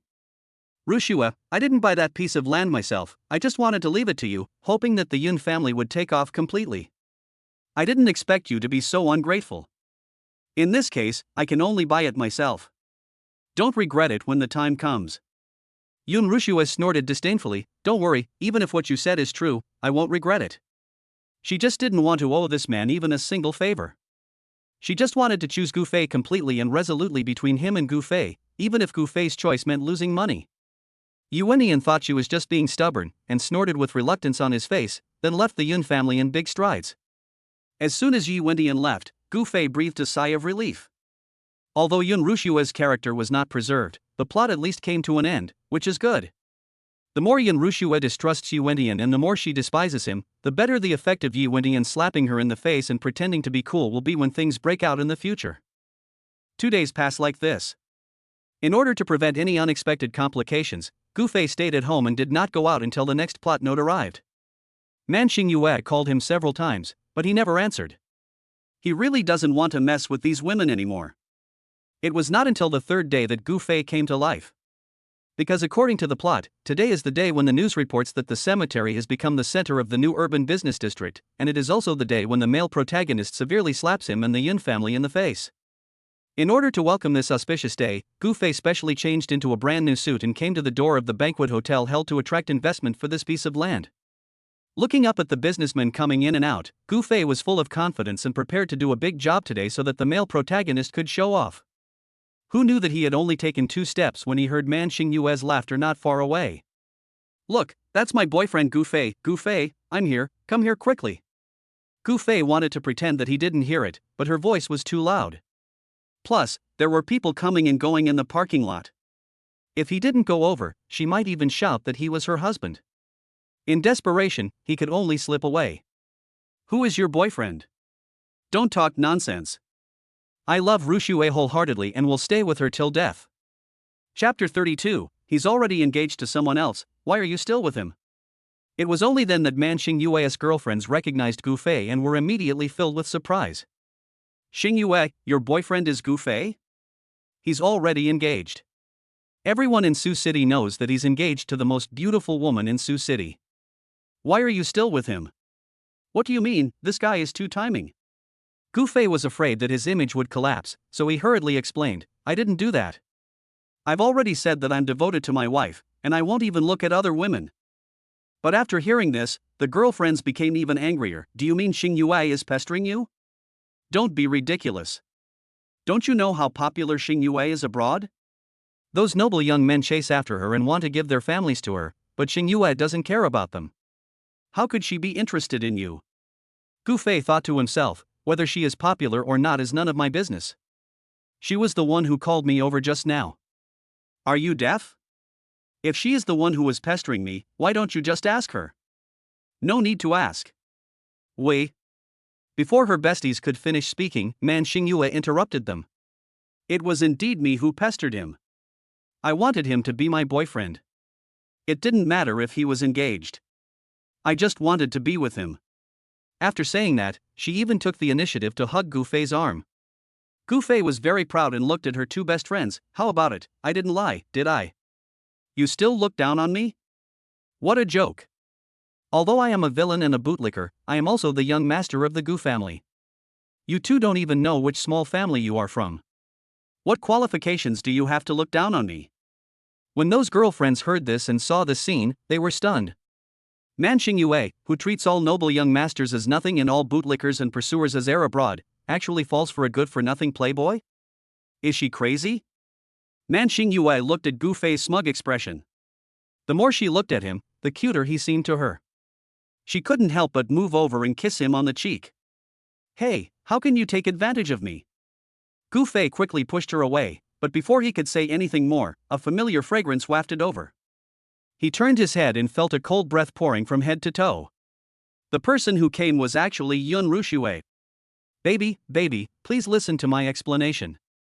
I have nothing to do with her. It was she who just. Before he could finish, Yun Rushue curled her lips and said, You don't need to explain. I believe you. Forehead? Trust him so much?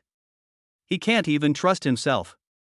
When Man Xingyue saw Yun Rushue, her coquettish look disappeared and she returned to her cold, elegant and noble look. Long time no see, Yun Rushue, are you coming to the party too? Yun Rushue said coldly, My fiancé is here, so I will follow his lead. Man Xingyue raised an eyebrow. You're clinging to him so tightly, be careful that he gets annoyed by you and sneaks out to find another woman to relax. Other men may do this, but my man will never do this. Everyone in Sioux City knows that he loves me madly. Why, Miss Man, haven't you heard about it? What's going on? Gu Fei stood aside and inexplicably felt that there was a strange spark between the two women. Were they jealous of him because of Cheng Feng? Impossible. This plot would only happen to the male protagonist. How could it happen to a villain like him? Don't be so conceited. At this time, Man Xingyue said, I haven't heard of him. I just know that Gu Fei and I have a very good relationship. We can swim together, talk about our personal matters together, and attend auctions together. When I need a massage, I will look for Gu Fei first. Have you experienced his massage technique? It's quite comfortable. Gu Fei blushed. If he couldn't tell that Man Xingyue was deliberately provoking Yun Rushue, he would have lived in vain. I don't. He was about to explain when Yun Rushue interrupted him with a smile. Husband, can you please stop massaging women of questionable character and only massage me, okay? Gu Fei nodded without hesitation. Okay, of course. No matter if he is good or not, I will just agree to it first. Nothing is more important than my dog-licking personality. Yun Rushue looked at Man Xingyue with satisfaction. It's a pity that the massage Gu Fei gave you before will be the last time you enjoy it in your life. As for me, I can let him massage me whenever I want. Honey, let's go in. After leaving behind these words that were enough to anger Man Xingyue to death, Yun Rushue took Gu Fei's hand and walked into the banquet hall with him. However, as soon as she entered the hall, Yun Rushue's expression changed. She glared at Gu Fei unhappily. Are you familiar with Man Xingyue? No, I've only met her a few times. How could I be very familiar with her? However, Man Xingyue did go a little too far with me. I'm not the male lead, and she keeps pestering me all day long. I really don't understand. Besides, is she sick? She is either arguing with Lin Yuro or being jealous of my wife. She is not related to me. I really don't know what she is thinking. It's all because Yi Wentian, the Dragon King, is useless. He finally mastered the peerless magic and came back for revenge, but in the end he didn't accomplish anything and women kept running away from him. Why is he such a loser? Hearing Gu Fei's complaints, Yun Ruxue almost laughed out loud. It seems that he really has nothing to do with Man Xingyue, and he doesn't like Man Xingyue very much. That's enough. She looked at Gu Fei, seeing his pitiful and miserable appearance, and suddenly moved closer to him and gave him a light kiss on the cheek. Gu Fei felt as if an electric current ran through his body. He found that he was becoming increasingly unable to withstand Yun Ruxue's teasing. Especially now, he actually had an urge from the bottom of his heart to hug her tightly and feel her rosy lips again. But he restrained himself. I just tried to restrain myself, but couldn't help thinking, damn, I'm a bootlicker and her legal fiancé, why can't I kiss her?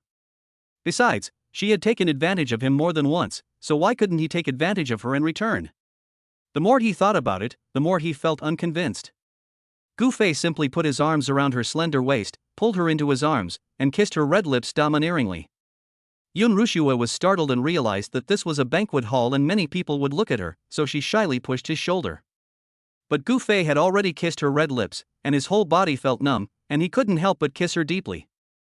The two of them soon became entangled in each other, completely ignoring the people around them. It was not until a heavy cough was heard nearby that Yun Ruxue quickly pushed Gu Fei away and walked aside with a blushing face. Gu Fei was panting, his hand still tightly holding Yun Ruxue's hand, and he looked around blankly. Only then did he realize that Lin Yuro had come to their side at some point and was looking at him with a strange look.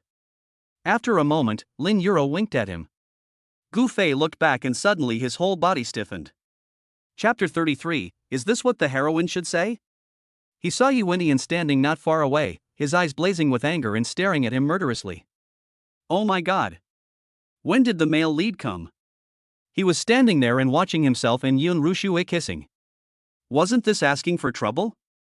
Gu Fei subconsciously wanted to let go of Yun Ruxue's hand, but Yun Ruxue instead held it tightly and half leaned on his shoulder. Honey, what are you looking at? Gu Fei subconsciously said, I was looking at that loser over there. Why is he here again? Is he following us? Yun Ruxue just discovered Yi Wentian, but she didn't take him seriously. After hearing what Gu Fei said, she immediately cooperated and said, maybe, he has always been jealous of my husband. Gu Fei almost spit out what he said. No, is this what you said, human language? No, I should say, is this what the heroine should say? The hero's harem actually said that the hero was jealous of him, the villain. This is simply outrageous. Who knew that at this time Lin Yuro also interrupted and said, I think so too, otherwise why does he always look at Gu Fei with that kind of eyes? He must be jealous of him for being handsome, charming, and engaged to you, Ruxue. Ha? Gu Fei stared at Lin Yuro with eyes wide open. You're here too? Why do you always have to join in the fun? Wouldn't it be better for you to just be Yi Wentian's confidant? The two most beautiful women in Su City surrounded Gu Fei, making him the focus of the entire banquet hall in no time. As for Yi Wentian, at this time, he was still hiding his identity, had not made any name for himself, and had no beautiful women to help him. He seemed all alone and no one cared about him at all. In order not to steal the limelight from the male lead, Gu Fei had to hide in the corner with a wine glass. Unfortunately, no matter how he hid, as long as Yun Ruxue was with him, there would always be someone secretly watching him. Hey, when will the heroine be able to follow the hero? I'm really tired of being stared at every day. I just want to be an ordinary person who is free and carefree and no one cares about me. Yun Ruxue heard his inner cry, but there was no expression on her face. Since she was a child, she has been accustomed to being stared at, confessed to, followed, and even kidnapped. Since I have chosen to be her fiancé and her husband in the future, I have to get used to it. Fortunately, the banquet started soon. The people who came to the banquet were basically those who were interested in the land or those who had already bought the land. After all, it was a mass grave, so only a few people bought the property, especially since 90% of the land was contracted by the male owner, which resulted in not many people attending the party. But what no one expected was that the first person to speak out was an official from Sioux City. When he appeared on the stage with the microphone, everyone held their breath. Yi Wentian even revealed a determined smile, and he turned around and looked at Yun Rushue. His eyes were full of pride and disdain. You actually didn't believe him and refused to buy the land with him. Yun Rushue, you will soon realize how outrageous your decision is. Everyone, I have two important announcements today. The first is that our city of Sioux has decided to build a new urban area. When these words were spoken, everyone in the banquet hall was stunned. New urban area? Wow, I heard about this news recently, but I didn't quite believe it. I didn't expect it to be true. It's time to build a new urban area. It's too difficult to rebuild the old urban area of our city of Sioux. The roads are too narrow and there are traffic jams all the time. They need results again? This is a big project. Anyone who can seize this opportunity will definitely make a fortune. When Gu Fei heard the words new urban area, he breathed a sigh of relief. Great, the plot point has arrived. The piece of land that Yi Wentian bought is about to appreciate dozens of times, and my face as a little villain is about to be slapped to pieces. I don't know what Yun Rushue will say or what choice she will make at that time, but I cheated her so badly and made her pay so much money, I can accept it even if she runs away with Yi Wentian right on the spot. Who can blame him for having the aura of a male lead? Immediately, someone asked curiously, where will the new urban area be built? The official smiled as he held the microphone and said, we have already planned the address. It's a little west of the north of the city. As soon as these words came out, Yi Wentian felt as if he was struck by lightning. Not only did he seem to be struck by lightning, but Gu Fei's smiling expression also suddenly became awkward. What, north of the city to the west? He scratched his ears and turned to look at Yun Rushue, wondering if there was something wrong with his ears. Just now he said that the new urban area is west of the north of the city. Then the piece of land that Yi Wentian wants you to buy. In the east of the city. What? Gu Fei widened his eyes. Doesn't this mean that the land is not in the new urban area? Not only is it not in the business center of the new urban area, it's not even close to the edge of the new urban area. No, is that right? Yi Wentian's face turned pale. He suddenly stood up and looked at the official. Why did you move to the north of the city? A few days ago, you told me that it was the east of the city. The official smiled awkwardly. After our own discussion, we did plan to move it to the east of the city, but for some reason, we received a notice that our plan was rejected and we were asked to move it to the north of the city instead. We had no choice. In addition, Yi Wentian had already bought the land at that time. The officials had finally sold the land. They couldn't just tell Yi Wentian to give it up temporarily just to do him a favor, right? A banquet was to be held today to announce these two important news. If he cancelled it, he would not be able to explain to his superiors. Between repaying a favor and his own interests, he chose the latter without hesitation. It became a betrayal of Yi Wentian. Yi Wentian clenched his fists and gritted his teeth. Are you kidding me? What do you mean I'm playing with you? I told you this was the order from above. If you don't believe me, go and ask. Really? I told you this out of kindness. The policy has changed temporarily. What does it have to do with me? You don't know what's good for you. The official was so embarrassed to be questioned by Yi Wentian in public that he immediately turned hostile. He turned around, not looking at Yi Wentian, and continued, next, I want to announce the second news. The auction of the mass graves in the east of the city has ended. In the future, it will be renovated and built into a cemetery.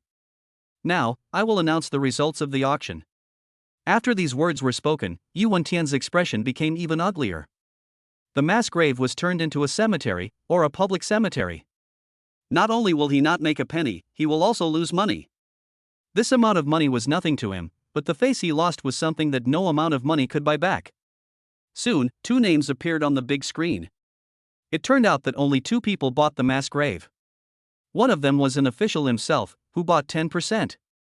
The remaining 90% belonged to Yi Wentian. Chapter 34. The plot is becoming more and more wrong. How can it be explained?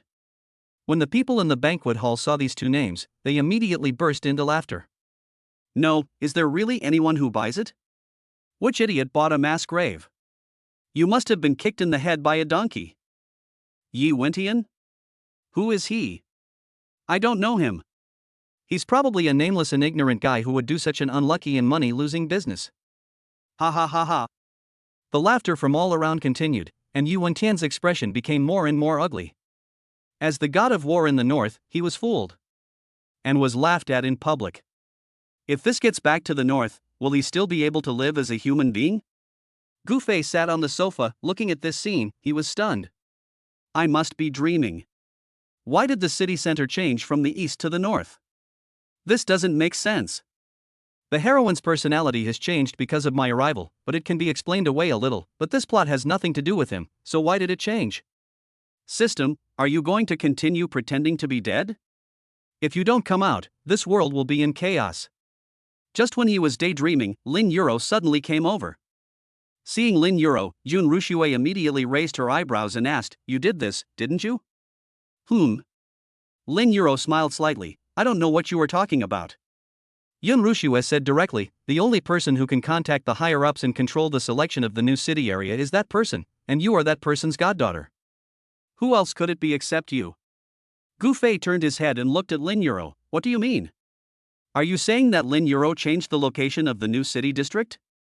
Seeing how surprised and nervous he was, Lin Yuro couldn't bear to hide it from him anymore. It was indeed I who did it. Why? Gu Fei was puzzled. If you had known that the new urban area was in the east of the city, why didn't you just go to Yi Wentian to discuss and buy the land from him? Why go to so much trouble and just change the location? If you do this, the hero will become a clown? How can the plot continue? How can the hero still play? What use is there for me as a villain? Lin Yuro smiled and said, I don't like other people's things. After I learned that Sioux City was going to build a new urban area, I bought the land in advance in order to seize the opportunity. I also contacted my godfather and built the new urban area around my land.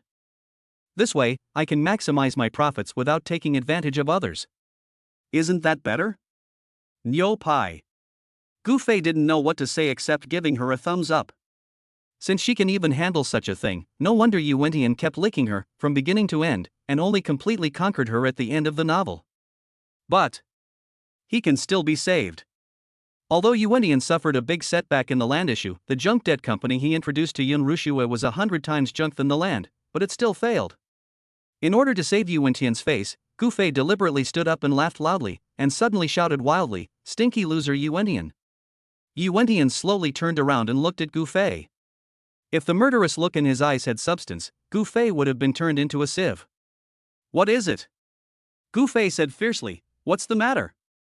Ha, you are still pretending to be awesome? You came to my wife's house a few days ago and said that you would make a lot of money by buying this mass grave. You forced my wife to buy this piece of land. What the hell are you thinking? When the people around heard this, their eyes widened. This man actually asked Goddess Yun to buy the land of the mass grave? He is too evil-minded. I guess they are afraid that they will be stuck with this piece of land, so they are cheating people everywhere. No, this guy looks familiar. Is he the one who caused trouble at Goddess Yun's engagement ceremony? Has he not given up on Goddess Yun yet? Soon someone recognized Yi Wentian. After all, as the #1 goddess in Sioux City, Yun Rushue's engagement still attracted a lot of attention. On the same day, there was news that she was almost robbed on marriage, and even more people paid attention to it. Yi Wentian's face looked extremely ugly. He gritted his teeth and wanted to explain, but he didn't know how to start. He couldn't say that it was the official who revealed it in advance. This would not only make his source of information appear unreliable, but would also drag officials into the matter, offending their superiors, which would be more trouble than gain. Therefore, he could only stare at Gu Fei with a sullen face without saying a word. Gu Fei was not afraid of his glare at all. He laughed loudly and said, "Aren't you fucking awesome? Why don't you say anything? You stinky loser, how dare you covet my goddess? Why don't you take a piss and look at yourself? Do you deserve it?" After saying that, he turned and looked at Yun Rushue. "Baby, the day he sold you the land, I recommended the 45th company to you and asked you to acquire it and make a fortune. How is your acquisition going? Is there any progress?" The people around were originally pointing fingers at Yi Wentian, and when they heard Gu Fei's words, they were even more horrified. Company 45? The company whose boss is in huge debt. No, was Master Gu's head hit by the door? Why did he push Goddess Yun into the fire pit for no reason? He probably doesn't know the details of the 45th company. This is a hot potato. If he acquires it, he will lose a lot of money. Yi Wentian naturally knew about this. He smiled coldly, and his eyes, which were originally full of anger, suddenly turned into disdain. He thought he was going to embarrass himself in front of the beautiful girl today, but unexpectedly, this brat would take the initiative to jump out and take the blame for him. He immediately looked at Yun Rushua, waiting for her to reveal the fact that she had to pay compensation. Gu Fei also looked at Yun Rushua with anticipation. It's been several days, the acquisition must be almost done, baby, come on.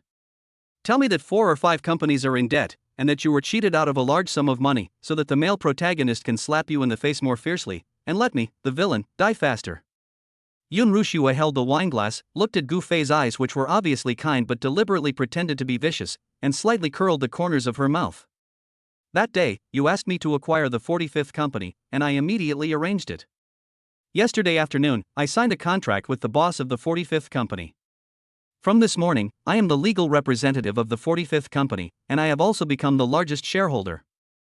The acquisition was successful. So fast? Great. It doesn't matter if other plots collapse, as long as this plot is stable. Baby, have you checked the details of the 4 or 5 companies? What is their financial situation and stock situation? Yi Wentian could not help but sneer, Gu Fei, you idiot. You just listened to the nonsense of the 45th company's agent at the drinking party, and you took the chicken feather as an order and came back to deceive Yun Rushua. I tell you the truth, 45th company is at least 30 million in debt. You let Yun Rushua take over, you are harming her. What? Gu Fei deliberately pretended to be shocked and unbelievable. You're talking nonsense. The 45th company has a promising future and is large in scale. As long as we can take it over at a low price, we will definitely make a lot of money. Rushua, tell him the truth quickly and slap him in the face. Chapter 35, the hero is repeatedly slapped in the face and becomes a clown. Good. Yun Rushua patted Gu Fei's hand soothingly. I'm telling you right now, you don't have to worry. She stood up and looked at Yi Wentian coldly. First of all, in our family, my husband has the final say in everything. I do whatever he tells me to do. There is no such thing as whether he cheats me or not, only whether I listen to him or not. As soon as these words were spoken, the whole audience was in an uproar. What the hell? What kind of top wife statement is this? Goddess Yun actually obeyed Gu Xiaoyan to this extent? Why? Oh my god, they are just engaged and not married yet, how can their relationship be so good? They are even living together? Not to mention the onlookers, even Gu Fei himself was stunned. We are not sisters. I asked you to talk about the situation of 4 or 5 companies, but you suddenly confessed in public. What do you mean? What are you doing? I really don't understand you. But in order to preserve his own image, Gu Fei could only laugh up to the sky with a head full of question marks. Ha ha, did you hear that? My goddess and I are a family. My goddess believes in me and listens to me. If you don't agree, just hold it in. Yun Rushua couldn't help laughing as she watched him pretending to be arrogant but actually being so nervous that his hands were shaking. Secondly, I have already checked the situation of the 4th and 5th companies. All their accounts have been paid off. The boss also gave me a batch of high-tech equipment. As for the stocks, because they were not valuable in the first place, the boss sold them to me at a discount. So not only did I not lose money, I even made a lot of money. Ha! Gu Fei dug his ears and doubted his hearing again. Is the debt paid off? Also send equipment? Stocks still discounted? No. The boss of Company 45 is here to do charity? Gu Fei looked at Yun Rushua in confusion, completely bewildered. No, she must be talking nonsense here on purpose to protect his reputation. Hearing his inner voice, Yun Rushua smiled slightly. Everything I said is true. If you don't believe it, you can search the internet now. Just the day before yesterday, the 45th company just paid off its debts and issued a special announcement. Everyone didn't believe it and immediately took out their phones to check. You won't know the result until you check, and you'll be shocked when you do. The 45th company really turned around. Not only has the debt been paid off, the boss has no plans to run away and has announced that he wants to retire in the country. If the company wasn't in trouble, he wouldn't have stayed. Therefore, whoever takes over 4 or 5 companies at this time is equivalent to buying the stocks at the bottom, and will make money no matter how he does it in the future. This is such a great profit. Oh my god, I thought Master Gu was a scumbag, but who knew he was the real prophet? I can only say that he is amazing and far ahead of the curve. No wonder Goddess Yun trusts him so much. If it were me, I would obey his orders. Gu Fei had only one thought at this moment. Is this fucking possible? But why? How could a company that was heavily in debt turn around in just 2 days? He doesn't understand. Yun Rushua waited until everyone around her was about to praise Gu Fei to the sky before she looked coldly at Yi Wentian. Finally, what I want to say is, Yi Wentian, don't waste your time. I am already Gu Fei's fiancé, and I will only be with him in this life. I don't like you. Even if you do something to Gu Fei, I will never choose you. She said this in public, simply humiliating Yi Wentian. For a moment, everyone looked at him with mocking eyes. What a disgrace. He is inferior to Master Gu in every way, and yet he wants to steal Master Gu's woman. When Yi Wentian heard Yun Rushua's words, his fists clenched so hard that they creaked. Okay. Yun Rushua, you have chosen Gu Fei, right? I will help you, but I warn you, don't regret it. If you regret it in the future, even if you kneel in front of me and beg me, I will not forgive you. I got slapped in the face twice today and became a clown, laughed at by everyone. Yi Wentian's defense was completely broken. He glared at Yun Rushua fiercely, then gave Gu Fei a look full of murderous intent. Then, he gritted his teeth, turned around and left the banquet hall. Gu Fei covered his face and sat on the sofa. Oh my god. Yi Wentian must want to chop me into pieces now. No, chopping me into pieces may not be enough to relieve his hatred. Yun Rushua, how did I offend you that you are trying to make me hate you? But the cemetery land was acquired by Lin Euro, so what happened to the 45th company? How did a good debt company become a blessing company? Is there still justice? Man Xingyue, who was not far away, heard Gu Fei's thoughts, chuckled, raised his glass and drank it all in one gulp. Finally caught up.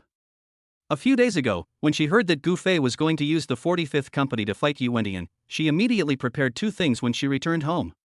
The first thing is to confirm whether the land is in the center of the new urban area. The second thing is to help Gu Fei deal with the 4th and 5th companies.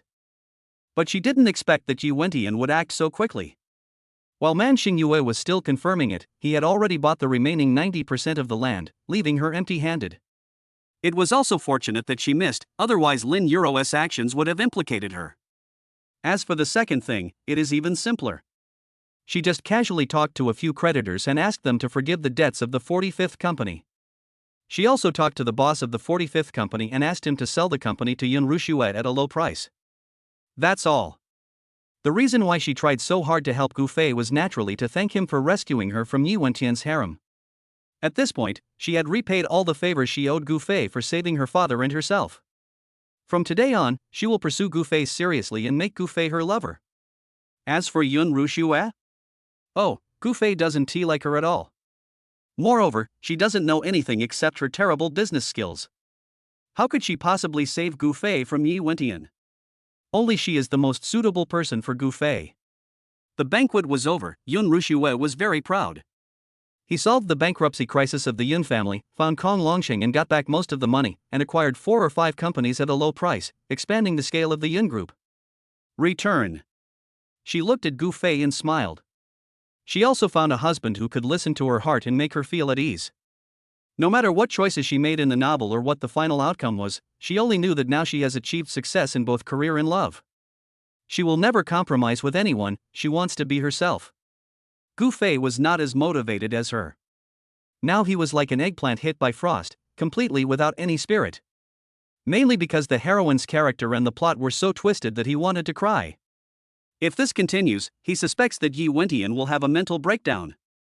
If the system holds this accountable to him, will he still be able to go back? Unconsciously, he arrived at the parking lot. Gu Fei looked casually into the distance and suddenly saw a woman with long hair covering half of her face, wearing a black leather jacket, standing on the side of the road, staring at him gloomily. Chapter 36. This time it's really dangerous. Being chased by Medusa. Gu Fei's heart skipped a beat and his whole body tensed up instantly. Isn't that Medusa, the #1 killer beside Yi Wentian?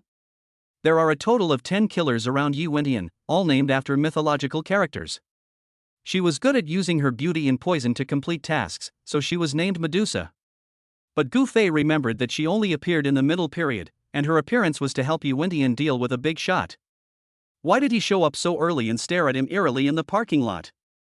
Could it be that Yuwentian sent someone to assassinate him? It is very possible. Because in the original novel, Gu Fei was just a good-for-nothing dude. Even though he caused troubles to Yuwentian, they were all minor troubles, so Yuwentian broke both of his arms, dealt with him casually, and ended this side story by bankrupting the Gu family.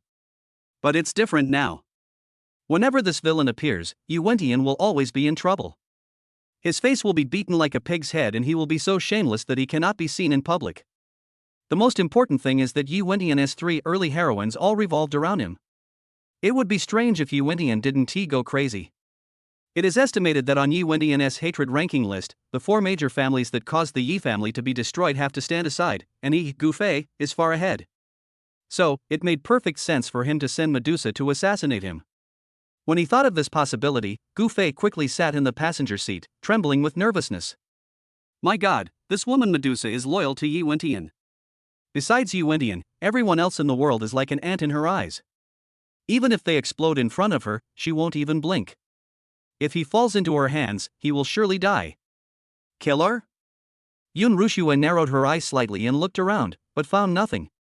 Is he too nervous? No matter how powerful Yuwentian is, he wouldn't send assassins to deal with him, right? Seeing how nervous he was, Yun Rushua could only take the initiative to sit in the driver's seat and drive. Gu Fei, are you going home? Or, do you want to come with me to the company? I have something to do. Please drop me off at the intersection ahead. Gu Fei swallowed hard. At this moment, he just wanted to separate from Yun Rushua as soon as possible. He didn't want to implicate Yun Rushua. I don't want to implicate my family. So he had no choice but to get off the bus. Yun Rushua looked around through the rearview mirror again, but still didn't find anything suspicious. After thinking about it, I decided to park the car on the side of the road. Seeing that Gu Fei was anxious to get off the car, she reached out and grabbed his arm. Wait. Gu Fei turned around and looked at her. What's wrong? She poked her cheek. Kiss me before you go. Auntie, your husband is almost dead. Why are you still kissing him? Forget it, a kiss before he dies will make this trip worthwhile. When he thought that he would most likely die at Medusa's hands after getting off the car, he simply gave it a try. He rushed over, hugged Yun Rushua, and bit her lips hard. Well, be gentle. When being kissed, Yun Rushua's voice was soft and sweet, and Gu Fei felt numb all over. He didn't know how many times he had kissed Yun Rushua. He just felt that he was getting more skilled and relaxed each time. In addition, this time he was ready to die, so when the kiss ended, Yun Rushua's eyes became moist. She hugged his neck shyly and refused to let go. Baby, if I'm okay later, I'll come to see you in the evening. If he could survive the disaster, he would go find Yun Rushua. Anyway, if you don't die today, you won't be able to get rid of it tomorrow. It's better to die happily before you die. As long as Yun Rushua doesn't reject him, his personality will not collapse. Yun Rushua's cheeks were already red, and they became even redder when she heard this. After a long while, she nodded slightly, almost imperceptibly. Gu Fei smiled. Okay. Although he didn't know why Yun Rushua fell in love with him, at least she was willing at this moment. He's worth it. I'm leaving now. Drive slowly on the way back. Also, you are really beautiful, powerful, and capable. I believe you can support the Yun group.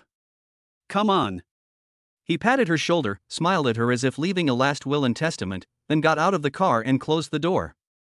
Yun Rushua watched through the car window as he stood on the side of the road, waving at her with a silly grin, and then turned and left.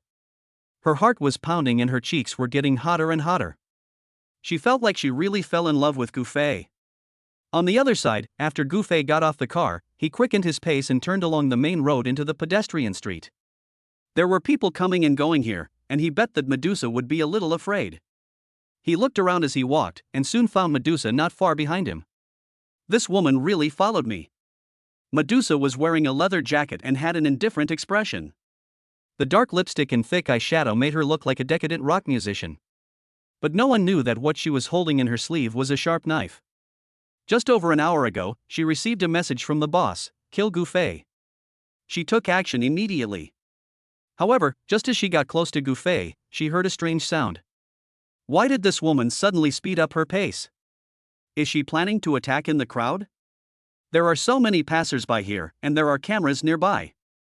Is she sure she can get away after she attacks? Who is speaking? Why did it sound so clear, as if it was spoken into her ear?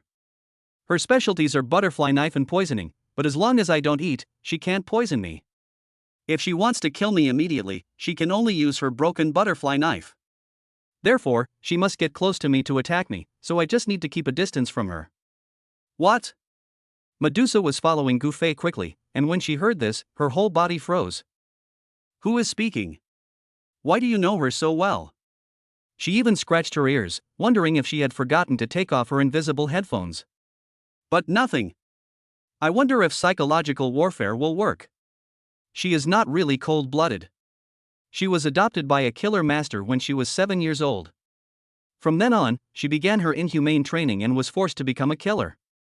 The male protagonist Yi Wentian conquered her by psychological warfare and made her devoted to him.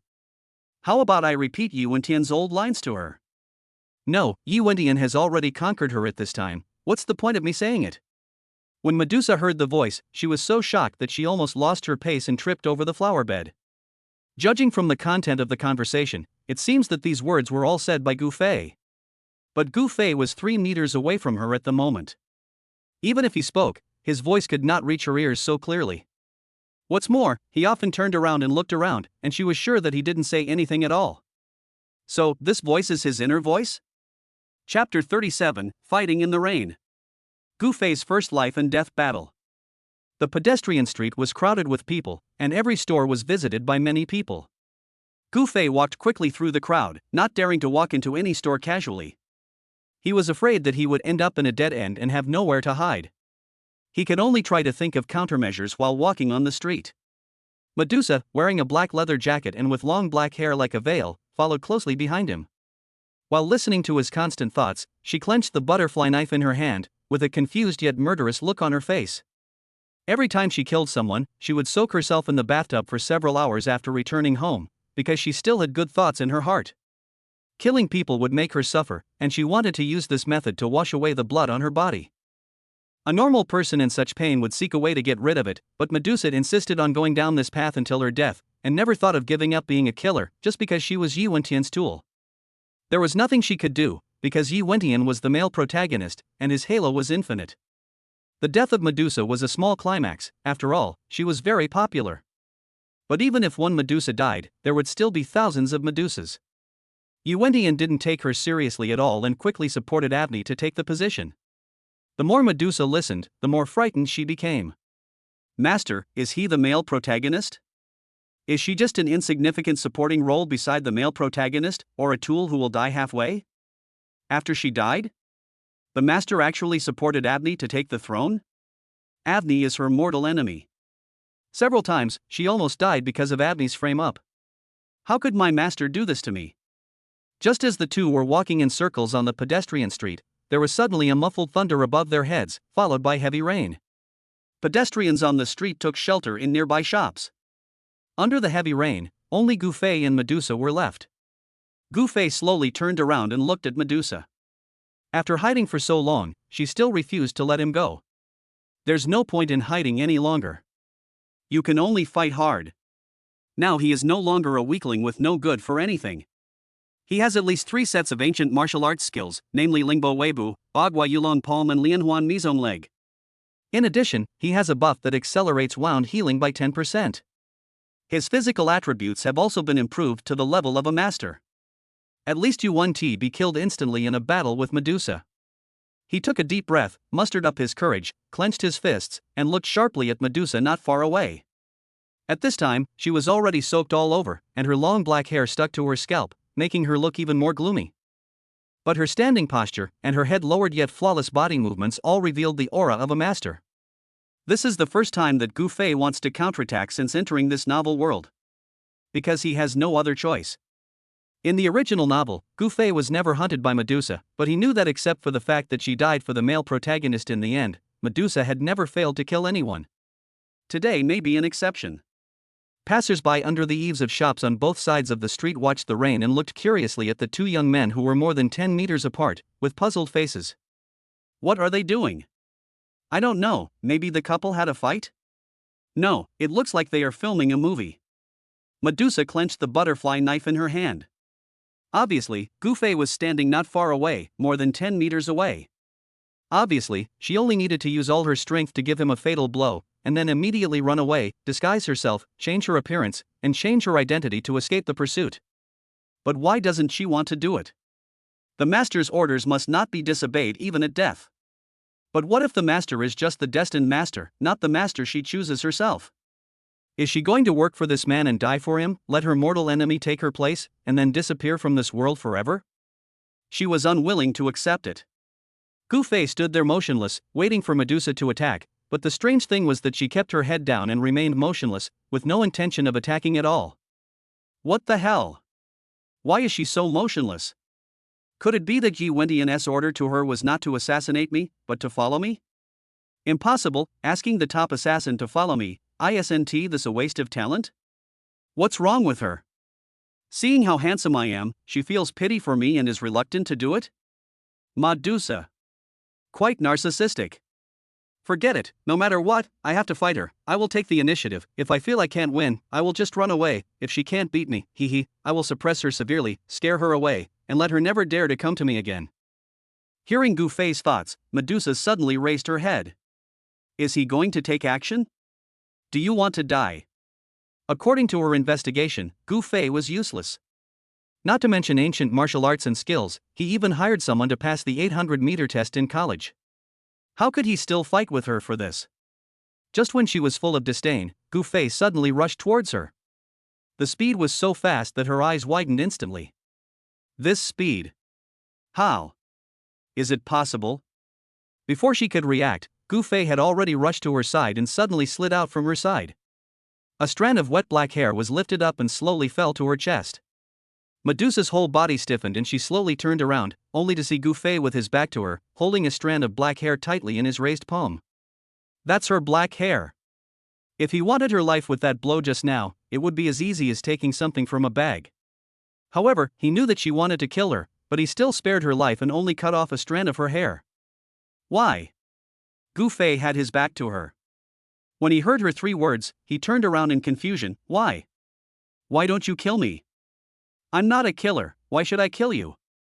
Gufei didn't care, but if you keep following me, I won't be so polite next time. Next time I will shave you into a little nun. However, she is actually quite pitiful. As the male protagonist's tool, she has no control over many things. He understands.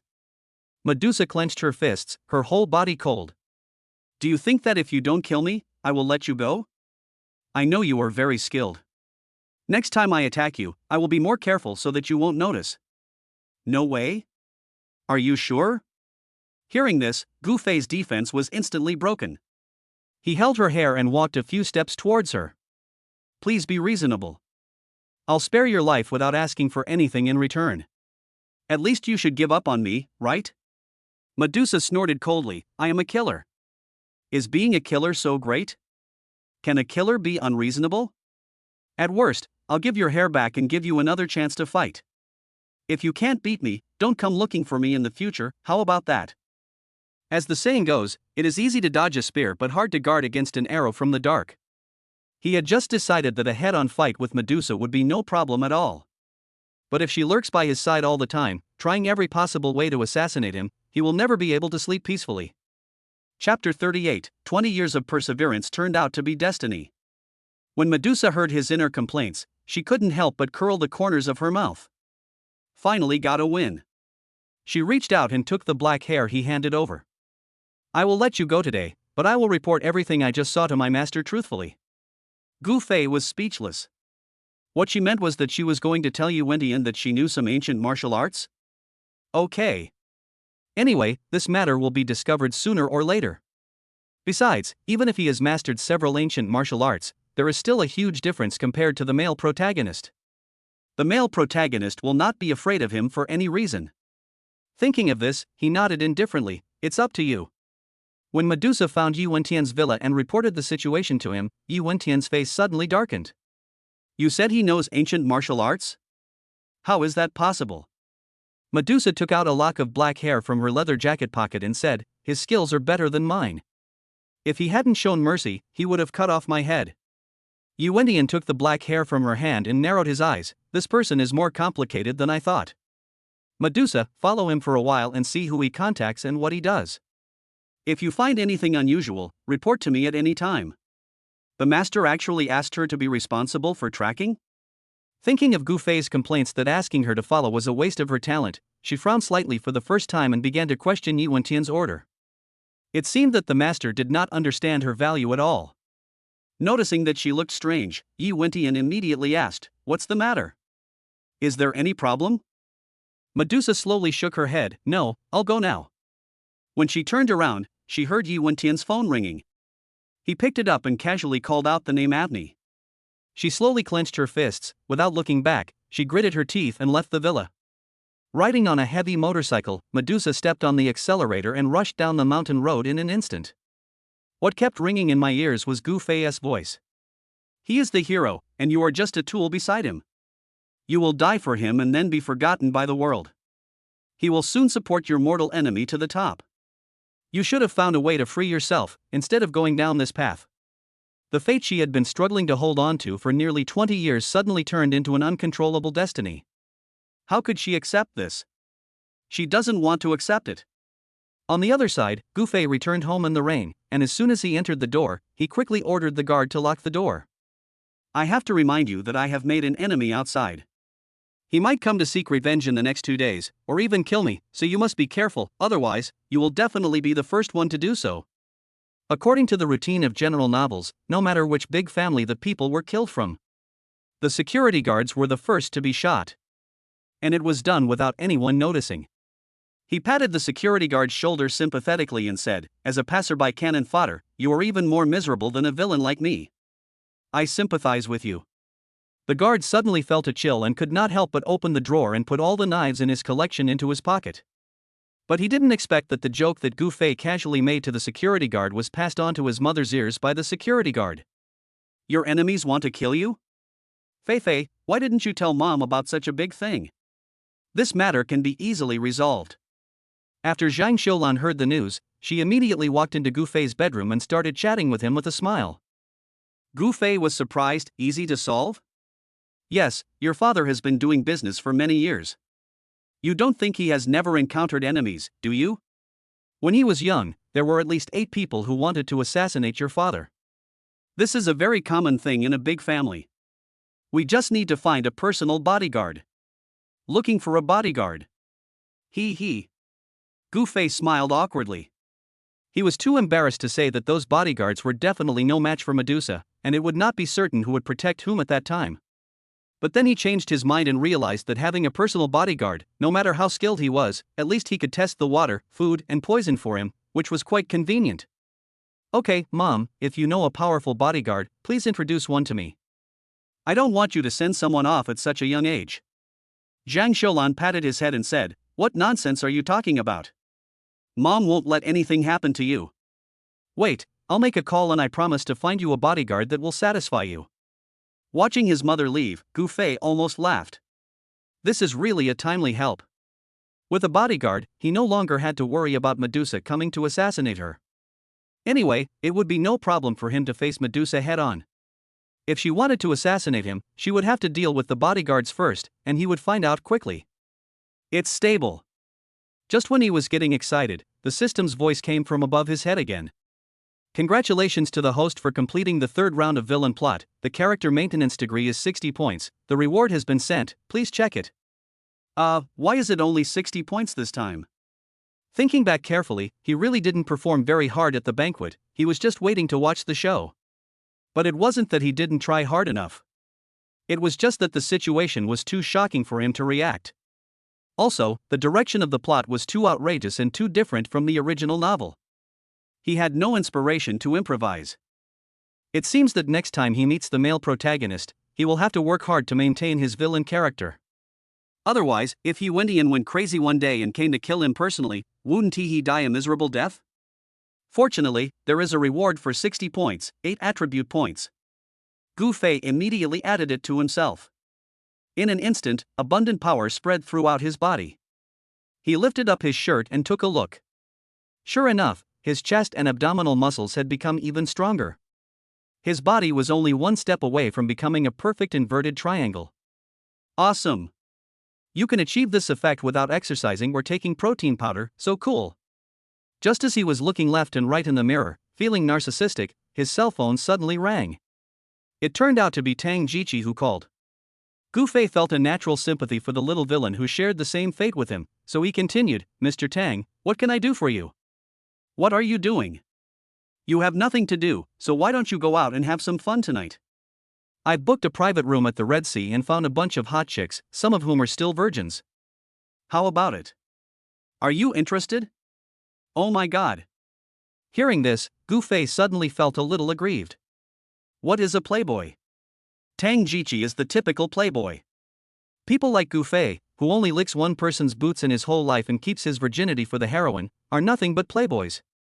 More romantic than the male protagonist. Of course Gu Fei wanted to go as he could eat, drink and have fun for free, but when he thought that his image as a bootlicker would collapse if he went, he could only refuse bitterly. Don't lead me astray. I am loyal to my goddess. If I have time to hang out with other girls at night, I might as well go and report to my goddess. I don't have time. Chapter 39, We are all villains, why can't I enjoy it? Tang Jiqi didn't take it seriously when he heard this. After all, if any man in Sioux City could marry a top-notch woman like Yun Rushue, he would not be able to look at other women for at least 3 to 5 years. Okay then, I'll find someone else, but if you change your mind, feel free to call me. No problem. After hanging up the phone, Gu Fei felt like crying but had no tears. They are both villains and both playboys, so why can Tang Jiqi pursue Lin Yuro while having affairs outside? He has to remain chaste? Not fair. No, he couldn't waste this rare status of a rich and powerful young man. He had to put on some show. If he can't pick up girls, what else can a playboy do? He thought carefully about Gu Fei's personality. What other hobbies did he have besides being a bootlicker? Oh, right, gambling on stones. He had only seen other people play this game before, and he had never tried it himself. There was only one reason for this: he had no money. Now that he has plenty of money, shouldn't he have some fun? Thinking of this, he immediately took out his cell phone, found a place for gambling on stones, and drove directly there. This stone shop is very large, with 3 floors in total.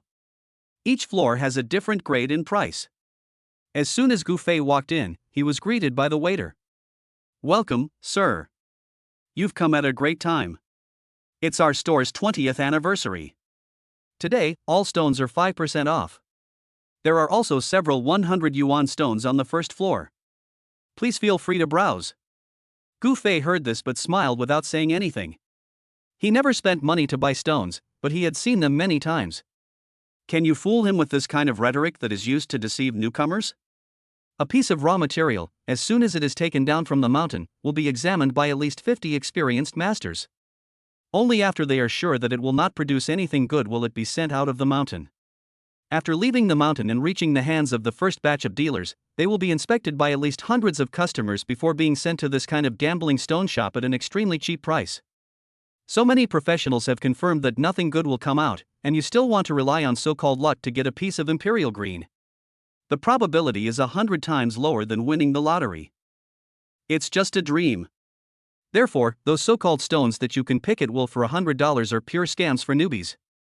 Little by little, he could make a lot. He could earn a few hundred yuan a day, and his daily income would be tens of thousands. So Gu Fei found the stairs and went straight to the 3rd floor. Although the stones on the 3rd floor are expensive, their drop rate is much higher. After all, those who can afford the stones on the 3rd floor are either rich or noble, and these people are not easy to mess with. If the stone shop dares to treat them with junk, I am afraid that the shop will be smashed within 2 days of opening. So there is only one reason to buy stones. The stones are expensive, but they have a certain explosion rate. The cheap momentum has a 0 drop rate, without exception, and any drop rate that does occur is definitely a scam. Gu Fei thought he was a wise guy, and walked up to the 3rd floor with a swagger. As soon as he turned the corner, he heard an extremely gentle voice. Brother Yi, don't you want to choose a stone? Today is our store anniversary. I'll give you a chance. How about not charging you any money? Oh, this little voice is so charming and seductive. Just hearing this sentence made Gu Fei feel itchy and curious about what a woman with such a small voice would look like. So he quickly walked around the screen and came to the front. But when Karen just walked over, he was dumbfounded. Oh shit, why is it Yi Wentian again? I fucking. Gu Fei subconsciously turned around and wanted to run, but just as he moved, a familiar voice full of joy came from behind him. Gu Fei? Why are you here? It turned out to be a full star moon. Gu Fei took a deep breath, turned around stiffly, and laughed. Well, I'm just passing by, you guys continue. Passing by here? Are you kidding me? Man Xingyue immediately ran over and hugged his arm. I don't care, since you are here you have to accompany me. Gu Fei subconsciously asked back, why? I haven't met you many times, and I'm Yun Rushua's fiancé, why should I accompany you? Let me go, I have no role to play here, I want to leave, stay away from Yi Wentian. Man Xingyue curled her lips and said, it was based on the 4 or 5 companies acquired by Yun Rushua that I helped to clear the debts. What the hell? Gu Fei's eyes widened instantly. Hurrah! I just felt that something was wrong. How could a plot that was supposed to be a slap in the face suddenly turn into one that made him proud? It turned out that Man Xingyue was the one who was causing trouble for all this time. Hearing this, instead of being grateful to her, he became furious. Why are you meddling in other people's business? Who asked you to clear the debt? Man Xingyue smiled and said, why, I helped your fiancée clear her debts, but not only are you unhappy, you blame me instead? Oh, Gu Fei, are you really Yun Rushua's liquor? It seems to me that you don't care about Yun Rushua at all, are you pretending? These words made Gu Fei break out in a cold sweat. Oh shit. This woman is so scary. How come his most feared soft spot was hit all at once? Gu Fei shuddered all over and said quickly, what nonsense are you talking about? I tell you, the universe can collapse, the world can be destroyed, but my dog-licking personality must not collapse. The world can bear witness to my feelings for Rushua, and I will do so for the rest of my life. Man Xingyue interrupted his performance with amusement. I know. Then I helped her, so shouldn't you thank me? Gu Fei could only nod reluctantly. Then I'll let you accompany me, is that okay with you? Gu Fei gritted his teeth and nodded again. Man Xingyue smiled, isn't that the end? Come here and help me look at the stones. In desperation, Gu Fei could only be forcibly dragged in front of Yi Wentian by Man Xingyue. Seeing Yi Wentian, the full moon and stars, and the stone, Gu Fei suddenly felt powerless. Because he remembered the plot of this part. According to the original novel, after Yi Wentian snatched Yun Rushua away, he quickly began to help the Yun group redress its injustice. In order to pursue Kong Longsheng, he directly broke into the Man family and fought with Man Xingyue, and they fell in love and killed each other from then on. Today's plot is about Yi Wentian and Man Xingyue meeting in Shitofeng. Then, the two of them secretly compete with each other and work together to deal with cannon fodder Yuan Bai. In the end, the male protagonist relies on his incredible eyesight and luck to successfully win the most expensive Imperial Green in Shitofeng.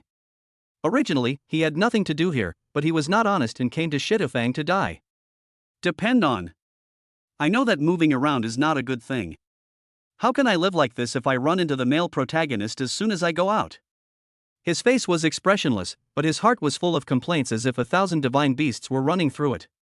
At this moment, the gentle voice that had attracted him just now rang out again. Xingyue, who is this handsome boy? Why don't you introduce him to me? Gu Fei suddenly raised his head, his eyes stunned for a moment. What a beautiful and charming lady. Chapter 40, the heroine's character collapses, and the other villain's characters also collapse. The beauty in front of me was about 27 or 28 years old. Her black hair was tied up in a bun and looked particularly charming. The cheongsam she was wearing outlined her figure to perfection. Especially the round fan held in the hand, swaying and emitting bursts of faint fragrance, which really makes people's hearts confused. One can't help but feel the urge to pounce on her, hug her tightly, and bite her cherry lips. Even Gu Fei had this impulse, not to mention the other men present. Their eyes were almost glued to her and their saliva was almost flowing out. Suddenly, I felt a strong pinch on my waist. Gu Fei hissed in pain and turned to look at Man Xingyue. This woman, why is she pinching him? Man Xingyue smiled slightly. Sister Luer, this is my friend Gu Fei, he is the young master of the Gu family. Oh? Gu Fei, you're not the young master who got engaged to Yun Rushua a few days ago, are you? Lu Shangxiang looked Gu Fei up and down, her eyes revealing a strong interest in him. Nice to meet you, my name is Lu Shangxiang. As she spoke, she stretched out her soft, boneless little hand towards him. Gu Fei swallowed his saliva and grabbed it. Oh shit. So fucking soft. Yun Rushua's hands felt cool and delicate to the touch, and Man Xingyue's palms had a thin layer of calluses due to martial arts training, but Lu Shangxiang's hands were so soft that they seemed to have no bones. When he held them, he couldn't help but want to squeeze them hard to see if they really had no bones. But Lu Shangxiang quickly withdrew her hand. She lowered her eyes and smiled slightly with her rosy lips. Others thought she was shy, but in fact, she was hiding the turmoil in her eyes. She likes jade and has loved digging for treasures in the mountains since she was a child. She has encountered many strange and creepy things that make people shudder to tell about them. Some even have supernatural physiques. But I have never encountered the situation of hearing other people's voices. She was very sure that she had just heard Gu Fei's inner voice, which was full of praise and affirmation of her beauty. This Gu Fei is something. After hiding her emotions, she quickly raised her head again and turned her gaze to Yi Wendian. Brother Yi, have you thought about it? Yi Wendian looked unhappy when Gu Fei came in. I thought I had finally arrived at my home turf, the Jade special event today.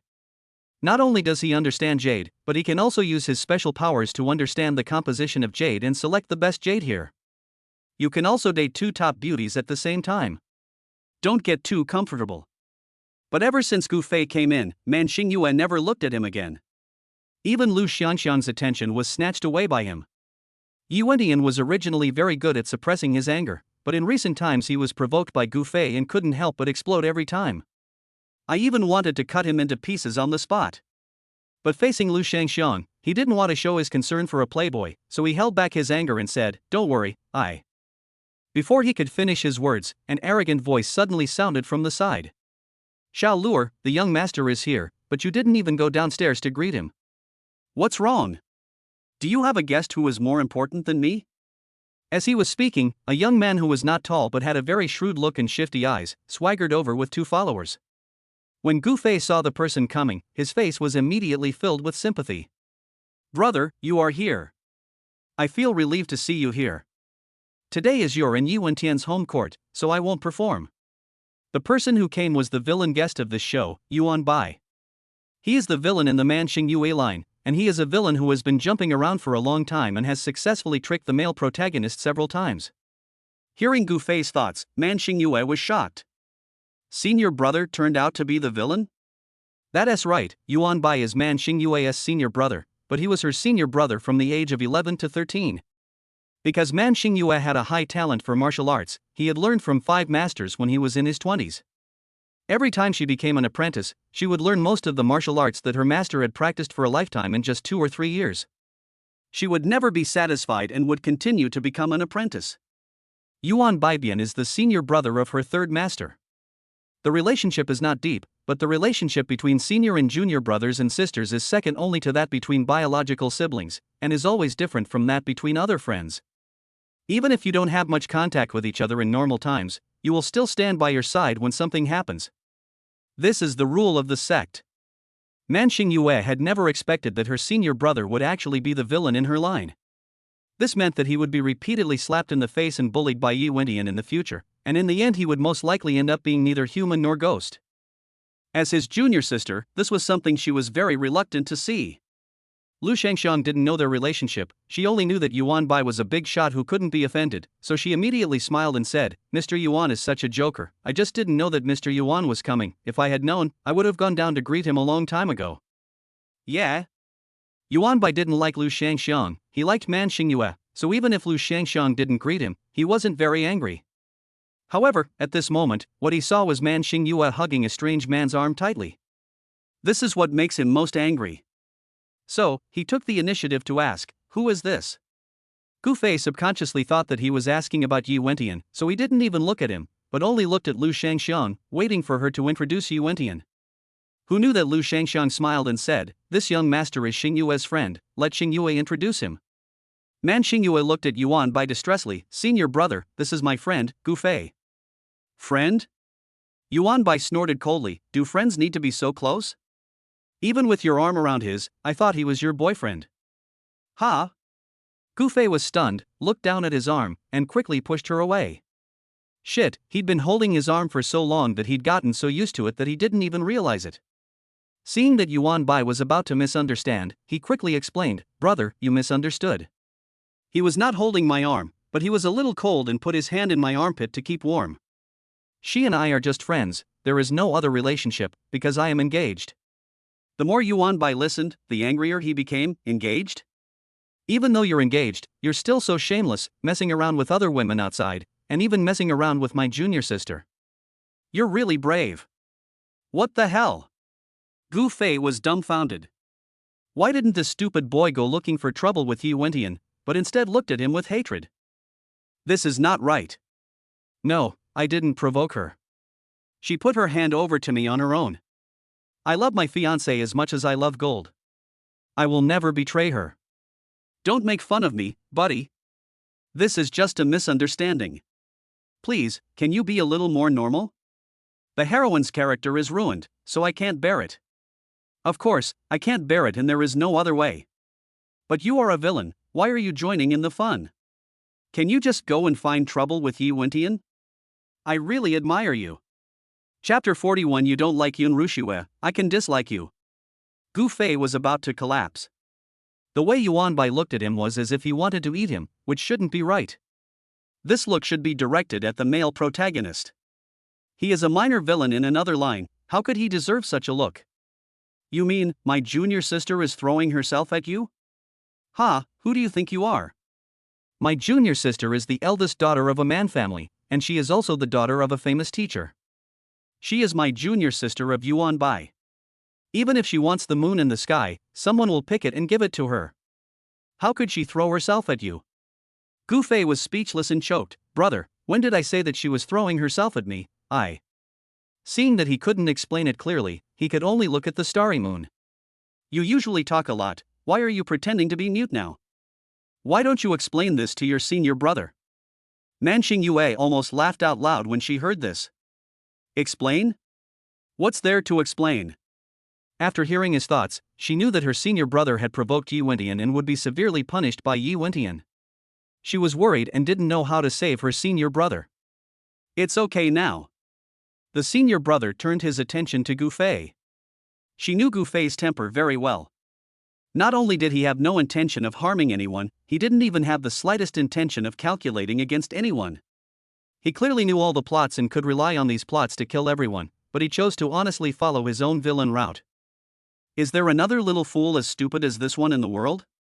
Therefore, the only way to save his life is to make him jealous of this little fool. Thinking of this, Man Xingyue smiled brightly, and suddenly raised her hands to hug Gu Fei's neck. Why do you want me to explain?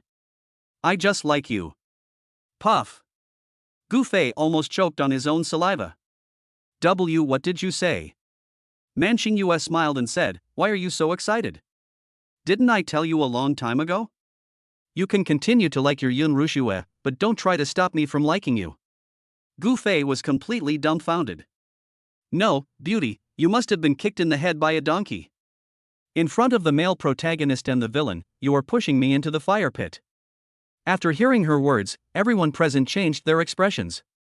Especially Yi Wentian, his face was extremely dark. Because today was clearly his home court, everyone, even those who were secretly watching around, had their eyes on Gu Fei. And he instantly became Gu Fei's foil, not even having the qualifications to interrupt or say a word. What made him even more unacceptable was that although he met Man Xingyue by chance today, Man Xingyue had been paying attention to his every move until Gu Fei arrived. But since Gu Fei came, she has never looked at him again. He didn't care much about Man Xingyue, but he couldn't stand a beautiful woman, especially a top-notch beauty, choosing between a good-for-nothing playboy like Gu Fei and himself. Isn't this the same as throwing his face to the ground and stepping on it? As for Yuan Bai, he couldn't accept it even more. The junior sister he had been secretly in love with for several years finally came back from abroad, but he hadn't even had the chance to meet her formally, and yet she had become another man's bootlicker. Even though she knew that the man was engaged and not interested in her, she still paid for him. How could he accept it? Junior sister, what do you like about him? This guy is obviously a dandy young man. And I know Yun Rushue's fiancé, he is a spendthrift. He is in his 20s and has accomplished nothing. Until now, his huge family business is still supported by his father. Are you blind to like him? Gu Fei almost applauded him when he heard that. That's right, Man Xingyue, are you blind? I am useless and have nothing. Even if I can inherit the Gu family's assets, it is obvious that I will only squander them and will never be able to develop them. Why do you keep pestering me? These young masters, and the male protagonist, which one is not 100 times better than me? When Lu Shangxiang heard this, she looked at Gu Fei in surprise. He actually evaluated himself like this? That's really strange. Since he himself knows that he is useless, why doesn't he change? Man Xingyue laughed triumphantly. Who said you are useless? I think you are very capable. Moreover, you have good character, are kind, and are infatuated. It is your infatuation that I love. The more you like Yun Rushue and the more devoted you are to her, the more I love you. Unless one day you no longer like Yun Rushue, then I will give up on you. Gu Fei wanted to vomit blood. Don't like Yun Rushue? Wouldn't his character be ruined then? Isn't this forcing him to die? Yuanbai couldn't stand it anymore and slapped the table. Junior sister, I can't solve it. I can't accept that you like such a man. Gu Fei, do you dare to compete with me 3 times? If I win, you will stay away from my junior sister from now on. If I lose, I will never appear in front of you again. Compare with me? Gu Fei was confused. No, you compare with me? This plot is about the male protagonist. The one who wants to beat Yuan Balian is the male protagonist, not him. System, get out of here. It's not just the heroine's character that's ruined. The villain seems to have his head hit by a door and won't let go. Yes, I will compete with you. Do you dare to compete? Just as Gu Fei was about to speak, Man Xingyue said with a smile, what's there to be afraid of? No matter what you want to compete in, Gu Fei can easily beat you, right, Gu Fei? You're the one. Gu Fei shook her hand away. I won't compete. Yuanbai narrowed his eyes fiercely. What? Are you scared? Yes, I am afraid. Anyway, he is a villain, and being a little cowardly can help maintain his character. If he stood out like a hero and took the initiative to compete with Yuanbai, that would be a ruin of his character, so Gu Fei threw his face on the ground without hesitation and let him rub it. I'm afraid, I'm a coward, I don't dare to compete with you. If you have the guts, compete with this stinky loser. If you can beat him, I'll call you daddy. Gu Fei thought quickly and took the initiative to bring the war to Yi Wentian. This would not only draw Yi Wentian's hatred and secure his identity as a villain, but would also divert Yuanbai's attention and bring the plot back to the main thread. I am such a clever little guy. Upon hearing this, Yuanbai glared at Yi Wentian. Who is he? Gu Fei chuckled. He is my wife's licker, you don't know? When my wife and I were engaged, he ran to the engagement ceremony to grab the marriage, but my wife ignored him, so he had to leave in disgrace. But he is just a loser who is not worth mentioning. People like you are not worthy of fighting with me. I said, as long as you can beat him, I will call you daddy or grandpa. Anyway, the male protagonist has an incredible aura. Yi Wentian is sure to win, he is not afraid, just add more bets. Chapter 42, The Hero's Golden Finger Ability. Yi Wentian stared at Gu Fei, his clenched fists showing his endless anger. Very good. He didn't even try to fight the dude immediately, but the other party actually took the initiative to provoke him. It seems that there is no way but to kill him. Yuanbai frowned and looked at Yi Wentian. Okay, I will compete with this loser, but I will compete with you 3 times, and with this loser, only one game will determine the winner. We don't need to compete with anything else, just pick stones in this stone shop, each of us pick a piece, and whoever gets the more valuable jade will be the winner. He turned his head and glared at Gu Fei. If I win, you will call me grandpa 3 times and you will never be allowed to see Man Xingyue again. If I lose, I will disappear. Gu Fei nodded quickly, no problem. He has now got the upper hand over the male protagonist, so who is afraid of whom? Yi Wentian really wanted to refuse. After all, this is a fight between Gu Fei and Yuanbai, why should he take part? But the problem is that he has been ignored and neglected since a while ago. Now he has finally become the focus of everyone's attention again, and he doesn't want to miss this opportunity to show his skills. So he snorted disdainfully. I'm not interested in your fight with Gu Fei, but gambling on stones is interesting. I'll compete with you. As he said that, he turned around and started picking up the stones around him. Man Xingyue grabbed Gu Fei's arm and asked in a low voice, are you so confident that Yi Wentian can pick a good stone? If he loses, are you really going to not see me? I tell you, even if you don't see me, I will run to see you. Don't think about getting rid of me. Gu Fei deliberately put on a look of disdain. Can you please stop bothering me?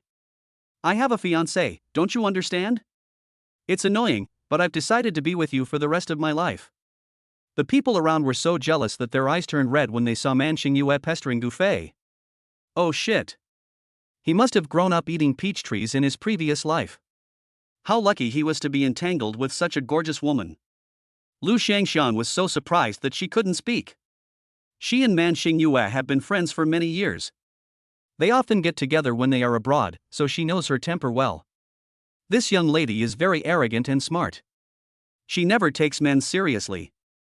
She even has a competitive spirit in her heart, wanting to become as powerful as men and compete with them. Why would she fall for Gu Fei and pester him like this? It's really unbelievable. Gu Fei said that he didn't want to get entangled with Man Xingyue, but he knew in his heart that Yu Wentian would definitely win. People here probably don't know that Yu Wentian has already awakened his special ability, the primary heterochromia. As long as he activates the technique of heterochromia, I can't say that he can see these stones clearly, but he should have no problem seeing most of them. So gambling with him is like running a race with Bolt, playing badminton with Lin Dan, or partying in someone else's profession. It's just looking for trouble. Heterochromia? Is there such a thing in the world?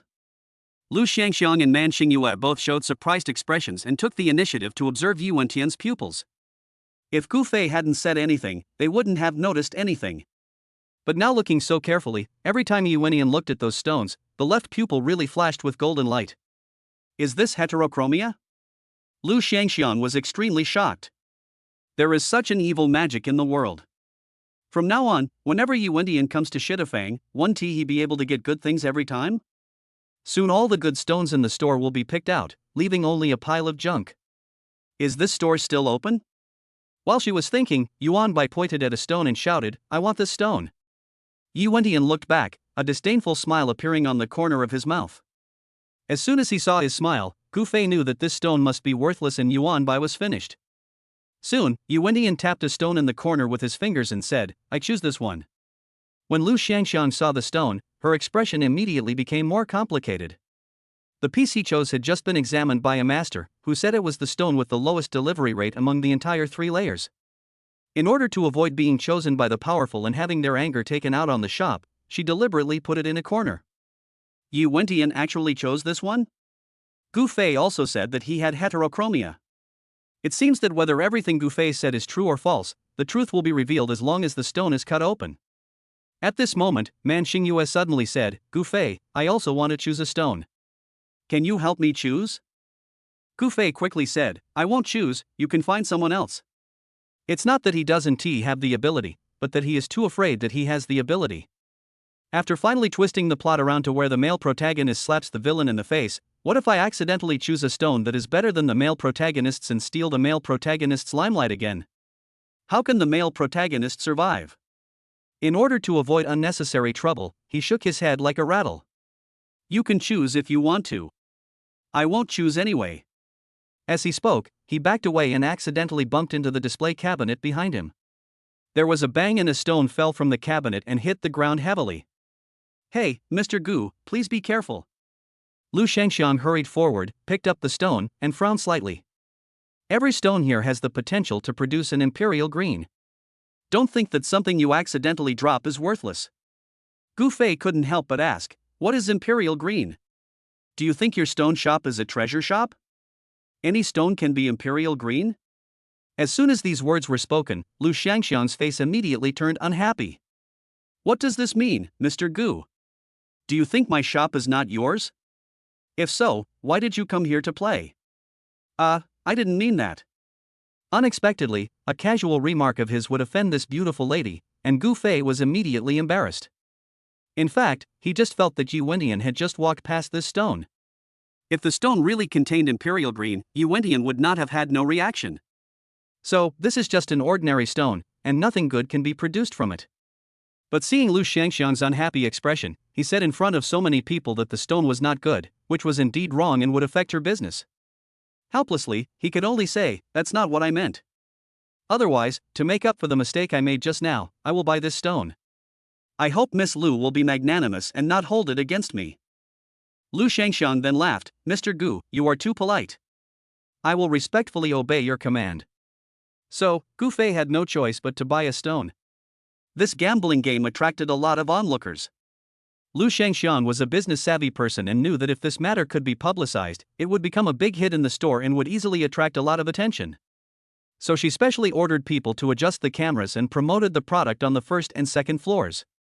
Only then did she ask her subordinates to invite the best chef in the store.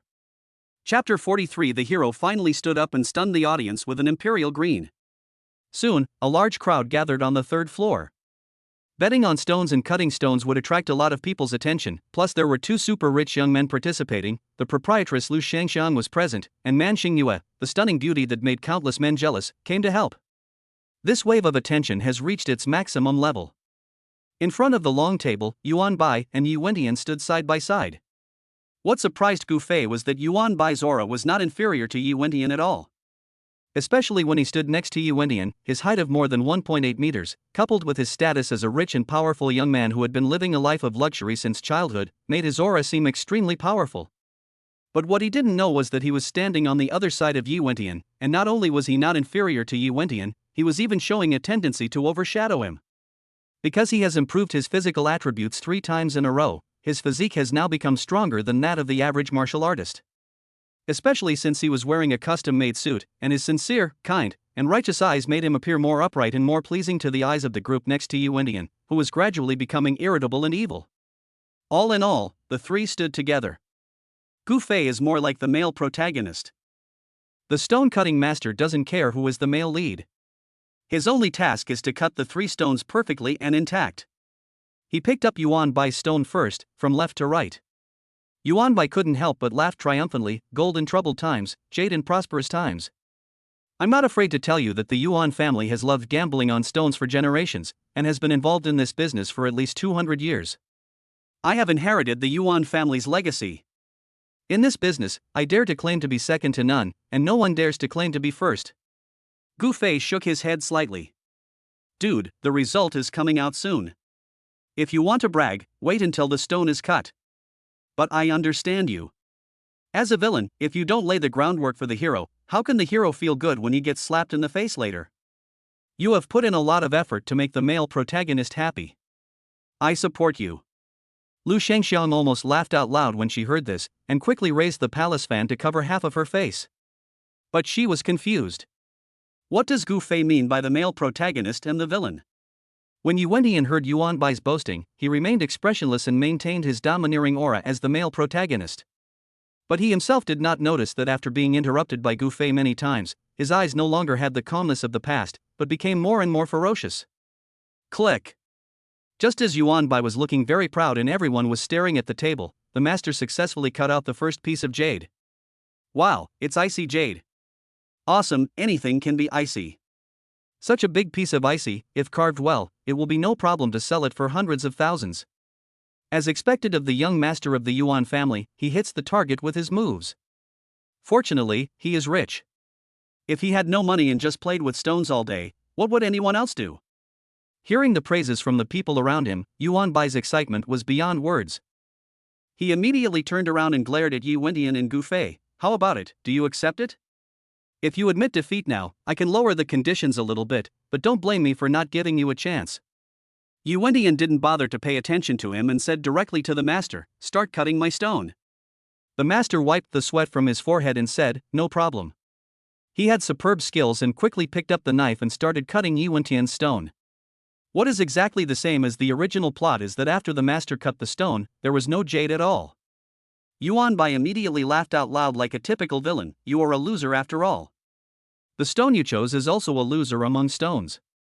To tell you the truth, from my professional point of view, there is nothing inside your stone. It is just a pure stone. When Gu Fei saw how dedicated Yuan Fei was, he didn't want to fall behind, so he laughed along with him. That's right, Mr. Yi, a loser should just be a loser. Why do you come to Shitafang with nothing to do? Why don't you take a piss and look at yourself? Are you worthy of coming to a place like this? Today, you can stand between me and Master Yuan. This is the greatest fortune of your life. Cherish this moment. You won't have the chance to carry my shoes in the future. Yuan Bai was stunned. What do you mean? You can only win if he wins. If he loses, why are you so happy? Forehead. I almost forgot about this. Seeing that everyone around him was looking at him with suspicion, Gu Fei could only grit his teeth and continue laughing. Of course it's because I'm annoyed with this stinky loser. I don't mind calling you grandpa a few times, but if I can make this kid uncomfortable, I'll be happy. Yuan Fei nodded thoughtfully. So that's how it is. However, he didn't look closely at the man named Ji just now and didn't notice him. Now it seems that he really deserves a beating. In terms of disliking him, Gu Fei and I had a tacit understanding. After finally fooling the person, Gu Fei heaved a sigh of relief. Yuan Fei is awesome. Ice jadeite is not very valuable, but it is not bad. It is much more expensive than buying a piece of stone like this. What Yuan Bai said just now was not bragging, he does have some skills. It's a pity that he met the male protagonist, and all his abilities had to give way to luck. A moment later, the stonecutter uttered the first exclamation, "This is." Upon hearing this, everyone hurried forward, even Lu Xiangxiang and Man Xingyue moved closer out of curiosity. After all, the stonecutter is knowledgeable and experienced, so anything that could make him exclaim in such an exclamation must be a good thing. By the time everyone leaned over, the screams almost blew the roof off. This is an imperial green jadeite. Oh my god, it actually turned out to be imperial green. Does this store really have imperial green? I thought it was just a scam. Could this guy be a stooge? Oh my god, young Master Yuan only opened a piece of ice jadeite, but this guy actually opened a piece of imperial green. This must be worth tens of millions, right? Yuan looked at the pure and bright imperial green on the table, a smug smile appearing at the corner of his mouth.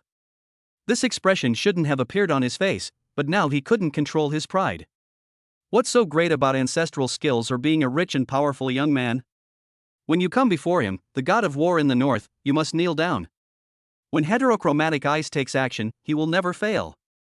He didn't care about the mere imperial green, but it was enough to slap these people in the face. Lu Xiangxiang was amazed. Is it really imperial green? To be honest, this is the first time we have sold imperial green jade since we opened our shop. After all, as long as this kind of jade is of good quality and well carved, it is not impossible to sell it for hundreds of millions or even millions of dollars, let alone tens of millions.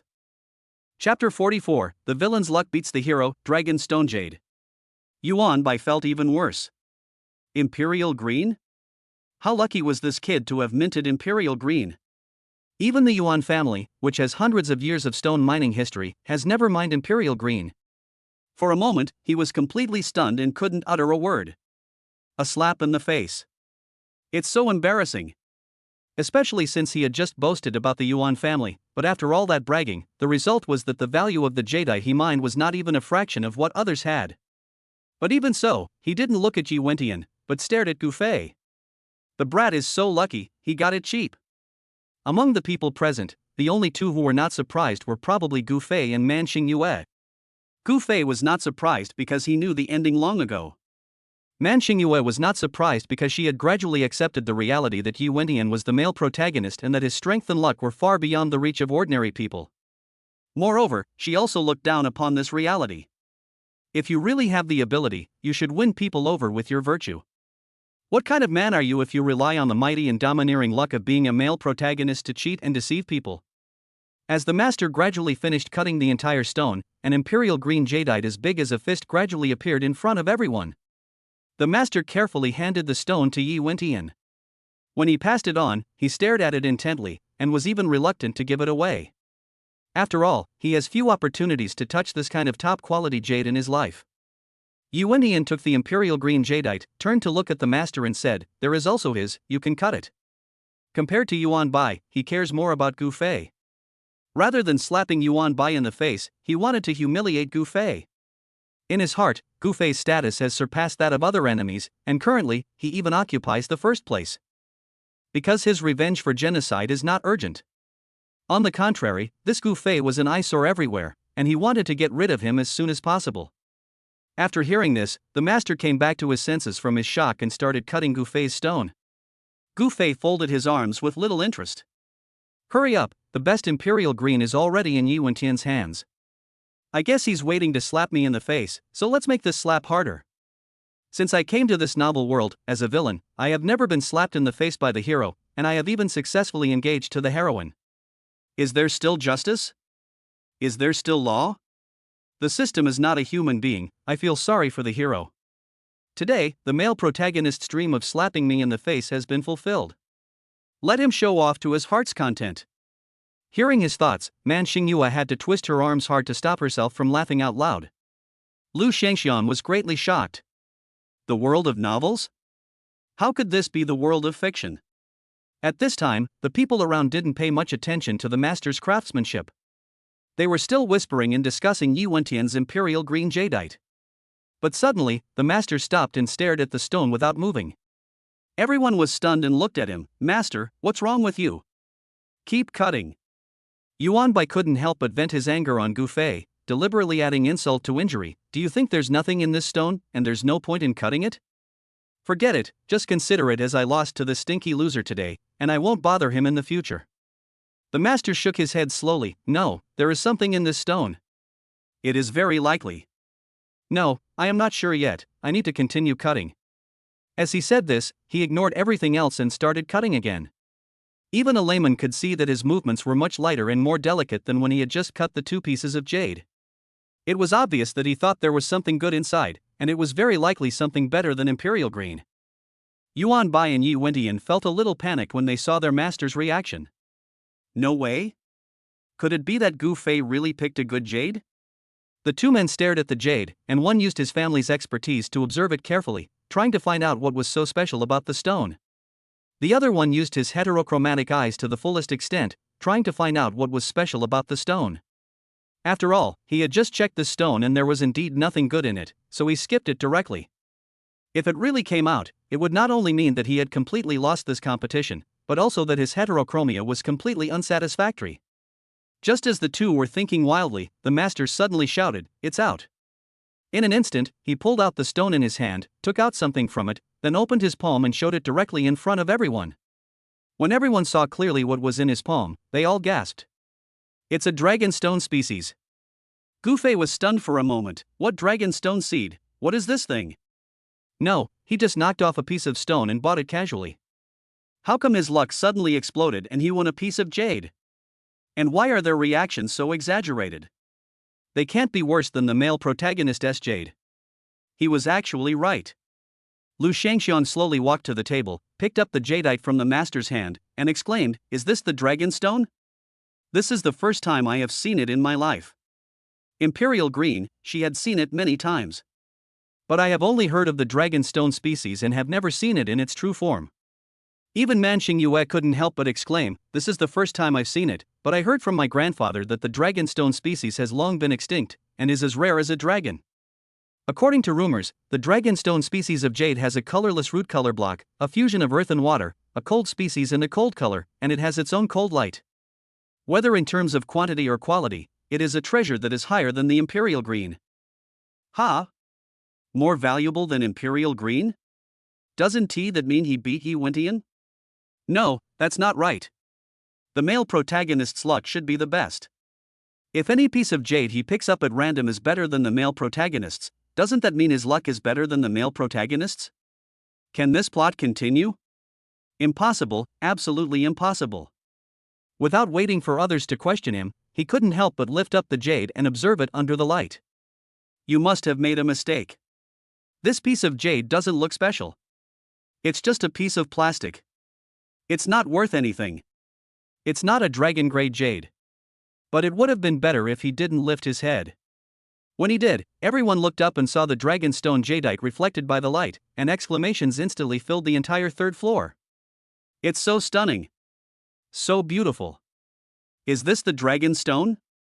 Oh my god, it's much more beautiful than any jade I've ever seen. The young master of the Gu family is simply amazing. He bought a piece of stone casually, but it turned out to be the most precious jade in the world. This deserves to be on the front page of the country. Chapter 45, Becoming a Foil Again, the male protagonist of Dragon King breaks down. Gu Fei was numb after hearing the praises one after another. No. Are you kidding me? Why? He doesn't understand. How could he know that from the moment he walked up to the third floor and Man Xingyue and Lu Shangxiang both focused their attention on him, the trajectory of his fate began to change. Yuan Bai did not provoke Yi Wendian, but took the initiative to attack Gu Fei, and the fortune of the place where the entire plot took place began to shift. The luck that was supposed to belong to the male protagonist was affected by the attention of the female protagonist and the male villain, and was misjudged by the system and transferred to Gu Fei. In addition, Yi Wendian was filled with resentment and emotional instability, and his training in the eye technique was not good enough, so he failed to recognize the dragonstone jadeite in the stone. Therefore, there is a huge question mark above Gu Fei's head. Especially when he saw everyone in the audience looking at him with respect and admiration, he felt his scalp tingling. This should be the male protagonist's gaze. He couldn't help but turn his head to look at Yi Wendian, but he only saw him clenching his fists, lowering his head and not saying a word, and he didn't know what he was thinking. After a long time, he suddenly turned around and left. "Hey, Yi Wendian, stop!" Gu Fei called him subconsciously. Yi Wendian slowly turned around and looked at him with more than hatred in his eyes. It was simply irreconcilable. "Do you have anything else to do?" There was nothing wrong with Gu Fei. He just felt that this moment belonged to Yi Wendian, and as the male lead, he couldn't just leave like that. But at this moment, he couldn't utter a word. At this time, Man Xingyue suddenly came over, leaned against Gu Fei and said with a grin, "Can't I call you if nothing happens? Master Gu hasn't spoken yet, and hasn't asked you to get out yet, so who allowed you to leave?" Gu Fei looked at Man Xingyue with a stiff neck. This woman, did she think he wasn't dying fast enough? But her words did wake him up. He is the villain. He had to make Yi Wendian feel uncomfortable. So he could only bite the bullet and laugh up to the sky. "Ha ha, Yi Wendian, are you convinced? I just asked Yuan Bai to compete with you because I know that I can kill you, a stinky loser, in seconds with just a casual move. Just tell me if you are convinced or not." Yi Wendian's face was extremely gloomy, but after a long time, he just narrowed his eyes and smiled coldly. "Gu Fei, it's just a piece of jade.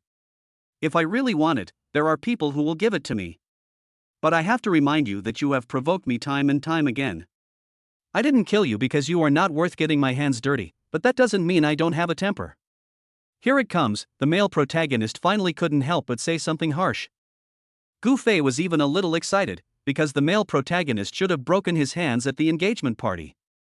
If he had done so at that time, the current plot would definitely not be like this, and he would probably be close to returning home. But now, not only is he intact, but he also slaps the male protagonist in the face again and again. If things continue like this, he feels that his return home is a long way off. "Hey, you still have a temper? What's wrong with me provoking you? What can you do to me? You stinky loser, you think you're right to steal my wife? I warn you, don't show up in front of me again. If you see me, get as far away from me as possible. Do you hear me? Otherwise, I will send you to reunite with your parents." Yi Wendian's Achilles' heel is his parents. As long as his parents are mentioned, he will be furious. As long as he takes action, he will definitely suffer a lot. It can be regarded as a slap in the face in another sense. "Come on, I'm ready, just come and ravage me." When Yi Wendian heard Gu Fei's words, the anger in his eyes really changed. From anger, it turned into hatred, and then into an extreme outburst. His fists were clenched so hard that they made a creaking sound. But just as he took a step forward, intending to teach Gu Fei a lesson, suddenly, Lu Shangxiang and Man Xingyue stepped forward calmly, standing in front of Gu Fei on the left and right. "Gu Fei, what are you two women doing? Stop disturbing the male protagonist from venting his hatred. Especially you, Lu Shangxiang, what do you have to do here? Get out of here." Unfortunately, when Lu Shangxiang heard his inner thoughts, instead of avoiding him, she took 2 steps forward. "Brother Yi, the stones here are all treasures. If you break my stones casually, I won't be able to explain to Dad. Besides, if you make a move, you will become my unwelcome guest. Brother Yi, please, for my sake, don't bother with him." She said this politely, but the gentle waving of her palace fan revealed an irresistible aura. As long as Yi Wendian dared to take action, she would definitely fight him. And Yi Wendian knew her skills. Once the fight begins, it will inevitably last 100 rounds. Plus, there was Man Xingyue looking at him with a wary and defensive look on her face. He really might not be confident that he could deal with them in a short period of time. If you can't kill 2 women instantly when fighting them, it's an insult. Thinking of this, he gritted his teeth and said, "Okay, I'll let him go today for your sake, but Gu Fei, listen to me, don't let me see you again, otherwise, no matter who comes forward to plead for you, it won't work. After leaving these words, he turned and walked down the stairs. Watching his back as he left, Gu Fei couldn't help but sigh in his heart. I really can't afford to lose. Yuan Bai is the one who lost the most. He didn't even break through the defense. Why are you trying to break through the defense? At least you got the Imperial Green. Is this the male protagonist? If he doesn't win first place, he loses. His heart is as high as the sky, and his life is also very tough. Just as he was feeling deeply moved, the arrow suddenly sank. Man Xingyue leaned on his shoulder and blew a breath of hot air into his ear. Gu Fei, is this Dragonstone jade also my contribution? Should you make a pair of jewelry for me? Upon hearing this, Gu Fei opened his mouth to agree. He doesn't understand jade and doesn't care about it, so it doesn't matter if he gives it to her. But when the words came to his lips, he suddenly realized, no. Such a good thing, of course I have to give it to my goddess first. Is it your turn? Go away, don't bother me, I want to go back to my goddess to show her the treasure. Yuan Bai, who was standing by, was so angry that his lungs almost exploded when he saw Gu Fei not even paying attention to Man Xingyue. He actually looked down upon the woman whom he held dear to his heart? He is looking for death. However, Man Xingyue was not angry when she heard this. Instead, she smiled and came closer. Okay, you can give it to the goddess. I don't want it. But today is really my contribution, you must give me a gift. Gu Fei was unhappy. No, where did you get the credit? Man Xingyue said seriously, if it weren't for me, my senior brother wouldn't have gambled with you on stones. If my senior brother hadn't caused you trouble, you wouldn't have opened the stone. Isn't this all my credit? That's true. Gu Fei could only say, then tell me what you want. Man Xingyue pursed her lips and smiled, pointing to her mouth. It's very simple, just kiss me. Chapter 46, The Heroine's Birthday. The hero gets slapped in the face and the climax is coming. Kiss, a kiss? Yuan Bai covered his heart and his defense was instantly broken.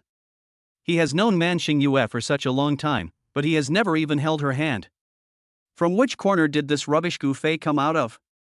Just come up and kiss her. No, I won't allow it. He suddenly took a step forward and pushed Gu Fei aside. Man Xingyue was startled, and then her eyebrows raised. You don't allow it? Who do you think you are? Why don't you allow it? I am your senior brother. Brother, what's wrong? Gu Fei is still my husband. Get out of the way. I want my husband to kiss me. Is it your turn to stop me? Don't take yourself too seriously. Husband. As soon as these two words came out of his mouth, Yuan Bai completely collapsed, standing there like a sculpture, as if frozen in place.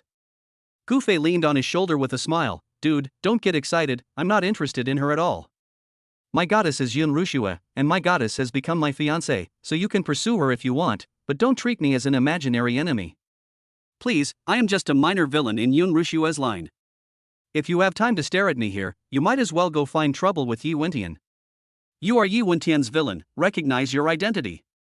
Patting his shoulder, Gu Fei stretched himself and said, okay, I came out here just to stroll around today, it's time to go home now. Wait a moment. At this time, Lu Shangxiang suddenly came over and gave Gu Fei a charming smile. Master Gu just got a dragon stone seed. Do you want me to help you find someone to carve it? It's hard to find a more professional master than the Lu family out there. That's fine. In the original novel, Lu Shangxiang comes from a jade family, and the craftsmen employed in the family do have a heritage of at least 100 years, which is incomparable to those craftsmen outside. Moreover, although she looks seductive, she is actually very upright, especially when it comes to jade, she is never careless. The Lu family is a family that worships jade as a god. Then I'll leave it to you. Take a look at how many things you can make with such a large piece of dragonstone. Seeing Gu Fei casually handing over the dragonstone seed, Lu Shangxiang quickly put down the palace fan and took it with both hands. The moment she touched it with her fingers, her cheeks turned red with excitement. Too moist. So clear. She had never seen such a beautiful thing in her life. Thank you for your trust, Mr. Gu. With such a large piece of dragonstone, we can at least make 2 jade pendants, a complete set of dragonstone jade jewelry, including earrings, necklaces, rings, and bracelets. Gu Fei said indifferently, okay, then you decide. I believe you. I didn't expect that Gu Fei would trust me so much when we just met for the first time and the gift was so valuable. Lu Shangxian was moved. Don't worry, Mr. Gu, I will never let you down. In the next few days, Gu Fei learned his lesson and once again returned to the mode of not leaving the house. There's no other way but to hide. He had a rare urge to be a playboy, so he went to a jade shop and met the male protagonist. He also ruined the plot and made the male protagonist, who originally just wanted to make him bankrupt, want to cut him into pieces. If you hang out again, you never know what will happen. After all, the protagonist is busy doing things for 23 hours out of the 24 hours in a day. He runs around the entire Sioux City looking for people to slap in the face and show off. He is very busy. It's easy to create chance encounters as long as you go out. So we simply lay at home playing games, watching beautiful women live broadcast and giving them rewards, and by the way, eating the delicious food prepared by 5-star chefs, and he lived a very happy life. During these days at home, he also received rewards from the system again. He scored 90 points for his performance in the jade shop. Although there is no ancient martial arts technique with a full score reward, the physical attribute has increased by 5 points, the physical fitness has become better, and the wound healing speed has increased by 10%, now becoming 20%. For example, if a normal person breaks a leg, he needs to rest for 2 months, but he only needs more than a month to be able to walk quickly again. But during these 2 days at home, he did not do nothing. He was actively preparing for the next plot. Yun Rushue's birthday. According to the plot development of the original novel, after Yi Wentian snatched Yun Rushue away, restored the Yun group, and made the Gu family suffer a great loss, he held a grand birthday party for Yun Rushue. After the banquet, he had sex with Yun Rushue. Relying on Yun Rushue's extremely lean physique, his skills increased greatly, and the ancient martial arts he was practicing also broke through to the 8th level, benefiting him greatly. As the villain of this line, his only role is to offer himself to be slapped in the face by Yi Wentian.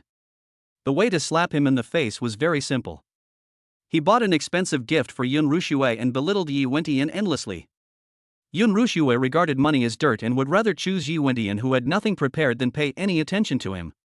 As a result, Yi Wentian took out a set of imperial green jadeite jewelry, shocking the whole audience. Although he now owns the dragon stone type, which can beat the imperial green, the dragon stone jade is in Lu Shangxiang's hands. He can pretend it didn't happen and complete the original plot. A few days passed in a blink of an eye, and Yun Rushue's birthday party arrived as scheduled.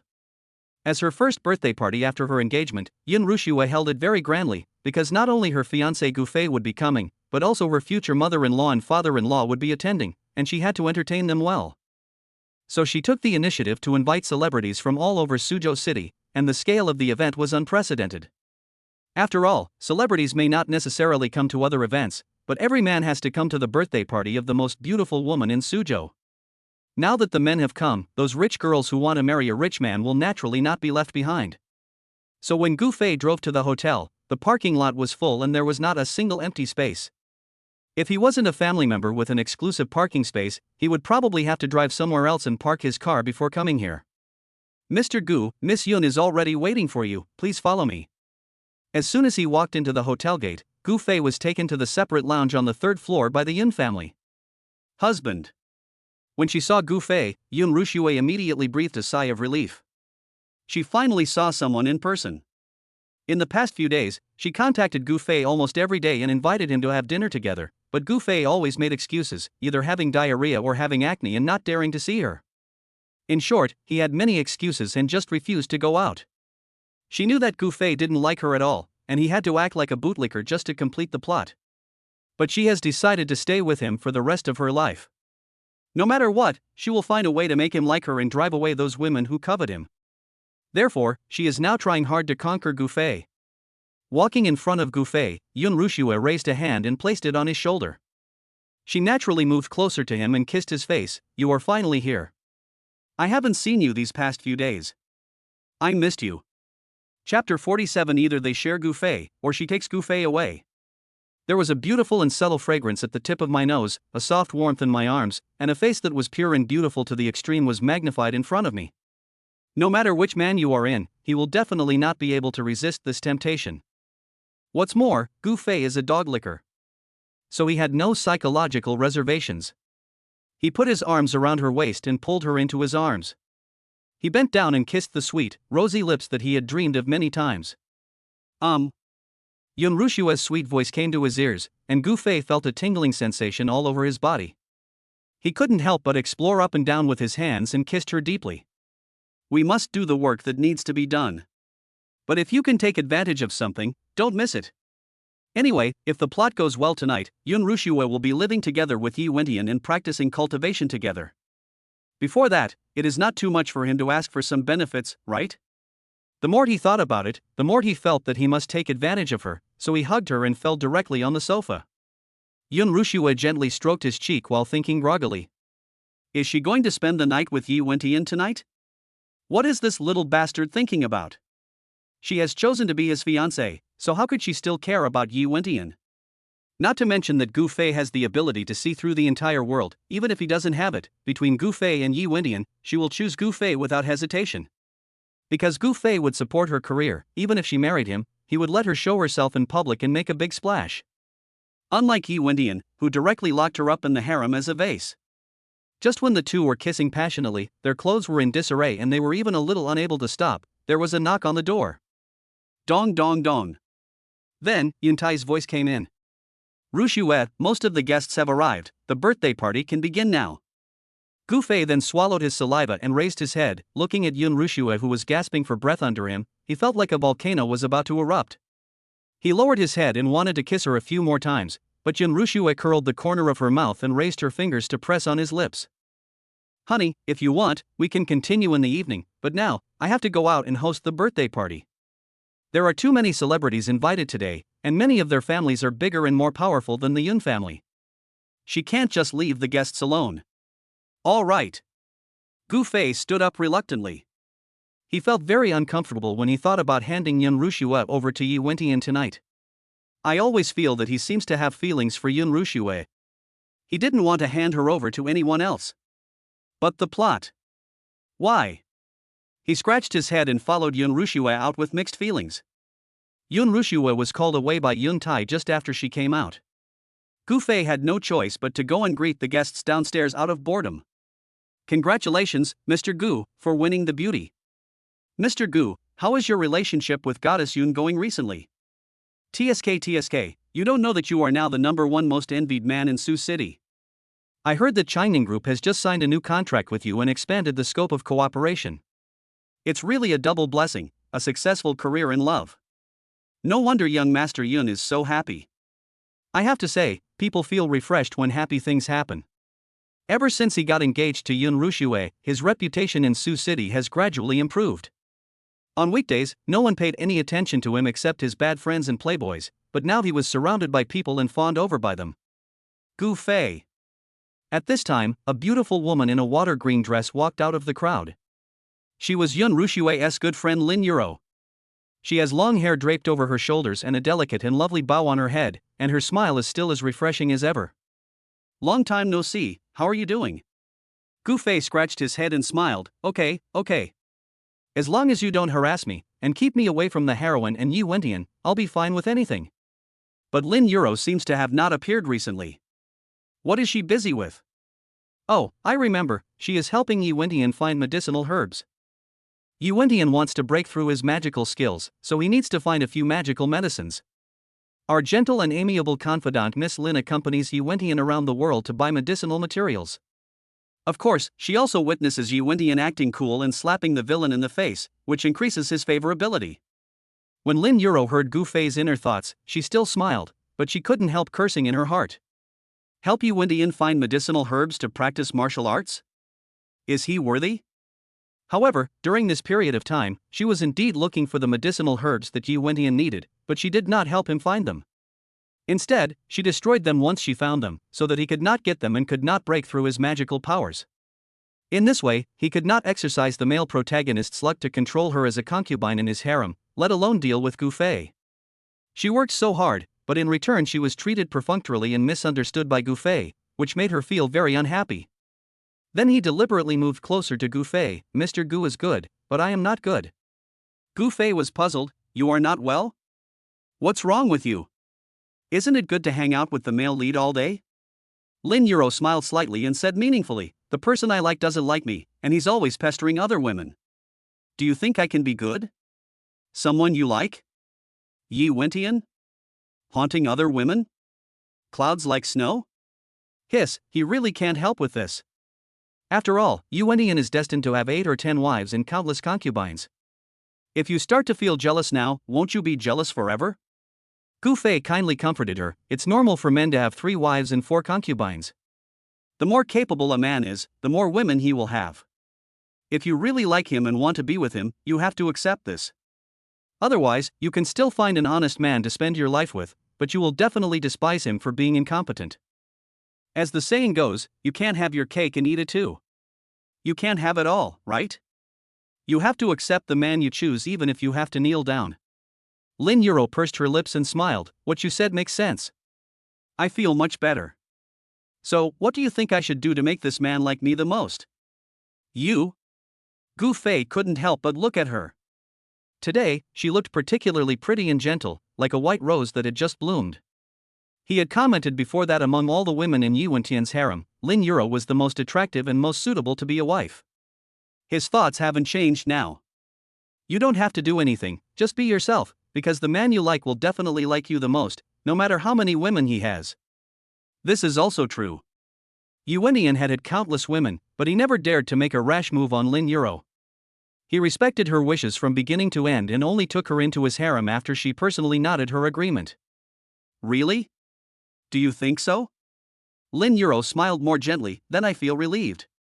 Once she has completely destroyed all the medicinal materials Yuentian needs, she will formally declare war on Yun Rushue. Or, they share Gu Fei. Otherwise, she could only use some means to snatch Gu Fei away from her. Chapter 48. The male protagonist of Dragon King finally appears. Emperor Green suppresses. Soon after the banquet started, the gift-giving session began. Since there are many people coming today, and many of them are celebrities, the gifts they give are very precious.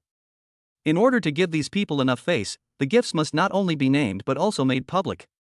At the table in the hall, the butler was sorting the gifts one by one, and Yun Rushue began to open them one by one.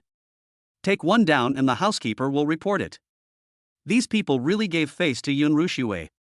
Some gave her famous paintings, some gave her sculptures, and some gave her membership cards. Every time a gift was announced, there would be a burst of exclamations. Soon, all the gifts were opened. As the fiancé, Gu Fei's gift would naturally be saved for the last moment. Next, here is the birthday gift for our young lady's fiancé, Mr. Gu, a set of Ocean Star diamond necklaces. As soon as this set of gifts was announced, it immediately caused exclamations from everyone present. Star of the Sea? A sapphire and diamond necklace that only exists in the entire world? God, Master Gu is really generous. This necklace seems to cost more than 10 million. You're giving such an expensive gift before we even get married. Won't the gifts get more expensive in the future? As expected of you, you are Goddess Yun's liquor. You still cherish her so much even after you got her.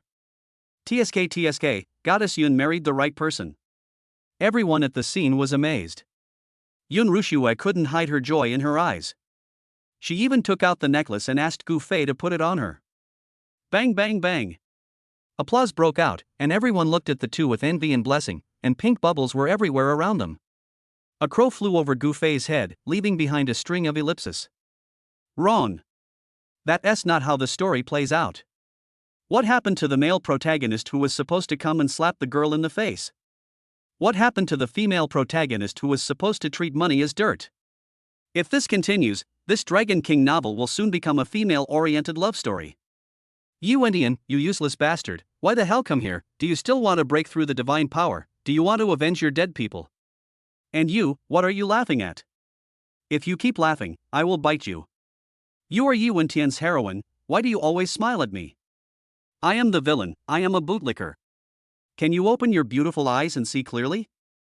No matter how he roared in his heart, the atmosphere on the scene forced him to take the initiative to put the necklace on Yun Rushue. But just as she put on the necklace, there was a sudden cry of surprise at the entrance of the hotel. Hey, who are you? You can't just come in. Everyone turned around when they heard the sound, and Gu Fei also turned around abruptly. Here we come. The male lead of Dragon King is here.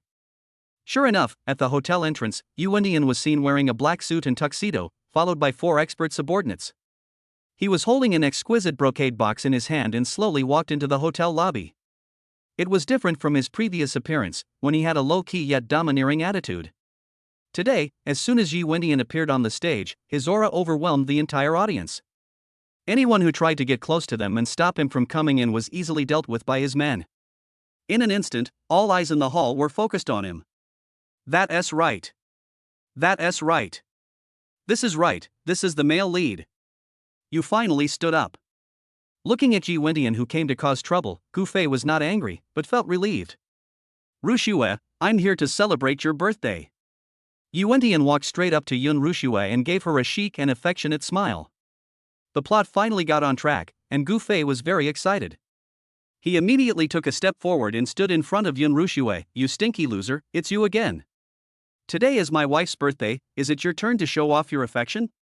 Besides, I've already given my wife the most precious gift, a Star of the Sea sapphire and diamond necklace, which is worth more than 10 million. Who do you think you are? You're also giving me a gift? Your junk is so rubbish that no one would want it if I threw it on the street and gave it to beggars. How could you give it to my wife? As soon as he finished speaking, the men standing behind Yi Wendian scolded him coldly. How dare you speak to your master like that? Yi Wendian raised his hand gently to stop his men from helping him, then smiled and said, more than 10 million, is that a lot? Nonsense. Gu Fei folded his arms complacently, looking as arrogant as possible. Do you know what a necklace worth over 10 million yuan means? The rings worn by two celebrities at their century wedding only cost 10 million yuan. My necklace is the only one in the world. It is worth 10 million yuan when purchased and at least 50 million yuan when collected. He approached Yi Wendian and laughed grimly. You want to compete with me? Try to be a better person in your next life. Yi Wendian laughed. Really? I don't know, how does my set of imperial green jewelry compare to your ocean star? Having said that, he directly asked his men to open the lid of the brocade box. When these words were spoken, everyone present was shocked. Imperial green jadeite jewelry? Is this true or false? They rushed forward one after another, and if they hadn't been stopped by their men, they would have probably rushed over without restraint. Because imperial green is not something that ordinary people can see. Many celebrities have only seen imperial green a few times in their lives, how could they not want it? Even Yun Rushue was slightly startled and couldn't help but look towards the brocade box. She had never seen imperial green in her life. Noticing her gaze, Yi Wendian showed an expectant expression. No one can resist imperial green. Especially women who understand the market, know the market conditions, are knowledgeable, and like jewelry and jade. He had already investigated and found out that Yun Rushue's favorite thing was jade, and she had collected many different varieties of jade. He also found out that Gu Fei's dragonstone jadeite had been given to Lu Shangxian for carving, and it could not be taken out in a short period of time. In other words, as long as he brings the imperial green jadeite over tonight, he will be invincible and make Gu Fei feel ashamed. What made Yun Rushue even more regretful was that she had not chosen him in the first place. So, he directly picked up the brocade box and handed it to Yun Rushue. Rushue, we have known each other since childhood. Even though I have been away from home for the past few years, I have never forgotten you. Now I see that you have to marry Gu Fei for the sake of the family business. I am very sad. But I must tell you that as long as you ask, I can rescue you at any time and take you out of the sea of suffering. This set of imperial green jewelry is the evidence of my oath. Now, I give it to you. I wish you a happy birthday and a worry-free future. Hearing his words, the people present were deeply moved. Especially those women, the stars in their eyes are almost gathering into a galaxy. Gu Fei also knew that no one could refuse such a gift. In particular, even if Yun Rushue accepted it, no one would say anything to her, because anyone would accept it. But he still laughed out loud. Stupid loser, it's just a pile of broken plastic. What's the imperial green? Do you think we are so easy to fool? Rushue, don't listen to him, this is all fake. He is lying to you. Chapter 49, The Villain is Not Afraid. He directly challenges the male protagonist Dragon King. Of course he knew that the imperial green was real. How could it be fake when Yi Wendian issued it in front of him at Shitafeng? But, he is a villain, so he has to pretend. When the people around heard what he said, they immediately laughed out loud. Master Gu, do you really not know or are you pretending not to know? The box for the imperial green jade is from the Lu family's stone workshop. All jades with the Lu family's box are guaranteed by the Lu family and they are definitely not fake. That's right. Certified by the Liu family, it must be genuine. It seems that Master Gu's Ocean Star was outdone, and he was unwilling to accept this, so he wanted to slander this gentleman. Well, it's no wonder. After all, they are childhood sweethearts. The feelings are there. Young Master Gu used his family background to threaten Goddess Yun to get engaged to him. He got her body but not her heart. It's inevitable that her defense will be broken. Goddess Yun is probably having a hard time deciding now. If she accepts the Imperial Green, it would be a slap in Master Gu's face. If she doesn't accept it, she will probably regret it for the rest of her life. Hearing what the people around him said, Gu Fei shouted yes in his heart. This is the plot, cool. That's right. The AI crowd watching should agree with the male lead and slap the male supporting actor in the face, so that the male lead's face slapping show-off can be fully sublimated. In the past few times, they always went against the will of heaven and did not praise the male lead, but praised him instead, which scared him so much that he couldn't speak clearly. Today, he can finally relax completely, grasp the plot, and play a perfect villain. Thinking of this, he immediately revealed a ferocious look. You were so good, you Indian, you actually dared to make trouble for me on the day of my wife's birthday party, you were just looking for death. Someone come. At his command, everyone stood still in the crowd. Gu Fei was stunned for a moment, then he remembered that this was Yun Rushua's birthday party, not the Gu family's place. He called people, but the Yun family didn't listen to him at all. Good opportunity. He took a deep breath, deliberately made an awkward and embarrassing expression, and then pointed at Yi Wentian himself. Today I will personally take care of you. If I don't beat you into a cripple, I will take your last name. As he said this, he suddenly threw a punch at Yi Wentian. Yi Wentian has been waiting for this moment for a long time. His desire to kill Gu Fei had already reached its peak. Finally found the opportunity. At that moment, he stuffed the brocade box into his subordinate's arms. Yi Wentian smiled coldly, avoided his punch, turned around and grabbed his arm. First, cut off one of his arms to make him lose the ability to fight back, and then torture him. However, just when he thought he had it all figured out and was about to grab Gu Fei's right arm with a thunderbolt claw, Gu Fei instantly used the Lingbo Weibo technique, moved behind him at an extremely fast speed, and kicked him in the butt. Yi Wentian didn't take Gu Fei seriously at all, so he only used 20% of his strength, and was completely unprepared, so the kick landed hard on his butt. He staggered forward and nearly fell. Everyone's eyes widened when they saw this scene. Fuck, Master Gu also knows Kung Fu? I haven't heard of it. Isn't he a weakling? That's right. In the sports meet held by the Business Association last year, wasn't he unable to even run 400 meters? Seeing Gu Fei's skills, Yun Rushuet and Lin Yuro were also surprised. He actually dodged Yi Wentian's attack and even won the first round? It's okay to lose the first round. He actually lost by being kicked in the butt. Anger surged up instantly. Yi Wentian clenched his fists, his whole body shook, and a huge murderous aura surged out. Gu Fei was stunned. Damn, that's not necessary, right? It was just a kick, but why did he act like he had killed his entire family? This is too heroic.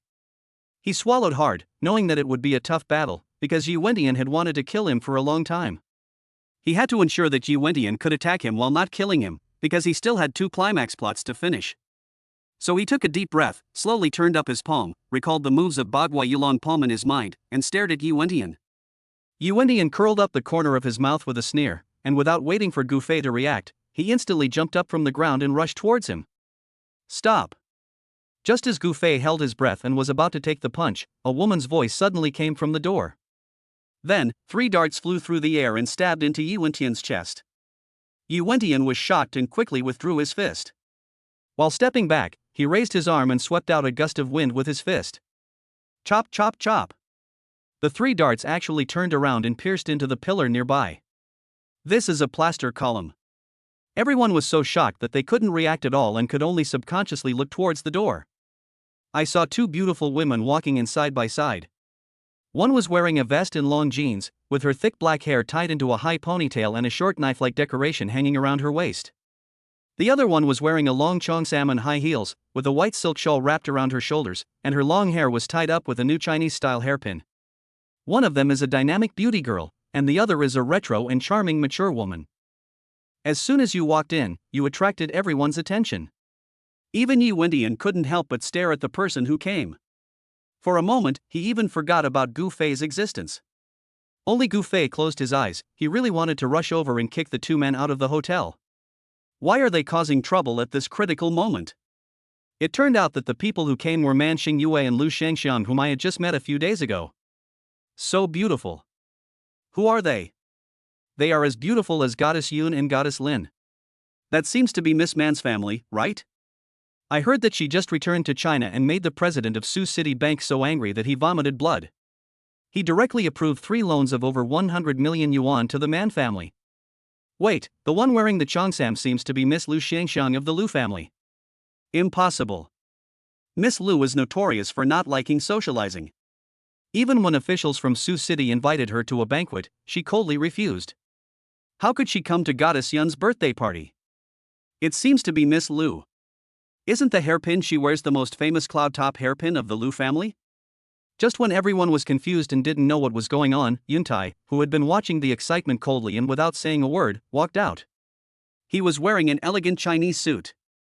He walked up to the crowd and asked curiously, "Welcome to my daughter's birthday party. I just don't know who you are." Man Xingyue smiled and said, "I am Gu Fei's friend, Man Xingyue. She is also Gu Fei's friend, Miss Lu Shangxiang." As soon as these words were spoken, everyone present gasped and their eyes shifted from them to Gu Fei. Oh my god, it really is Miss Man and Miss Lu, and they are both here for Gu Fei. Chapter 50, My man with the full moon and stars cannot be just a villain. Oh my god, this is so unfair. Gu Fei married Goddess Yun and has a close relationship with Goddess Lin, but he can still be friends with Miss Man and Miss Lu? Why doesn't he just take all the beauties in Sioux City? Can't he leave too for us? Miss Lu is also his friend? Miss Lu is kind to people, but she never makes friends and only talks about business. When did she change her principles? Gu Fei hissed and quickly turned back to look at Yi Wentian. His face was gloomy, and the murderous look in his eyes turned into evil. Hello, hey. Wait a moment. You are the male protagonist, the bright and righteous male protagonist.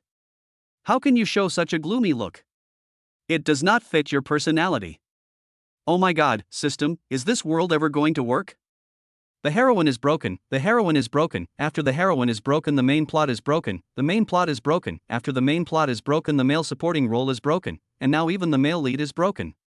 In order to prevent the plot from leading to irreversible consequences, Gu Fei rushed to Lu Shangxiang and Man Xingyue. No, what are you two doing here? Man Xingyue curled her lips and smiled, don't worry, I know today is your fiancé's birthday, I won't come to make her unhappy, I'm here to help you. Help me? Yes, we just received news that Yi Wentian took the imperial green from the Lu family and planned to give it to Yun Rushuet at her birthday party to suppress the prestige of you, her fiancé. Can I agree to this? Man Xingyue crossed her arms, looking very proud. As a man of Man Xingyue, I cannot be easily bullied. So I found Shangxiang and asked her to personally help you overtime to produce the dragon stone jadeite you want, so as to fight back against Yi Wentian and lend you a helping hand. Gu Fei. Who the hell is going to slap Yi Wentian in the face? I am the villain. Do you know what villain means? I am there specifically to be slapped in the face by Yi Wentian. If I slap him in the face, I become the male protagonist of Dragon King? You are really a troublemaker. Go back to where you came from. No, I must find a way to get Lu Shangxiang to leave with the dragon stone seed. I absolutely cannot let her take it out. Hearing Gu Fei's thoughts, Man Xingyue immediately snorted in dissatisfaction. Villain? How could her man, who was full of stars and moons, be a villain? Today she was determined to go against Gu Fei and make Yi Wentian, this kid, bow down to him. So she deliberately moved closer to Gu Fei and whispered, Gu Fei, you got such a good treasure as the dragon stone, but you didn't give it to Yun Rushuet. Could it be that what you said about liking Yun Rushuet was all fake?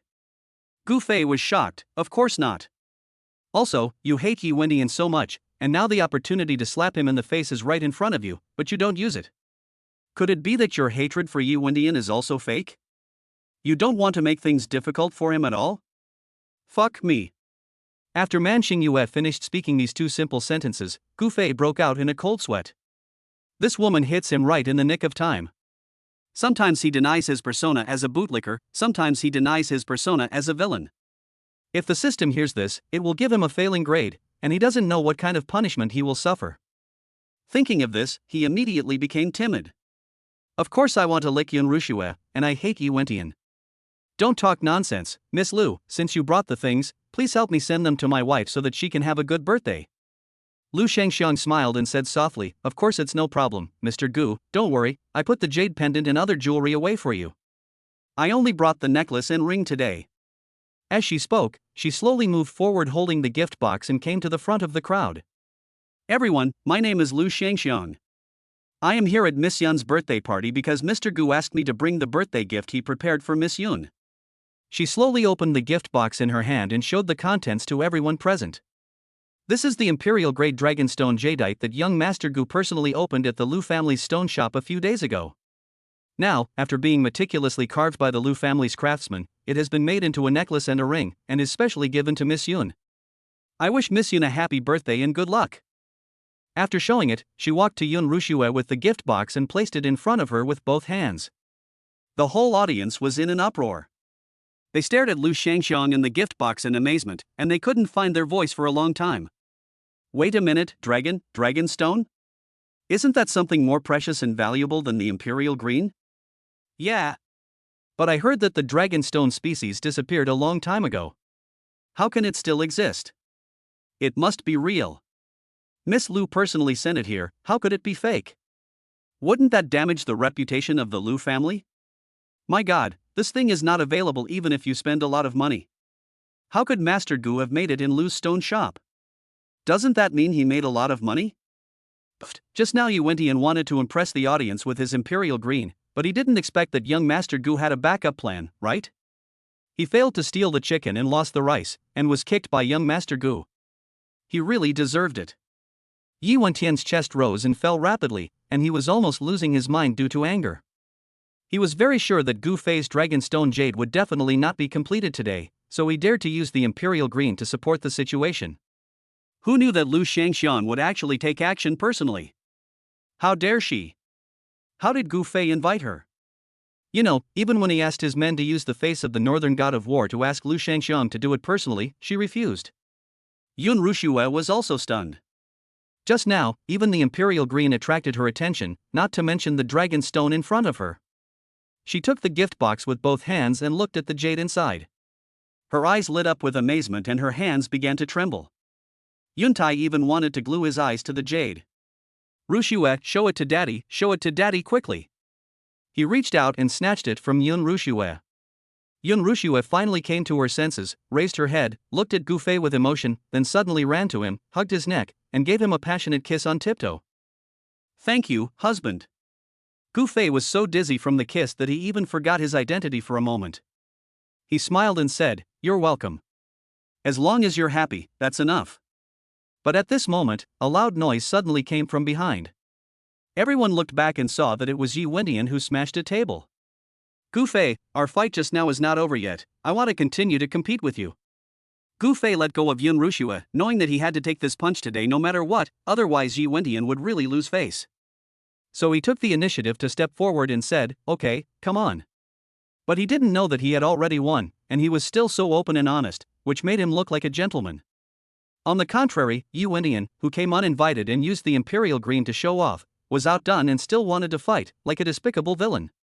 Chapter 51, Surrounded by Beauties, the hero suffers a series of setbacks. But at this time, Yi Wentian didn't care about whether it was despicable or not. He just wanted to destroy Gu Fei, or even kill him. Otherwise, he will not be able to eliminate the anger in his heart. But just when he was about to release all the murderous aura in his body and teach Gu Fei a lesson, Man Xingyue and Lu Shangxiang, who were not far away, stepped forward again and stood beside Gu Fei, one on the left and one on the right. Man Xingyue crossed her arms and glared at him provocatively. "Yi Wentian, today is Miss Yun's birthday party. It's okay for you to come uninvited, but you also want to make a scene at someone else's birthday party. Do you have any shame? Besides, the last time you fought me, you were defeated by me and I kicked you in the back. You didn't even have a good rest, but you came out to ask for a fight again. With your character, do you still want to revive the Yi family? Go back and practice in seclusion as soon as possible." Yi Wentian clenched his fists and gritted his teeth. "Don't talk nonsense. When did you kick me so hard that it broke my vitals?" "Oh." Man Xingyue smiled. "You only deny this point. Does that mean you admit that you are defeated by me? In that case, if you want to take action against Gu Fei, you have to get past me first. Lu Shangxiang produced a palace fan from nowhere, gently waved it, and said with a smile, Brother Yi, Master Gu is a distinguished guest of my Lu family and a friend of mine, Lu Shangxiang. I am always willing to help my friends. If you want to confront him in front of me, I won't allow it. Gu Fei stood between the two of them, looking at the stars and the moon, then at Lu Shangxiang. I feel numb. No, what are you two doing? The male lead is finally going to hit me. Why are you guys here to cause trouble? Can you please go away? Get out of the way. This is a competition between Yi Wentian and me. You two women don't need to take action. He could only try his best to find words to drive away these two nosy women. But Man Xingyue didn't even give him a chance. He is not qualified to fight you, unless he defeats me first. Gu Fei was speechless. No, what does this have to do with you? I must teach the stinky loser a lesson today, do you hear me? Get out of the way. He really couldn't stand the sudden change in the plot, so he simply grabbed Man Xingyue's arm and pushed her aside.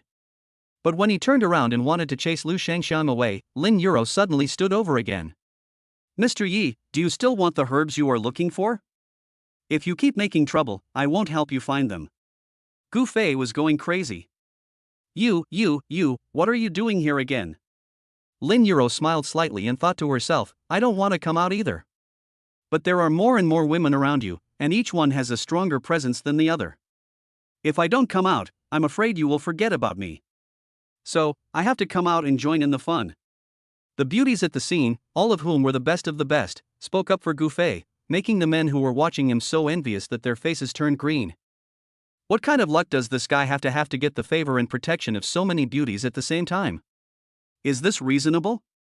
Yi Wentian was not afraid of fighting with Man Xingyue. Anyway, he also wanted to win back a point. Not even afraid of confronting Lu Shangxiang. To be honest, as the god of war in the north, he wouldn't even blink an eye even if he became the enemy of the entire Lu family. But he was afraid of Lin Yuro. The Lin family is a medical family, and all the precious medicinal herbs in the country have to pass through their hands.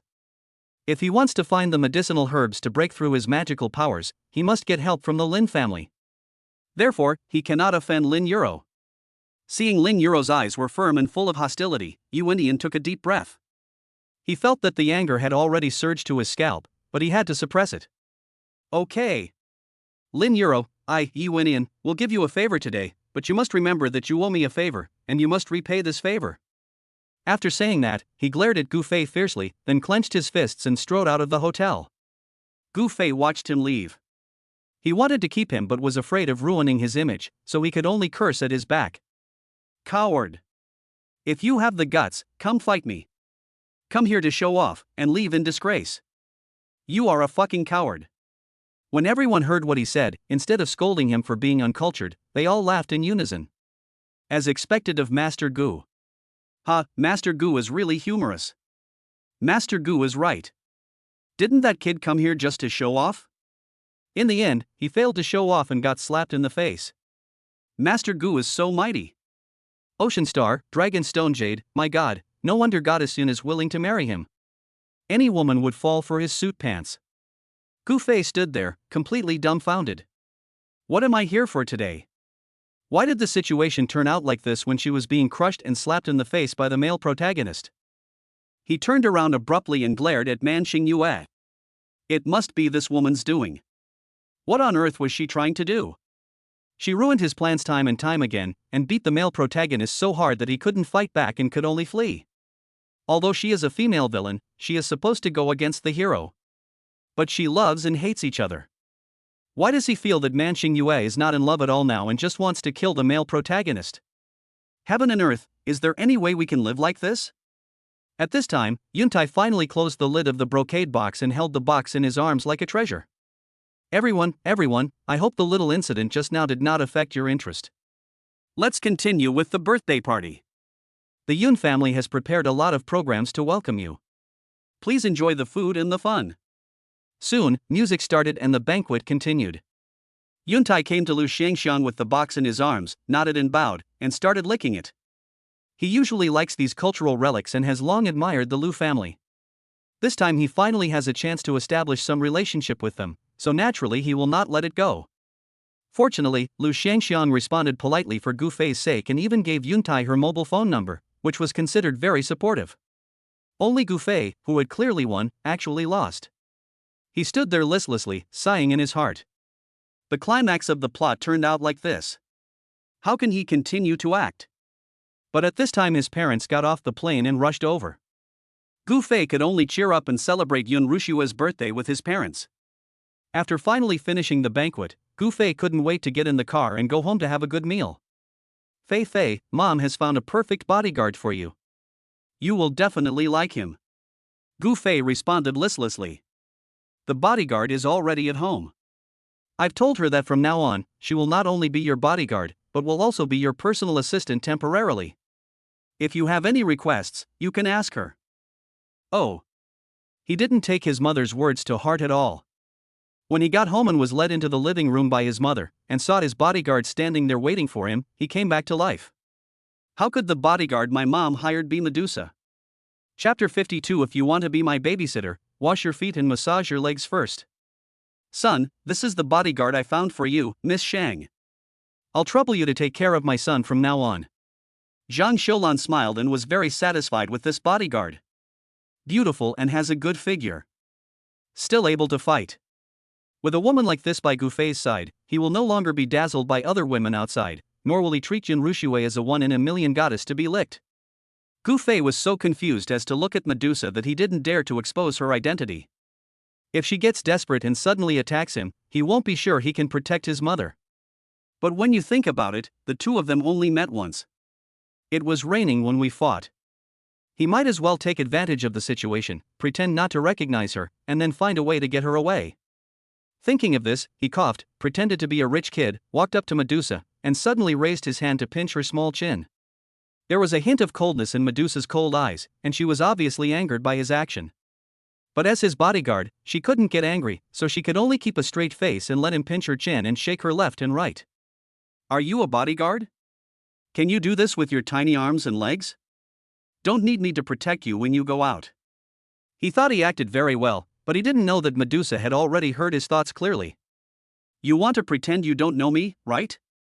No problem, I'll help you install it. Master, rest assured. I am 100% sure that I can protect your safety. 100%? Is that true? Then show us your skills. Yes, sir. Medusa was not polite. She gently pushed Gu Fei's hand away, exerted force with her fingertips, and a dart suddenly smashed the tea bowl on the table more than 10 meters away. Wow! Zhang Xiulan standing by clapped her hands in amazement. Great, great, son. This is a master. No wonder he charges 100,000 yuan a month. He is really not an ordinary person. What? 100,000 yuan a month? Gu Fei gritted his teeth. This girl was really ruthless, asking such a high price. No, he must find a way to help his mother get the money back. Medusa played with the butterfly knife in her hand, as if deliberately provoking Gu Fei. Master, are you satisfied? Satisfied as hell. Gu Fei walked over quickly, picked up a broken tea bowl and placed it in front of Medusa. Do you know how much this tea bowl costs? Do you know that this tea bowl comes in a set, and if one is broken you have to buy a new set? Who told you to break it casually? This money must be deducted from your salary at the end of the month. Medusa. As long as she could make money, Zhang Xiulan naturally wouldn't object. She pretended not to hear her son's troubles, held her hair and smiled. It seems that you two get along well, so you should adapt to each other. I have other things to do, so I will leave first. Son, be good. If you need money, ask Mom for it. After saying this, she left with peace of mind. As soon as his mother left, Gu Fei relaxed. Medusa was no match for him at all, so he didn't need to be afraid of her, so he sat down on the sofa and casually put his feet on the coffee table. Bring me my slippers. Medusa glanced at him and said, I just got here. I don't know where the young master's slippers are. I don't know if you're going to ask. What's the point of having a mouth?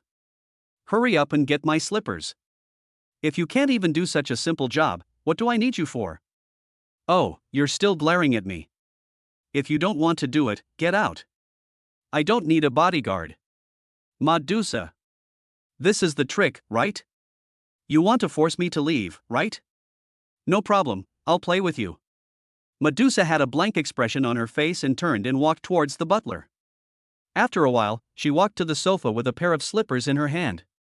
Just as she put down her shoes, before she could say anything, Gouffé said first, "Take off my shoes."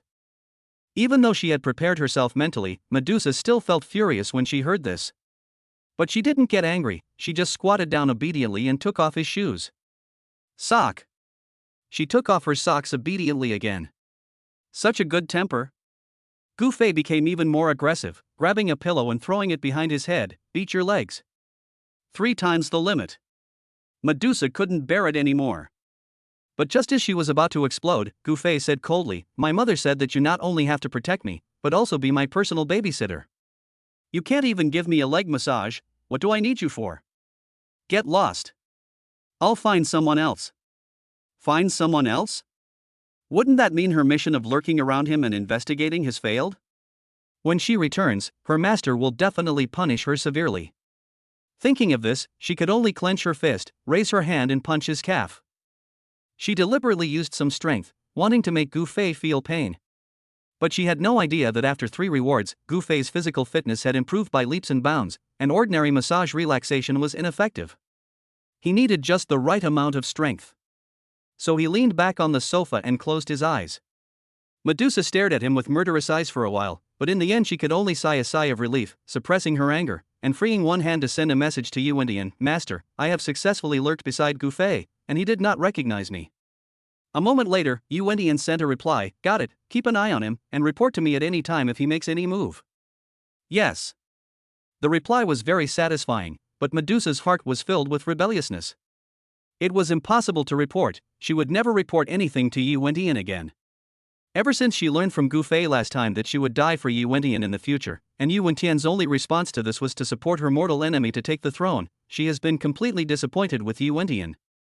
Later, she thought about it carefully and suddenly came to her senses. What did Heroine do for her? Nothing at all. He just said some random inspirational words to her and did some verbal attacks, and she was suddenly moved. When she was high before, she didn't feel that there was anything wrong with it, but now that she thinks about it carefully, the more she thinks about it, the more bizarre it seems. She has been trained to have no emotions or love since she was a child.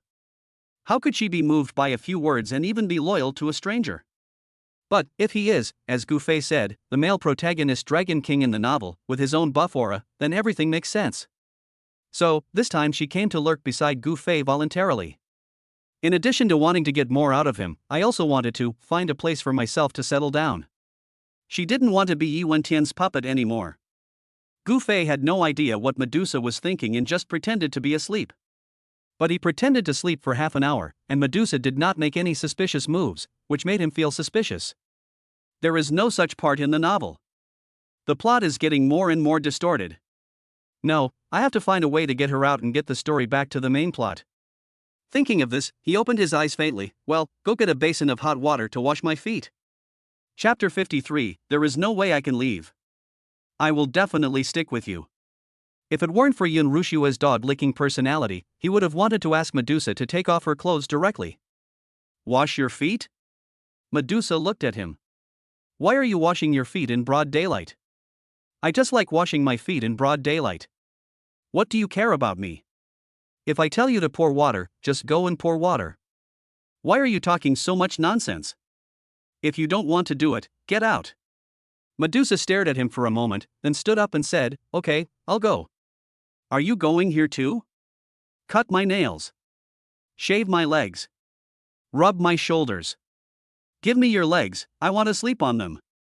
Sing to me, I want to hear the song. For the entire afternoon, Gouffé tried every possible way to torture her. But Medusa accepted it all. In the end, she was fine, but Gouffé was exhausted. It is not so easy to think of ideas and concentrate on finding faults. It was past 7 in the evening. Gouffé was so tired that his eyes were bulging. He waved his hand tiredly and said, "Forget it. Let's stop here today. Let the housekeeper prepare dinner for me." As soon as he finished speaking, he received a call from Tang Jiqi. "Gouffé, what are you doing? Come out, I saw you Indian in the sea restaurant, come quickly, let's work together to find a way to deal with him. You are really bringing up something that is not related to the topic."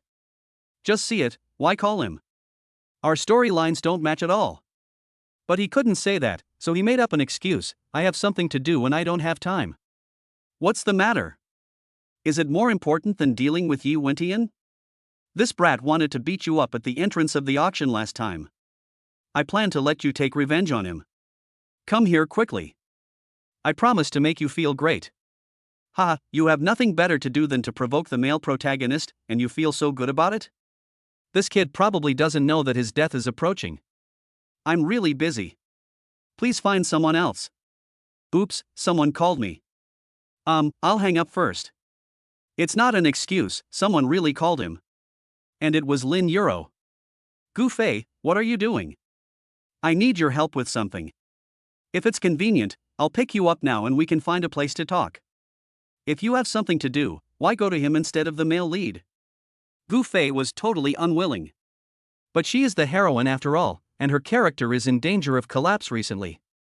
She contacted him suddenly and said that something happened, and her tone was so serious that he was really a little worried.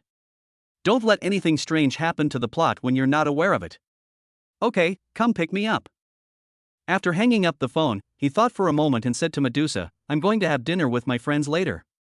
Follow me secretly. Don't let others see you, but don't be too far away from me.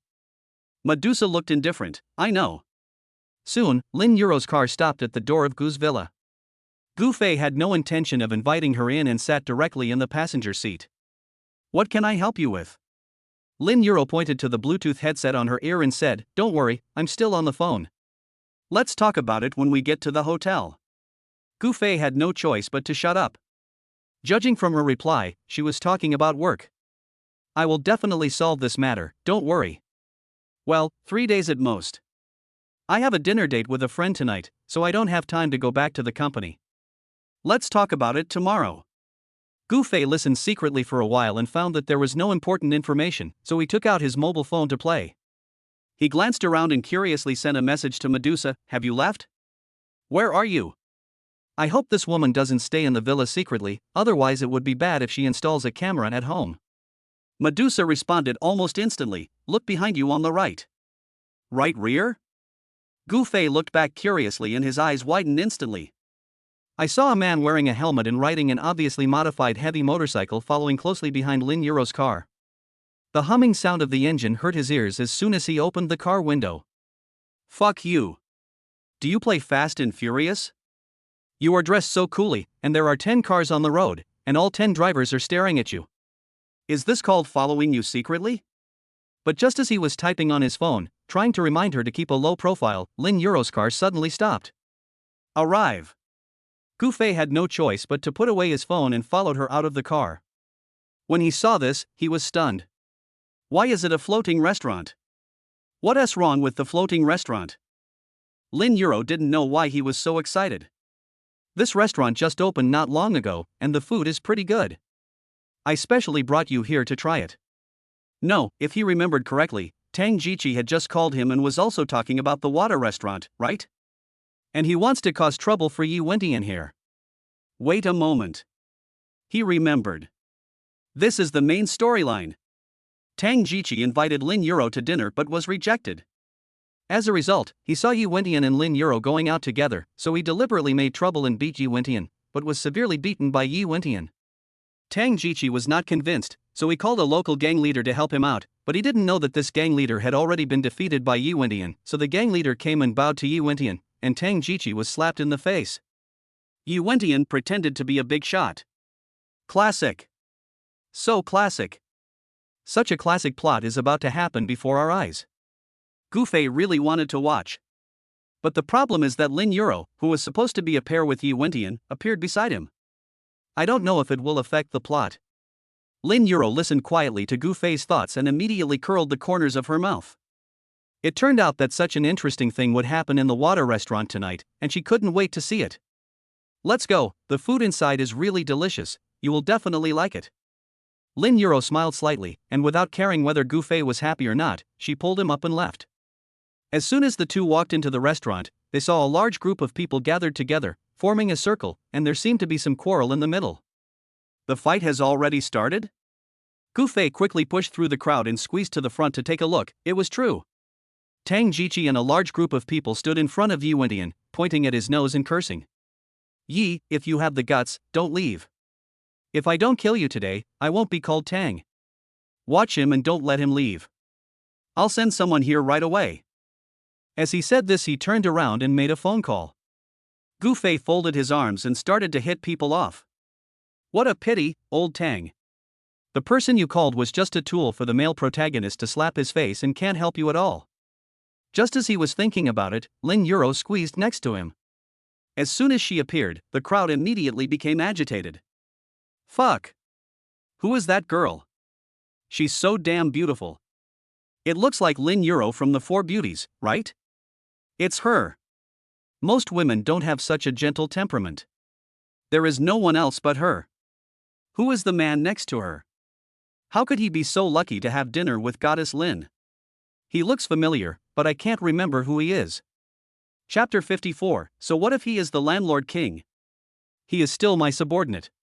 Gu Fei originally wanted to watch quietly, but he didn't expect the crowd to notice him, and he suddenly felt a little panicked. He doesn't want to steal the limelight from other people's face-slapping plots. So he quickly pushed Lin Yuro back, and at the same time he wanted to turn around and run away. Gu Fei! But at this moment Tang Jiqi looked up and saw him, and shouted his name loudly. I knew you would not come to help me, come here quickly. Damn it, Yi Wentian, that brat actually dared to hit me, today I'm going to give him a good beating no matter what. As he said this, he pulled Gu Fei out of the crowd and all the way to the opposite side of Yi Wentian. Mr. Yi, my brothers are here to support me. Don't even think about walking out of this restaurant alive today. Oh, your brother. Yi Wentian looked at Gu Fei with a sneer. What had originally been a look of contempt immediately ignited into a raging rage and murderous intent. It just so happens that beating Tang Jiqi just now was not satisfying at all. He will clean up Gu Fei as well later. Completely wash away the unhappiness and humiliation that Gu Fei has brought to him during this period of time. Seeing Yi Wentian's face full of tears, Gu Fei quickly pulled Tang Jiqi aside and said, I'm not here to help you. I'm here to eat. Tang Jiqi didn't believe it at all. He laughed and patted him on the back. I've already told you that I beat Yi Wentian in the water restaurant. If you don't want to help me, why did you come here to eat? What's the matter? Are you afraid that I owe you a favor? Don't worry, I can pay it back. No. Who's coming? I was caught by Lin Yuro. With no other choice, he could only walk into the crowd and drag out Lin Yuro, who just wanted to watch the fun. You tell him. Lin Yuro found Gu Fei's frightened look funny, but she still cooperated and helped explain. Indeed, I brought him here. Yuro, you're here too. But when Tang Jiqi saw Lin Yuro, his eyes suddenly lit up and his heart flew to her. You're coming over for dinner? Why didn't you tell me earlier? Let's eat together later. It's my treat. Lin Yuro smiled and said, you should solve the trouble in front of you first. As soon as he finished speaking, there was a commotion among the crowd. The next moment, a bald man came over with a large group of people. Brother Yuan. Seeing the person coming, Tang Jiqi rushed over and grabbed the bald man's hand. You are here. If you don't come, I will be beaten to death. Who is so bold as to hit my brother? Damn it, the person who hits me on my territory must be dead. The bald man cursed loudly and swept his eyes over the crowd, scaring the onlookers so much that they lowered their heads. Is it Brother Yuan? That kid is going to be in trouble. Brother Yuan is known for killing people without blinking an eye. At least in this area, no one dares to mess with Brother Yuan. Last time someone caused trouble, Brother Yuan simply cut off one of the person's ears. Here he comes, the tool man is here. Gu Fei secretly laughed while listening to the AI crowd's praises. When I don't know? You praise bald guys just to give the male lead a slap in the face. Alas, poor Tang Jiqi, he is about to be slapped in the face, so pitiful. Hey, the girl from the Lin family. But at this moment, the bald man suddenly strode towards Lin Yuro. When did you come? Why didn't you tell me? I'll call the restaurant later and order whatever you want, and it'll be free for you. Lin Yuro smiled and said, Brother Yuan, you are too polite. I came here to eat to show my support for you. If you treat me, wouldn't I be eating for free? By the way, let me introduce you, this is my friend Gu Fei. Gu Fei, this is Brother Yuan. She suddenly pulled Gu Fei over and started introducing him to some connections. Gu Fei could only deal with it on the spot. Hello, brother Yuan. The bald man looked at Gu Fei, then turned to look at Lin Yuro and smiled ambiguously. Sister Lin, this is the first time you introduce your friends to me. It seems that good things are about to happen to you. What good thing? Good thing about wool. Gu Fei waved his hands quickly. No, you misunderstood. However, Lin Yuro didn't even give him a chance to clarify and interrupted him directly. Then I will accept your good words, brother Yuan. No, you. Gu Fei was speechless. Is this woman afraid that the situation isn't chaotic enough? But at this moment, he was wondering about something else. In the original plot, Baldy and Lin Yuro had no intersection at all, so how come they suddenly became brothers and sisters here? Seeing that they were having a great conversation, Tang Jiqi couldn't hold back any longer. Can you guys reminisce about the past later? There's still a kid we haven't dealt with yet. As he said this, he pulled the bald man directly in front of Yu Wentian. Brother Yuan, this guy is the one who is causing trouble for me. He has provoked me time and again and even broke my leg. You must help me vent my anger. Gu Fei sighed and raised his hands to cover his face. It's too shameful to watch. Tang Jiqi, that bald guy has already been defeated by Yu Wentian, and you still ask the bald guy to support you. You are going to embarrass yourself now. Is it you, boy? But who would have thought that after the bald man recognized Yu Wentian, his expression turned extremely ugly. You poisoned me last time. If it weren't for the Lin family's sister's good medical skills, who helped me detoxify, I would have died. I didn't go to you to settle the score, but you dared to come to my door. Yu Wentian sneered. I thought he could find someone. If I had known it was you, I wouldn't have waited and wasted time. Tang Jiqi was furious. How dare you look down on brother Yuanqi? He is the king of landlords in this area. Yu Wentian snorted coldly. Really? Unfortunately, no matter how powerful you are, you will still be defeated by me. What? How is that possible? Tang Jiqi didn't believe it and turned to look at the bald man for confirmation. The bald man gritted his teeth and stared at Yu Wentian, but he couldn't say a word of rebuttal. Because, he did lose to Yu Wentian. So what if I lost to you once? I'm a real man, so I admit my defeat. But this time, I'm going to teach you a lesson. Gu Fei's mind buzzed and everything went haywire. What's going on? When this bald guy saw Yu Wentian, shouldn't he immediately kneel down, nod his head and call him big brother? Why are you still arguing with Yu Wentian? No, this part of the plot has nothing to do with me at all. How come it has been distorted to be completely different from the novel? Just when he was extremely confused, Lin Yuro smiled and cleared up his doubts. A few days ago, brother Yuan came to me to detoxify him. I thought he was injured by the gang, but I didn't expect it was Yu Wentian who did it. You helped him detoxify? Gu Fei widened his eyes, finally understanding why the plot had gone awry. Because in the original novel, Yu Wentian captured and released this bald man 7 times. The first time was when he was poisoned. The bald man couldn't find the antidote anywhere, so he had to go to Yu Wentian to beg for mercy. After Yu Wentian helped him detoxify, he fought again and was injured by Yu Wentian again. This cycle will repeat 7 times before he is completely devoted to Yu Wentian. It went wrong the first time. It turned into Lin Yuro to help him detoxify. Chapter 55. You wanna hit me, but I have bodyguards. Without the 7 captures and 7 releases, Yu Wentian would just be his enemy, not his benefactor whom he could sincerely respect. What the hell? How can the male protagonist still pretend to be cool? Gu Fei looked at Yu Wentian and was filled with sympathy for him for a moment. It's too cowardly for a good god of war in the north to be bullied everywhere. Yu Wentian looked at brother Yuan and sneered, get out of here. Otherwise, I don't mind letting you get poisoned again.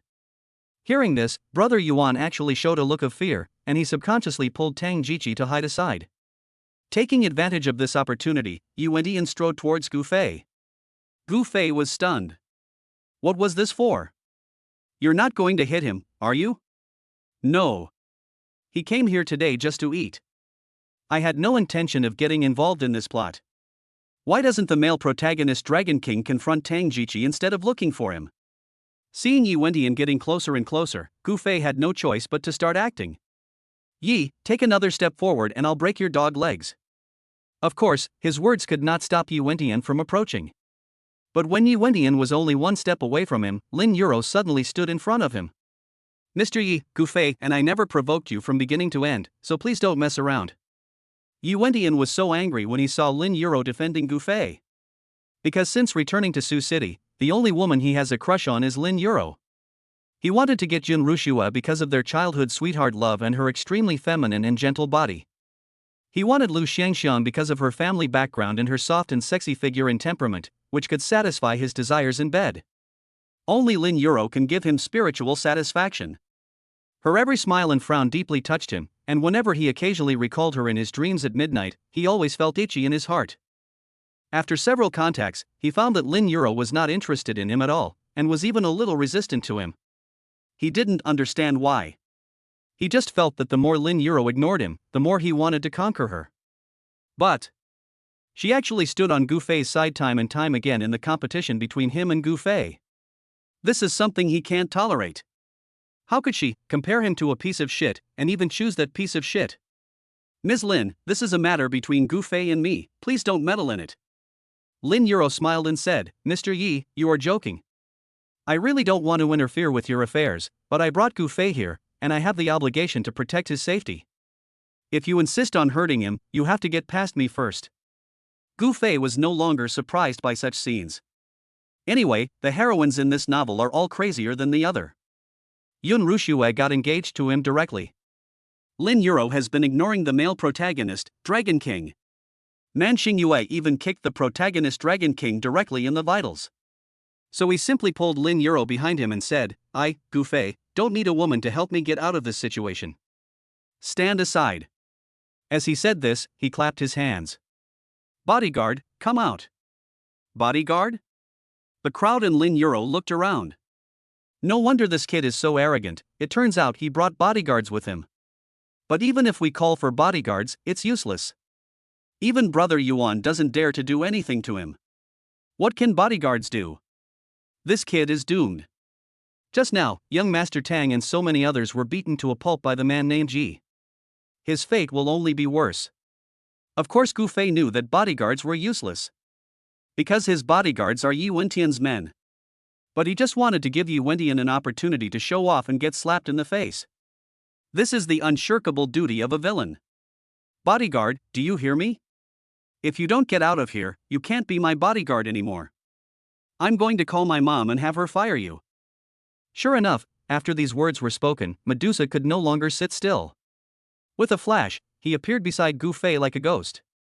As soon as she appeared, Yi Wentian's eyes widened in surprise. Medusa is here? She was here, but she didn't send him a message just now? Gufei looked at Yi Wentian's surprised expression and almost laughed. You sent Medusa to lurk beside me, so I will let her fight you in person and watch you two fight each other. Bodyguard, I don't like this guy named Yi. You help me beat him up. Medusa looked at Yi Wentian without saying a word or moving. She really didn't know what to do. Using violence is disrespectful to the master. If you don't take action, you may lose this job. Yi Wentian clenched his fists and was also in a dilemma. Just when both of them were at a loss, Gufei suddenly walked behind Medusa and pushed her hard. Medusa staggered and pounced directly towards Yi Wentian. Yi Wentian subconsciously dodged, but he didn't expect that Medusa would attack the moment she pounced on him.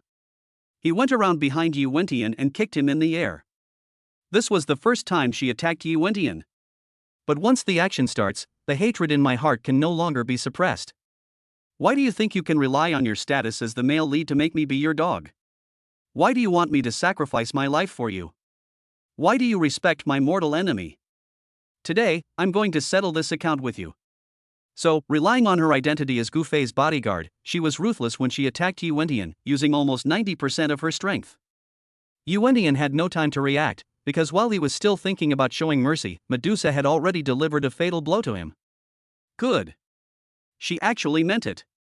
Yi Wentian became ruthless and was about to fight back when he suddenly felt a murderous aura coming from behind him. He was startled and dodged to the side. Out of the corner of his eye, he saw Brother Yuan holding a long knife and chopping towards his head. As he raised his arms to block, he turned to look at Medusa. When he turned back, his pupils suddenly shrank because Medusa's fist had hit his face. Bang! He delivered a solid punch, and the next moment, 2 streams of blood slowly flowed out of his nose. After the attack was successful, Medusa immediately retreated 7 or 8 steps to a safe distance. Ha ha ha. When the onlookers saw Yuwentian being beaten by a beautiful woman and his nose was bleeding, they immediately pointed at him and laughed. For a moment, Yuwentian became a clown being watched. Even Lin Euro narrowed her eyes while smiling, and the look in her eyes when she looked at Yuwentian was clearly 3 parts contempt, 3 parts disdain, and 3 parts mockery. Yuwentian's face turned red and black. He never thought that he, the great god of war of the Northern Territory, would be forced into such a situation by a small-time scoundrel like Tang Jiqi and his men. The overwhelming rage could no longer be suppressed. Ah! All I heard was a roar, followed by a loud bang. The machete that Brother Yuan held in front of him was smashed to pieces by his punch. Brother Yuan, be careful! Seeing that Brother Yuan was about to be beaten, his men rushed forward. Yuwentian punched non-stop, smashing directly at Brother Yuan and the group of people behind him. Chapter 56, the hero is completely defeated. What did he do? With his strength, it would be effortless for him to knock these people into the sky with one punch. Stop! But at this moment, an angry shout came from the crowd. The next moment, a man wearing a flowered shirt, rubbing 2 walnuts in his hands and with a ferocious look on his face, walked out. Boy, who allowed you to go wild on my territory? He stared at Yuwentian, his mouth shining brightly with 7 or 8 gold teeth revealed. When Brother Yuan saw the person coming, he was overjoyed. Brother Snake. Gu Fei hissed, who is this person? Is there such a character in this plot? Fortunately, the AI crowd gave him the answer. This guy seems to be Viper, the boss behind the Sea Restaurant. That's him. He's not only the owner of the Sea Restaurant, but also the boss of Brother Yuan, the leader of the biggest force in this area. Awesome. Big shots are coming one after another. It's going to be a good show. When Lin Euro saw Viper, she immediately walked up to him with a smile. Brother Snake, you finally came out. I thought you were hiding somewhere and got addicted to watching the fun. Viper grinned and said, my dear sister personally sent me a message to come, how could I not come? Is he the one you want me to deal with? He raised his hand and pointed directly at Yuwentian. Lin Euro said without hesitation, yes, it's him. Yuwentian was stunned when he heard this. Was the Viper found by Lin Euro? Are you here just to deal with him? Why? What on earth did he do to make Lin Euro hate him so much? For a moment, Yuwentian almost broke down, staring at Lin Euro with his eyes, and could hardly see anyone else. Gu Fei also had his defense broken. What the hell is going on? It was outrageous enough that Medusa fought with Yuwentian without holding back and even made Yuwentian's nose bleed. Why did a Viper appear now? This plot has all gone to Java. What's even worse is that Gu Fei had never heard of Viper, because he never appeared in the novel. So now he has no idea where the plot is going. Yuwentian clenched his fists. The smell of blood in his nose and the pounding in his heart filled him with murderous intent. He just wanted to kill everyone to vent his anger. Okay, since you all want to deal with me, then come at me together. I don't mind finishing you off right here, all at once. Viper smiled grimly, you are far from qualified if you want to fight me, Yuwentian. I know your origins and what happened to you, but I advise you that if you want to avenge the Yi family, you'd better keep your tail between your legs. The 4 major families are not as easy to deal with as you think. What? Yuwentian looked at Viper in shock. Why would this person know? Gu Fei was also shocked. What was going on? It seemed like this Viper knew a lot. Haha, you want to know? Then follow me. After saying that, Viper turned around and smiled at Lin Euro. Don't worry, dear sister, I have already settled your account for you, but right now, he and I have some other things to deal with. I'll take the person away first and call you later.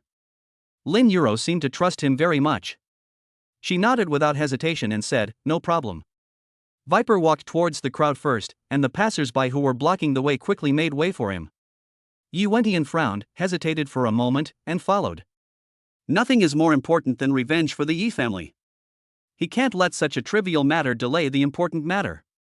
As soon as they left, the excitement came to an end. Most of the passers-by who were still hanging around and unwilling to leave wanted to stay and admire Lin Euro's beauty. But in Lin Euro's eyes, there was only one figure. Gu Fei, the trouble has been solved, let's go eat. Good. What the hell is he still eating? He has no energy at all now. I just want to go home and summon the system to ask what's going on with this plot that has gone so far as to Java. It's okay that his plot collapsed, but why are other plots starting to collapse now? And why did Medusa kill Yuentian just now? Thinking of Medusa, he immediately turned back, but Medusa had disappeared. In the corner of the underground parking lot, Yuentian leaned against the wall coldly, looking at Medusa kneeling in front of him. Viper just called him out and said only one sentence to him. That is, the 4 major families have already known of his return and that he wants revenge, so they have united to deal with him. This news is not a secret, but it is also beneficial to him. At least he knew that Viper was not in the same group as the 4 major families. After finishing this task, he immediately called Medusa over. I'm sorry, Master. I just wanted to make Gufei not doubt my identity. Besides, I didn't expect that Master couldn't even dodge this punch. Yuentian said coldly, raise your head. Medusa's eyes trembled and she slowly raised her head. Having been his dog for several years, she knew that his strength was far beyond her own, so when she was alone with him like this in private, she had an instinctive fear of him in her heart. Bang! She had just raised her head when a heavy slap landed on her face. He used 60% of his strength. If it were an ordinary person, this palm would be enough to send the person flying. Although Medusa knelt on the ground without moving, she knew that the flesh beneath her skin must have rotted away. She clenched her fists tightly and immediately lowered her head to hide the humiliation, resentment, and anger in her eyes. Next time, you don't have to show up in front of me. Also, when you follow Gufei, in addition to investigating his skills, you must also observe carefully why Lin Yuro favors him so much and what he and Lin Yuro are doing in private. Lin Yuro? It turns out that the woman the master likes is Lin Yuro. Medusa nodded slightly, yes. On the other side, Gufei and Lin Yuro wanted to eat alone, but Tang Jiqi and Yuan Gufei wanted to come over to eat together, so there was no choice but to have a dinner together in the end. This was the second time in Tang Jiqi's life that he had dinner with Lin Yuro, and his face was beaming with excitement. Unfortunately, as a villain, he was naturally uncharismatic and looked particularly wretched when he smiled. So after this meal, not only did he fail to win Lin Yuro's favor, but Lin Yuro hated him even more. On the way back, Lin Yuro was still driving, and Gufei sat in the passenger seat. What exactly do you want to talk to me about today? Can you tell me now? Lin Yuro smiled and said, it's actually very simple. I'm going to attend a class reunion this weekend. I promised my old classmates that I would bring my boyfriend with me, but I don't have a boyfriend at all, so I want to ask you for a favor and pretend to be one. Gufei pointed to his nose. Wrong. This is the protagonist's story. The hero followed the heroine to attend a class reunion. He was looked down upon by his classmates at first, but after showing off his connections and strength, he slapped those vain classmates in the face. If the heroine doesn't go looking for the hero, how can she find him? Chapter 57. You clearly knew I was going to kill you, so why did you care? Everything else is fine, you can ask whatever you want, but this is really not okay. Gufei refused without even thinking about it. The plot belongs to the male protagonist, and he gets to be the male protagonist. Isn't this against the will of heaven? Absolutely not. Lin Yuro pretended to be surprised. Why not? No means no. He was about to say this, but he quickly found an excuse, because I'm afraid Rushue will be jealous. Then you can rest assured. I've already told her and she doesn't mind at all. What? Don't mind? Her own fiancé went to pretend to be her best friend's boyfriend, and she didn't mind? All I can say is that she still doesn't like him enough. But even if she didn't mind, he wouldn't go. I really can't do this. Please find someone else. Sorry. I didn't expect that his bottom line was so high that he was unwilling to go. Lin Yuro was a little disappointed.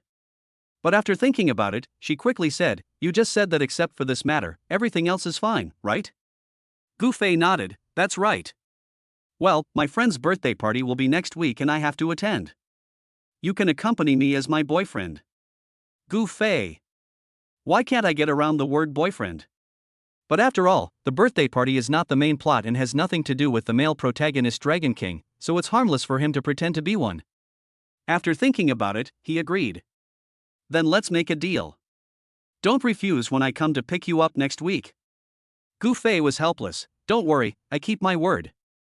When they arrived at the gate of the villa, Gufei got out of the car without any reluctance and went straight home without even looking at Lin Yuro.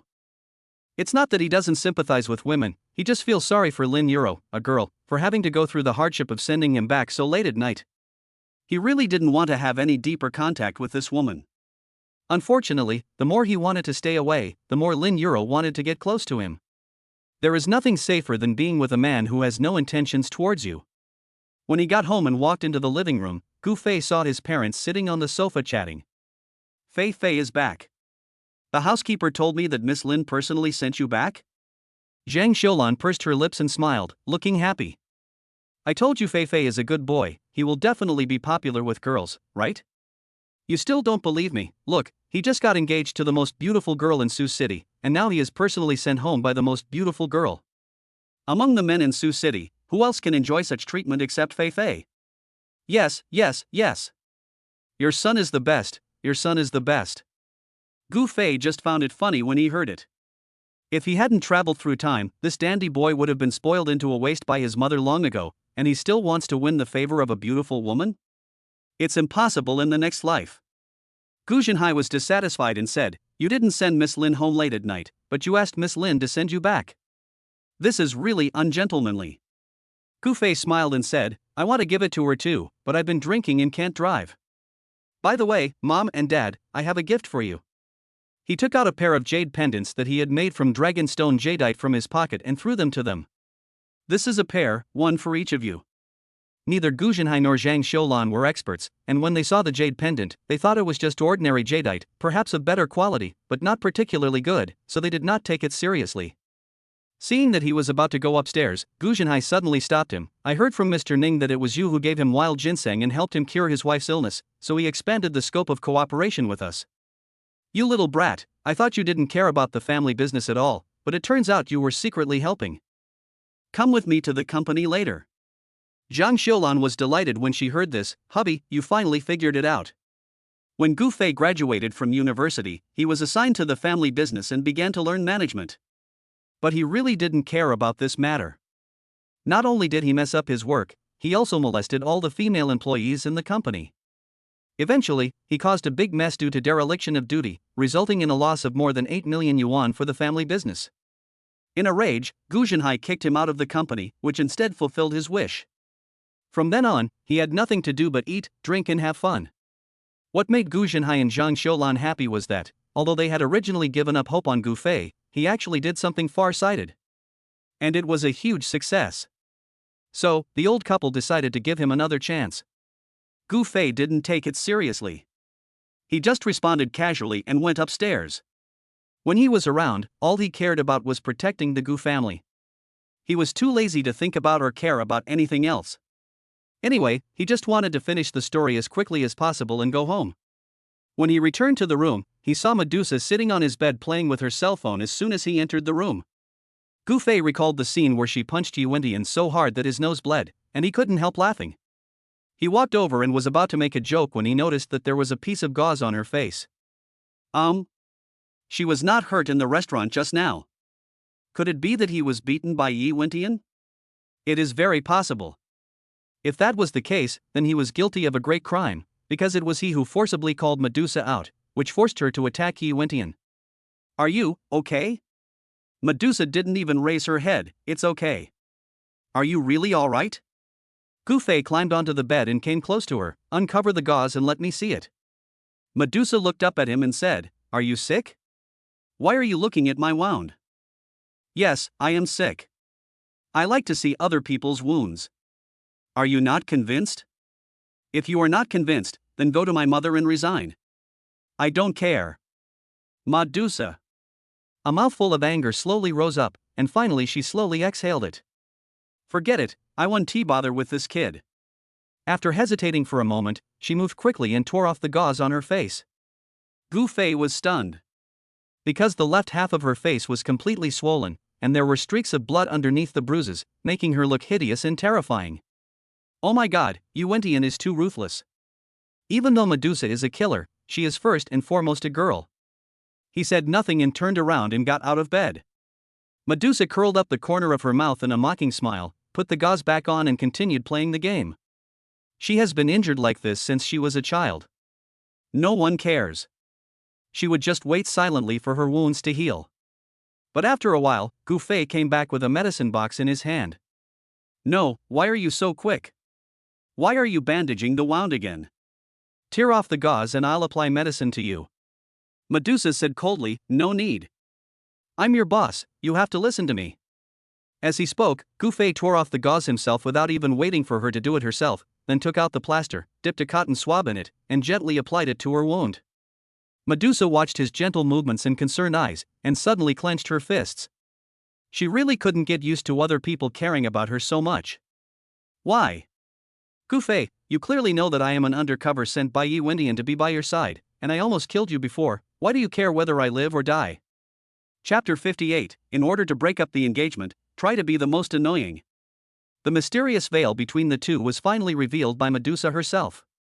Gufei paused for a moment, then continued to apply medicine to her. Because you are not my opponent, you will not pose any threat to me if you stay by my side. Besides, I also want to see what Yi Windian wants from me. Medusa snorted coldly, you are so confident. Do you think that I can't kill you just because I can't beat you head on? I tell you, I have more ways to kill people than you have eaten rice. You might die without anyone noticing one day. Really? Then I'm looking forward to your wonderful performance. After applying the ointment, Gufei put the gauze back on and smiled at her. Don't let your master down. Then he got out of bed, took a shower, played with his phone, and went to sleep, completely ignoring Medusa. Because he was sure that if Medusa really wanted to kill him, she would have done it long ago. Why would he go to so much trouble to lurk around? He must have other motives. The next day, Gufei got up, lazily went downstairs, collapsed on the sofa and began to think about what had happened recently. The more he thought about it, the more he felt that the plot was outrageous. The day when he returns home is getting further and further away, and we must find a way to get the plot back on track. And the root of all the problems is her engagement with Yun Rushue. How did it happen? No, he had to think of a way to cancel the engagement first, and Yun Rushue had to come in person, otherwise his character would easily collapse. Thinking of this, he opened his wardrobe and specially picked out the most dandy and playboy-like outfit from all his clothes and put it on. Then he put on his sunglasses, drove his sports car, and headed straight for the Yun group. When he arrived at the door, the security guard saw him and bowed to him. Hello, Mr. Gu. Get lost. Gufei deliberately acted like a lawless bully, pushed the security guard away, put his hands in his pockets, and walked in with a swagger. Hey sir, who are you looking for? The receptionist saw him and rushed forward to stop him. Gufei showed an arrogant smile. You can donate your eyes if you don't want them. I'm your CEO's fiancé. Do you understand? If you understand, get out of my way. A good dog doesn't block the road. The receptionist was stunned. While he was distracted, Gufei pushed her aside and walked to the elevator. Several receptionists looked at each other, all speechless. Is that really Mr. Gu? It seems so. It's not obvious because he's wearing sunglasses, but I just checked the photos online and he does look exactly like him. Why does he deserve a beating? I don't know what he is pretending to be. Hey, that young Master Gu has a very bad reputation. He is a well-known second-generation rich man in Sioux City. He eats, drinks and has fun all day long and does not work properly. I don't know how the president fell in love with him. How else can I like her? The group was cheated and almost went bankrupt. Thanks to the help of the Gu family, the president had no choice but to marry her. Oh, how pitiful. Before entering the elevator, Gufei blew his bangs proudly after hearing their discussions. Well done. That's how it has to be. Yun Rushua's sudden change in attitude must have been because he didn't behave like a dandy enough and didn't disappoint her enough. No matter what he said today, he would teach her a lesson, let her know what a hooligan is, what an unlearned person is, and what a second-generation rich kid is. As soon as he reached the office door, he heard the voices of Yun Rushue and her subordinates discussing business matters. Gufei subconsciously thought of waiting aside so as not to disturb her work. But then I thought again, that's not right. Being kind and considerate is not a trait a villain should have. I should just go in and be selfish. Not only should I interrupt her meeting, but I should also flirt with her in front of her subordinates and be intimate with her regardless of the occasion. I should make her lose face, and then she will hate him and cancel the engagement. In the office, Yun Rushue was criticizing her subordinates coldly for their poor performance, when she suddenly heard Gufei's thoughts. He is coming? After a brief moment of joy, she heard his inner voice and immediately curled the corners of her mouth helplessly. Want her to hate him? And then break off the engagement? Oh, that's wishful thinking. Squeak! The office door was suddenly pushed open, and the next moment, Gu Fei walked in with a swagger. Wife, you haven't gotten off work yet. After saying this, he glanced at his men. They were all dressed in suits, in their early 40s or 50s, with serious expressions. At first glance, they were typical successful people. These people were all surprised when they saw Gu Fei. This guy doesn't know how to knock on the door? Yun Rushue curled her lips slightly and said, "It's only 9 o'clock in the morning. Why would I get off work? Go wait for me in the reception room outside. I'll come find you when I'm done." "No, I'm going to wait for you here." He walked straight to Yun Rushue, bent down and kissed her on the mouth. "Baby, I miss you so much. I missed you so much last night that I couldn't sleep. I wanted to rush to your house and get into your bed and hug you." Several high-ranking bosses stiffened immediately after hearing this. Is this a line they can listen to? Do you want to avoid it? But they had done something wrong and were being scolded. It would not be appropriate for them to just leave like that before the president even opened his mouth. Therefore, they could only keep their heads down as much as possible and pretend that they hadn't heard anything. Gu Fei saw their expressions out of the corner of his eye and was immediately amused. It's good to be embarrassed. The more embarrassed they are, the more embarrassed Yun Rushue will be. The more embarrassed she is, the more she will hate him. But Yun Rushue smiled slightly when she heard this. Really? If you still want tonight, you can drive directly to my house and I will help you realize your wish. Ha! Gu Fei was stunned. What does this woman mean? He has been doing so much outrageous things, but not only did she not stop him, she also went along with him and asked him to come to her tonight? No, what's her taste? Could it be that you just happened to like this one? Impossible, she is the ice queen, how could she like this? He must not be too much. So Gu Fei continued, "Hey, is this true? If I come to you tonight and kiss your little mouth, would you be willing?" As he spoke, he moved closer to Yun Rushue and made an obscene expression that even he himself didn't dare to look at. Yun Rushue raised her hands to hug his neck and kissed him directly on the mouth. "We are already engaged, do we need to schedule a time for something as trivial as a kiss? You can kiss me whenever you want." Gu Fei. Damn it, how come this woman is more proactive than me? No, as a strong woman and a business queen, you were flirted with by your fiancé in front of your subordinates, but not only did you not refuse, you also showed your affection directly in front of your subordinates. Is that right? Even in front of the male protagonist Dragon King, you are not so love-minded. If he hadn't seen her ID card on the day of the engagement, he would have suspected that he had made a mistake with her. Well, why don't I go to the reception room and wait for you? When you're done, remember to come find me. I want to have some good time with you. Yun Rushue nodded without hesitation. Don't worry, I will finish my work as soon as possible and come to find you. After all, I miss you too. Chapter 59. It is impossible to expose photos, but I can show you my legs. After sitting down in the reception room, Gu Fei covered his heart, feeling that Yun Rushue was teasing him so much. But what he wants is not to be teased, but to be hated. Shit, even with this kind of performance, Yun Rushue couldn't hate him, and she still tried to please him in every way. What else could he do? There was really no other way, so he could only post a message online. What should I do if my fiancé loves me too much? How can I make her hate me and cancel the engagement with me? As soon as the post was published, it received a comment. The OP doesn't want a fiancé so much, is it because the fiancé is too ugly? Gu Fei replied tearfully, on the contrary, she is very, very beautiful, but I cannot marry her for some reason. Please help me with some advice, buddy. Ha, you're just bragging. If she's really beautiful, would you be willing to give her up? Show me a photo if you dare. Someone downstairs quickly echoed, yes, let's release the photos first. There was no other way, Gu Fei could only take a screenshot of Yun Rushue's legs wearing stockings from a group photo and send it out. Brothers, I can't expose her appearance, so just look at her legs. Anyway, I really want her to hate me. If anyone can help me do this, I will transfer 100,000 yuan directly and post it as a proof. I will never break my promise. At this time, a netizen with the ID replied, if you want her to hate you, it's very simple, all you have to do is cheat on her with her best friend. Best friend? Lin Euro? No. Gu Fei shook his head like a rattle.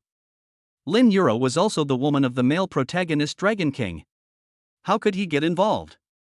Besides, his character is to be Yun Rushue's bootlicker, and nothing can happen between him and other women. No, I can't do anything to let her down. Then came the mess of other people's bad ideas: don't brush your teeth for 5 days, don't take a shower for 7 days, don't wash your feet for half a month, then take off all your clothes and hug her. I guarantee she will vomit when she sees you. Bro. This is too harsh. Gu Fei wiped the cold sweat off his forehead. If this is really the case, Yun Rushue doesn't need to vomit. He will vomit on his own within 2 days. Or you can just say you're impotent and can't last a minute in bed. Forehead. Gu Fei silently crossed out a cross in his heart. He had to complete the mission and return home, but he could not lose the bottom line and dignity that a man should have. Then, a netizen with the ID replied, "This leg is just so-so, how about mine?" In the picture, a pair of legs wearing flesh-colored stockings deliberately pose in a seductive manner. Gu Fei read it and clicked save silently. Nice legs. Unlike Yun Rushue's legs, which are slender and straight, these legs are full of elasticity and fleshiness, making people want to touch them just by looking at them. But that's not the point. Stop it, I'm asking questions here. If you have any suggestions, please help me, otherwise I'll delete the post. As soon as I sent this comment, the door of the reception room was pushed open and Yun Rushue walked in. Gu Fei quickly put away his phone and touched his nose guiltily. How come you got better so quickly? I don't want to keep my fiancé waiting. She walked over with her long legs and sat next to him. Why did you suddenly come to see me? Usually when I want to ask you out, you always look embarrassed and seem like you don't want to go. How is that possible? As it concerns his character, Gu Fei seems quite serious. You asked me to meet you on Wednesday, and I started to get excited on Monday. How can I not want to go? Please, for you, I can break my neck, bleed, and even lose my integrity. Yun Rushue almost laughed out loud. If she hadn't been able to hear his inner voice, she would have almost believed it. But it's quite fun to tease him like this. Don't you want me to hate you? Don't you want me to cancel the engagement? Then I'll show you how devoted I am to you. Gu Fei. If you really love me that much, kiss me now. Gu Fei. No, we were just chatting nicely, why did you start to get more intense again? He came here today to reduce her favorability and increase her disgust, but after all his efforts, all he got in return was kiss me? Who can I go to for justice? Seeing him hesitate, Yun Rushue raised her eyebrows. Why, you don't want to? I'm willing, I'm very willing. Gu Fei felt extremely depressed, but in the presence of a beautiful woman, he could take advantage of her and felt a bit sweet and happy. It's really painful and happy. Helplessly, he could only kiss the red lips in front of him, but as soon as his lips got closer, Yun Rushue hugged his neck and deepened the kiss. After the kiss, Gu Fei felt dizzy again. Yun Rushue was calm and composed. She patted his cheek and said, "Okay, I have to go back to work. The Yun group is in a state of disrepair recently. I have a lot of things to do. I won't play with you for now. You can either go and do your own thing or wait for me here. We'll have lunch together at noon." Watching Yun Rushue leave, Gu Fei was confused. He has done so much, but he still can't make her change her mind? Is it really necessary to let him not brush his teeth for 5 days and not wash his feet for half a month? Just when he was extremely distressed, his cell phone suddenly rang. It was Man Xingyue calling. Gu Fei, a friend of mine is returning home today. I have something urgent to do and can't pick her up. Can you help me pick her up? Me? Gu Fei was puzzled. No, I don't know your friend. Why are you looking for me? There was another subtext that he didn't dare to say out loud. We're not that familiar with each other, are we? Man Xingyue insisted, because my friend is too beautiful, I don't feel safe leaving her to other men, and I don't have any female friends, so I can only find you. Gu Fei was even more dissatisfied after hearing this. You don't trust me if you leave it to another man, but you trust me if you leave it to me? Ha, aren't you Yun Rushue's bootlicker? You are devoted to Yun Rushue and you wouldn't even care about a fairy descending to earth. Why should I be worried? That's true. At least in this world, he couldn't flirt with other beauties. He even wanted to stay away from Yun Rushue. But Gu Fei didn't want to run errands for others for nothing. He was racking his brains to find a reason to refuse when he heard Man Xingyue say, "As a thank you for helping me connect with my friend, I can get a 10 million project for the Gu family." A project worth 10 million is just a small project for the Gu family. But he had just taken over the Chining group and was praised by his father. If he could get another project worth 10 million, the old man would definitely be more confident and satisfied with him. Forget it, just think of it as atonement for the sins of the past Gu Fei and make Dad happy. So Gu Fei agreed, went downstairs immediately, and drove his sports car straight to the airport. It was only when he arrived at the airport that he opened the photos that Man Xing Yue sent to his friends. After seeing them, he couldn't help but shake his head and sigh. As expected, all friends of beautiful women are beautiful women, and this one is a top beauty. Unlike the enchanting and gorgeous Man Xing Yue, the woman in the photo is also a glamorous type, but she is dressed in gold and jade, noble and arrogant, and it seems that she is difficult to deal with at first glance. Chapter 60. It turns out that this young lady is also the male protagonist's concubine. To put it nicely, Gu Fei doesn't like dealing with this type of people. To put it bluntly, although this woman is pretty, she is not to Gu Fei's liking. Sure enough, when this beauty walked out of the crowd, someone next to her accidentally bumped into her, and she immediately glared at him with displeasure. Don't you know how to walk carefully? This skirt of mine is very expensive. Can you afford to pay for it if it gets damaged? The man was startled by her sudden temper. He quickly nodded and apologized, then left dejectedly with his suitcase. Gu Fei crossed his arms, feeling unhappy. How expensive is very expensive? It's just a skirt, what a fuss. If you don't like others seeing it, don't wear it. Who was scolding me? Suddenly, the beauty looked around, frowned, and snorted unhappily. If you have the guts, come and speak in front of me. What kind of hero are you if you mutter behind my back? Gu Fei was stunned. What is this beauty saying to the air? I guess there's something wrong with my brain. Seeing more and more people looking at her, he could only wave and call people over. Ms. Run, I'm here, I'm Gu Fei, Man Xing Yue's friend. Hearing his voice, the beauty pulled her suitcase and walked up to him. You are the person Xing Yue sent to pick me up. Why are you dressed so rustically? Forget it. For Xing Yue's sake, I won't despise you. As she spoke, she threw her bag and suitcase to Gu Fei, and then lifted her thick black hair. Where is the car? Lead the way. Gu Fei. Shit, do you treat me like a servant? He gritted his teeth, feeling unhappy, but when he thought of the 10 million project, he suppressed his anger. Anyway, it only takes more than 2 hours from the airport to her villa. Changing 10 million in more than 2 hours is a worthwhile deal. Gu Fei carried her bag, dragged her luggage, and walked ahead with big strides. Suddenly, he heard the beautiful woman making a phone call. Hello? Yes, I'm here. This is the first movie I've directed and starred in since returning to China. Of course I'll take it seriously. It's up to you to decide who the investors are. I can invest myself, but if you want to do me a favor, I can give you 20% of the share. Filming a movie? So this beauty is a star. No wonder she has such a bad temper and is so arrogant. Stars like to act like big shots. Ran Mufei was talking on the phone with the assistant director when she suddenly heard the voice scolding her that she had just heard when she was leaving the camera. Exactly the same voice, exactly the same distance, and the voice was exactly the same as that of the man in front of him. She was a little confused and immediately walked up to him and patted him on the shoulder. Hey, what did you just say? Gu Fei was stunned. I didn't say anything. You clearly said it. Fuck, I said it, why don't you admit it? I just didn't say it, is there something wrong with your brain? I was walking in front of you, even if I said something, could you hear it? That's true. He had already left her 3 or 4 meters away just now, how could she hear so clearly? Is it really an auditory hallucination?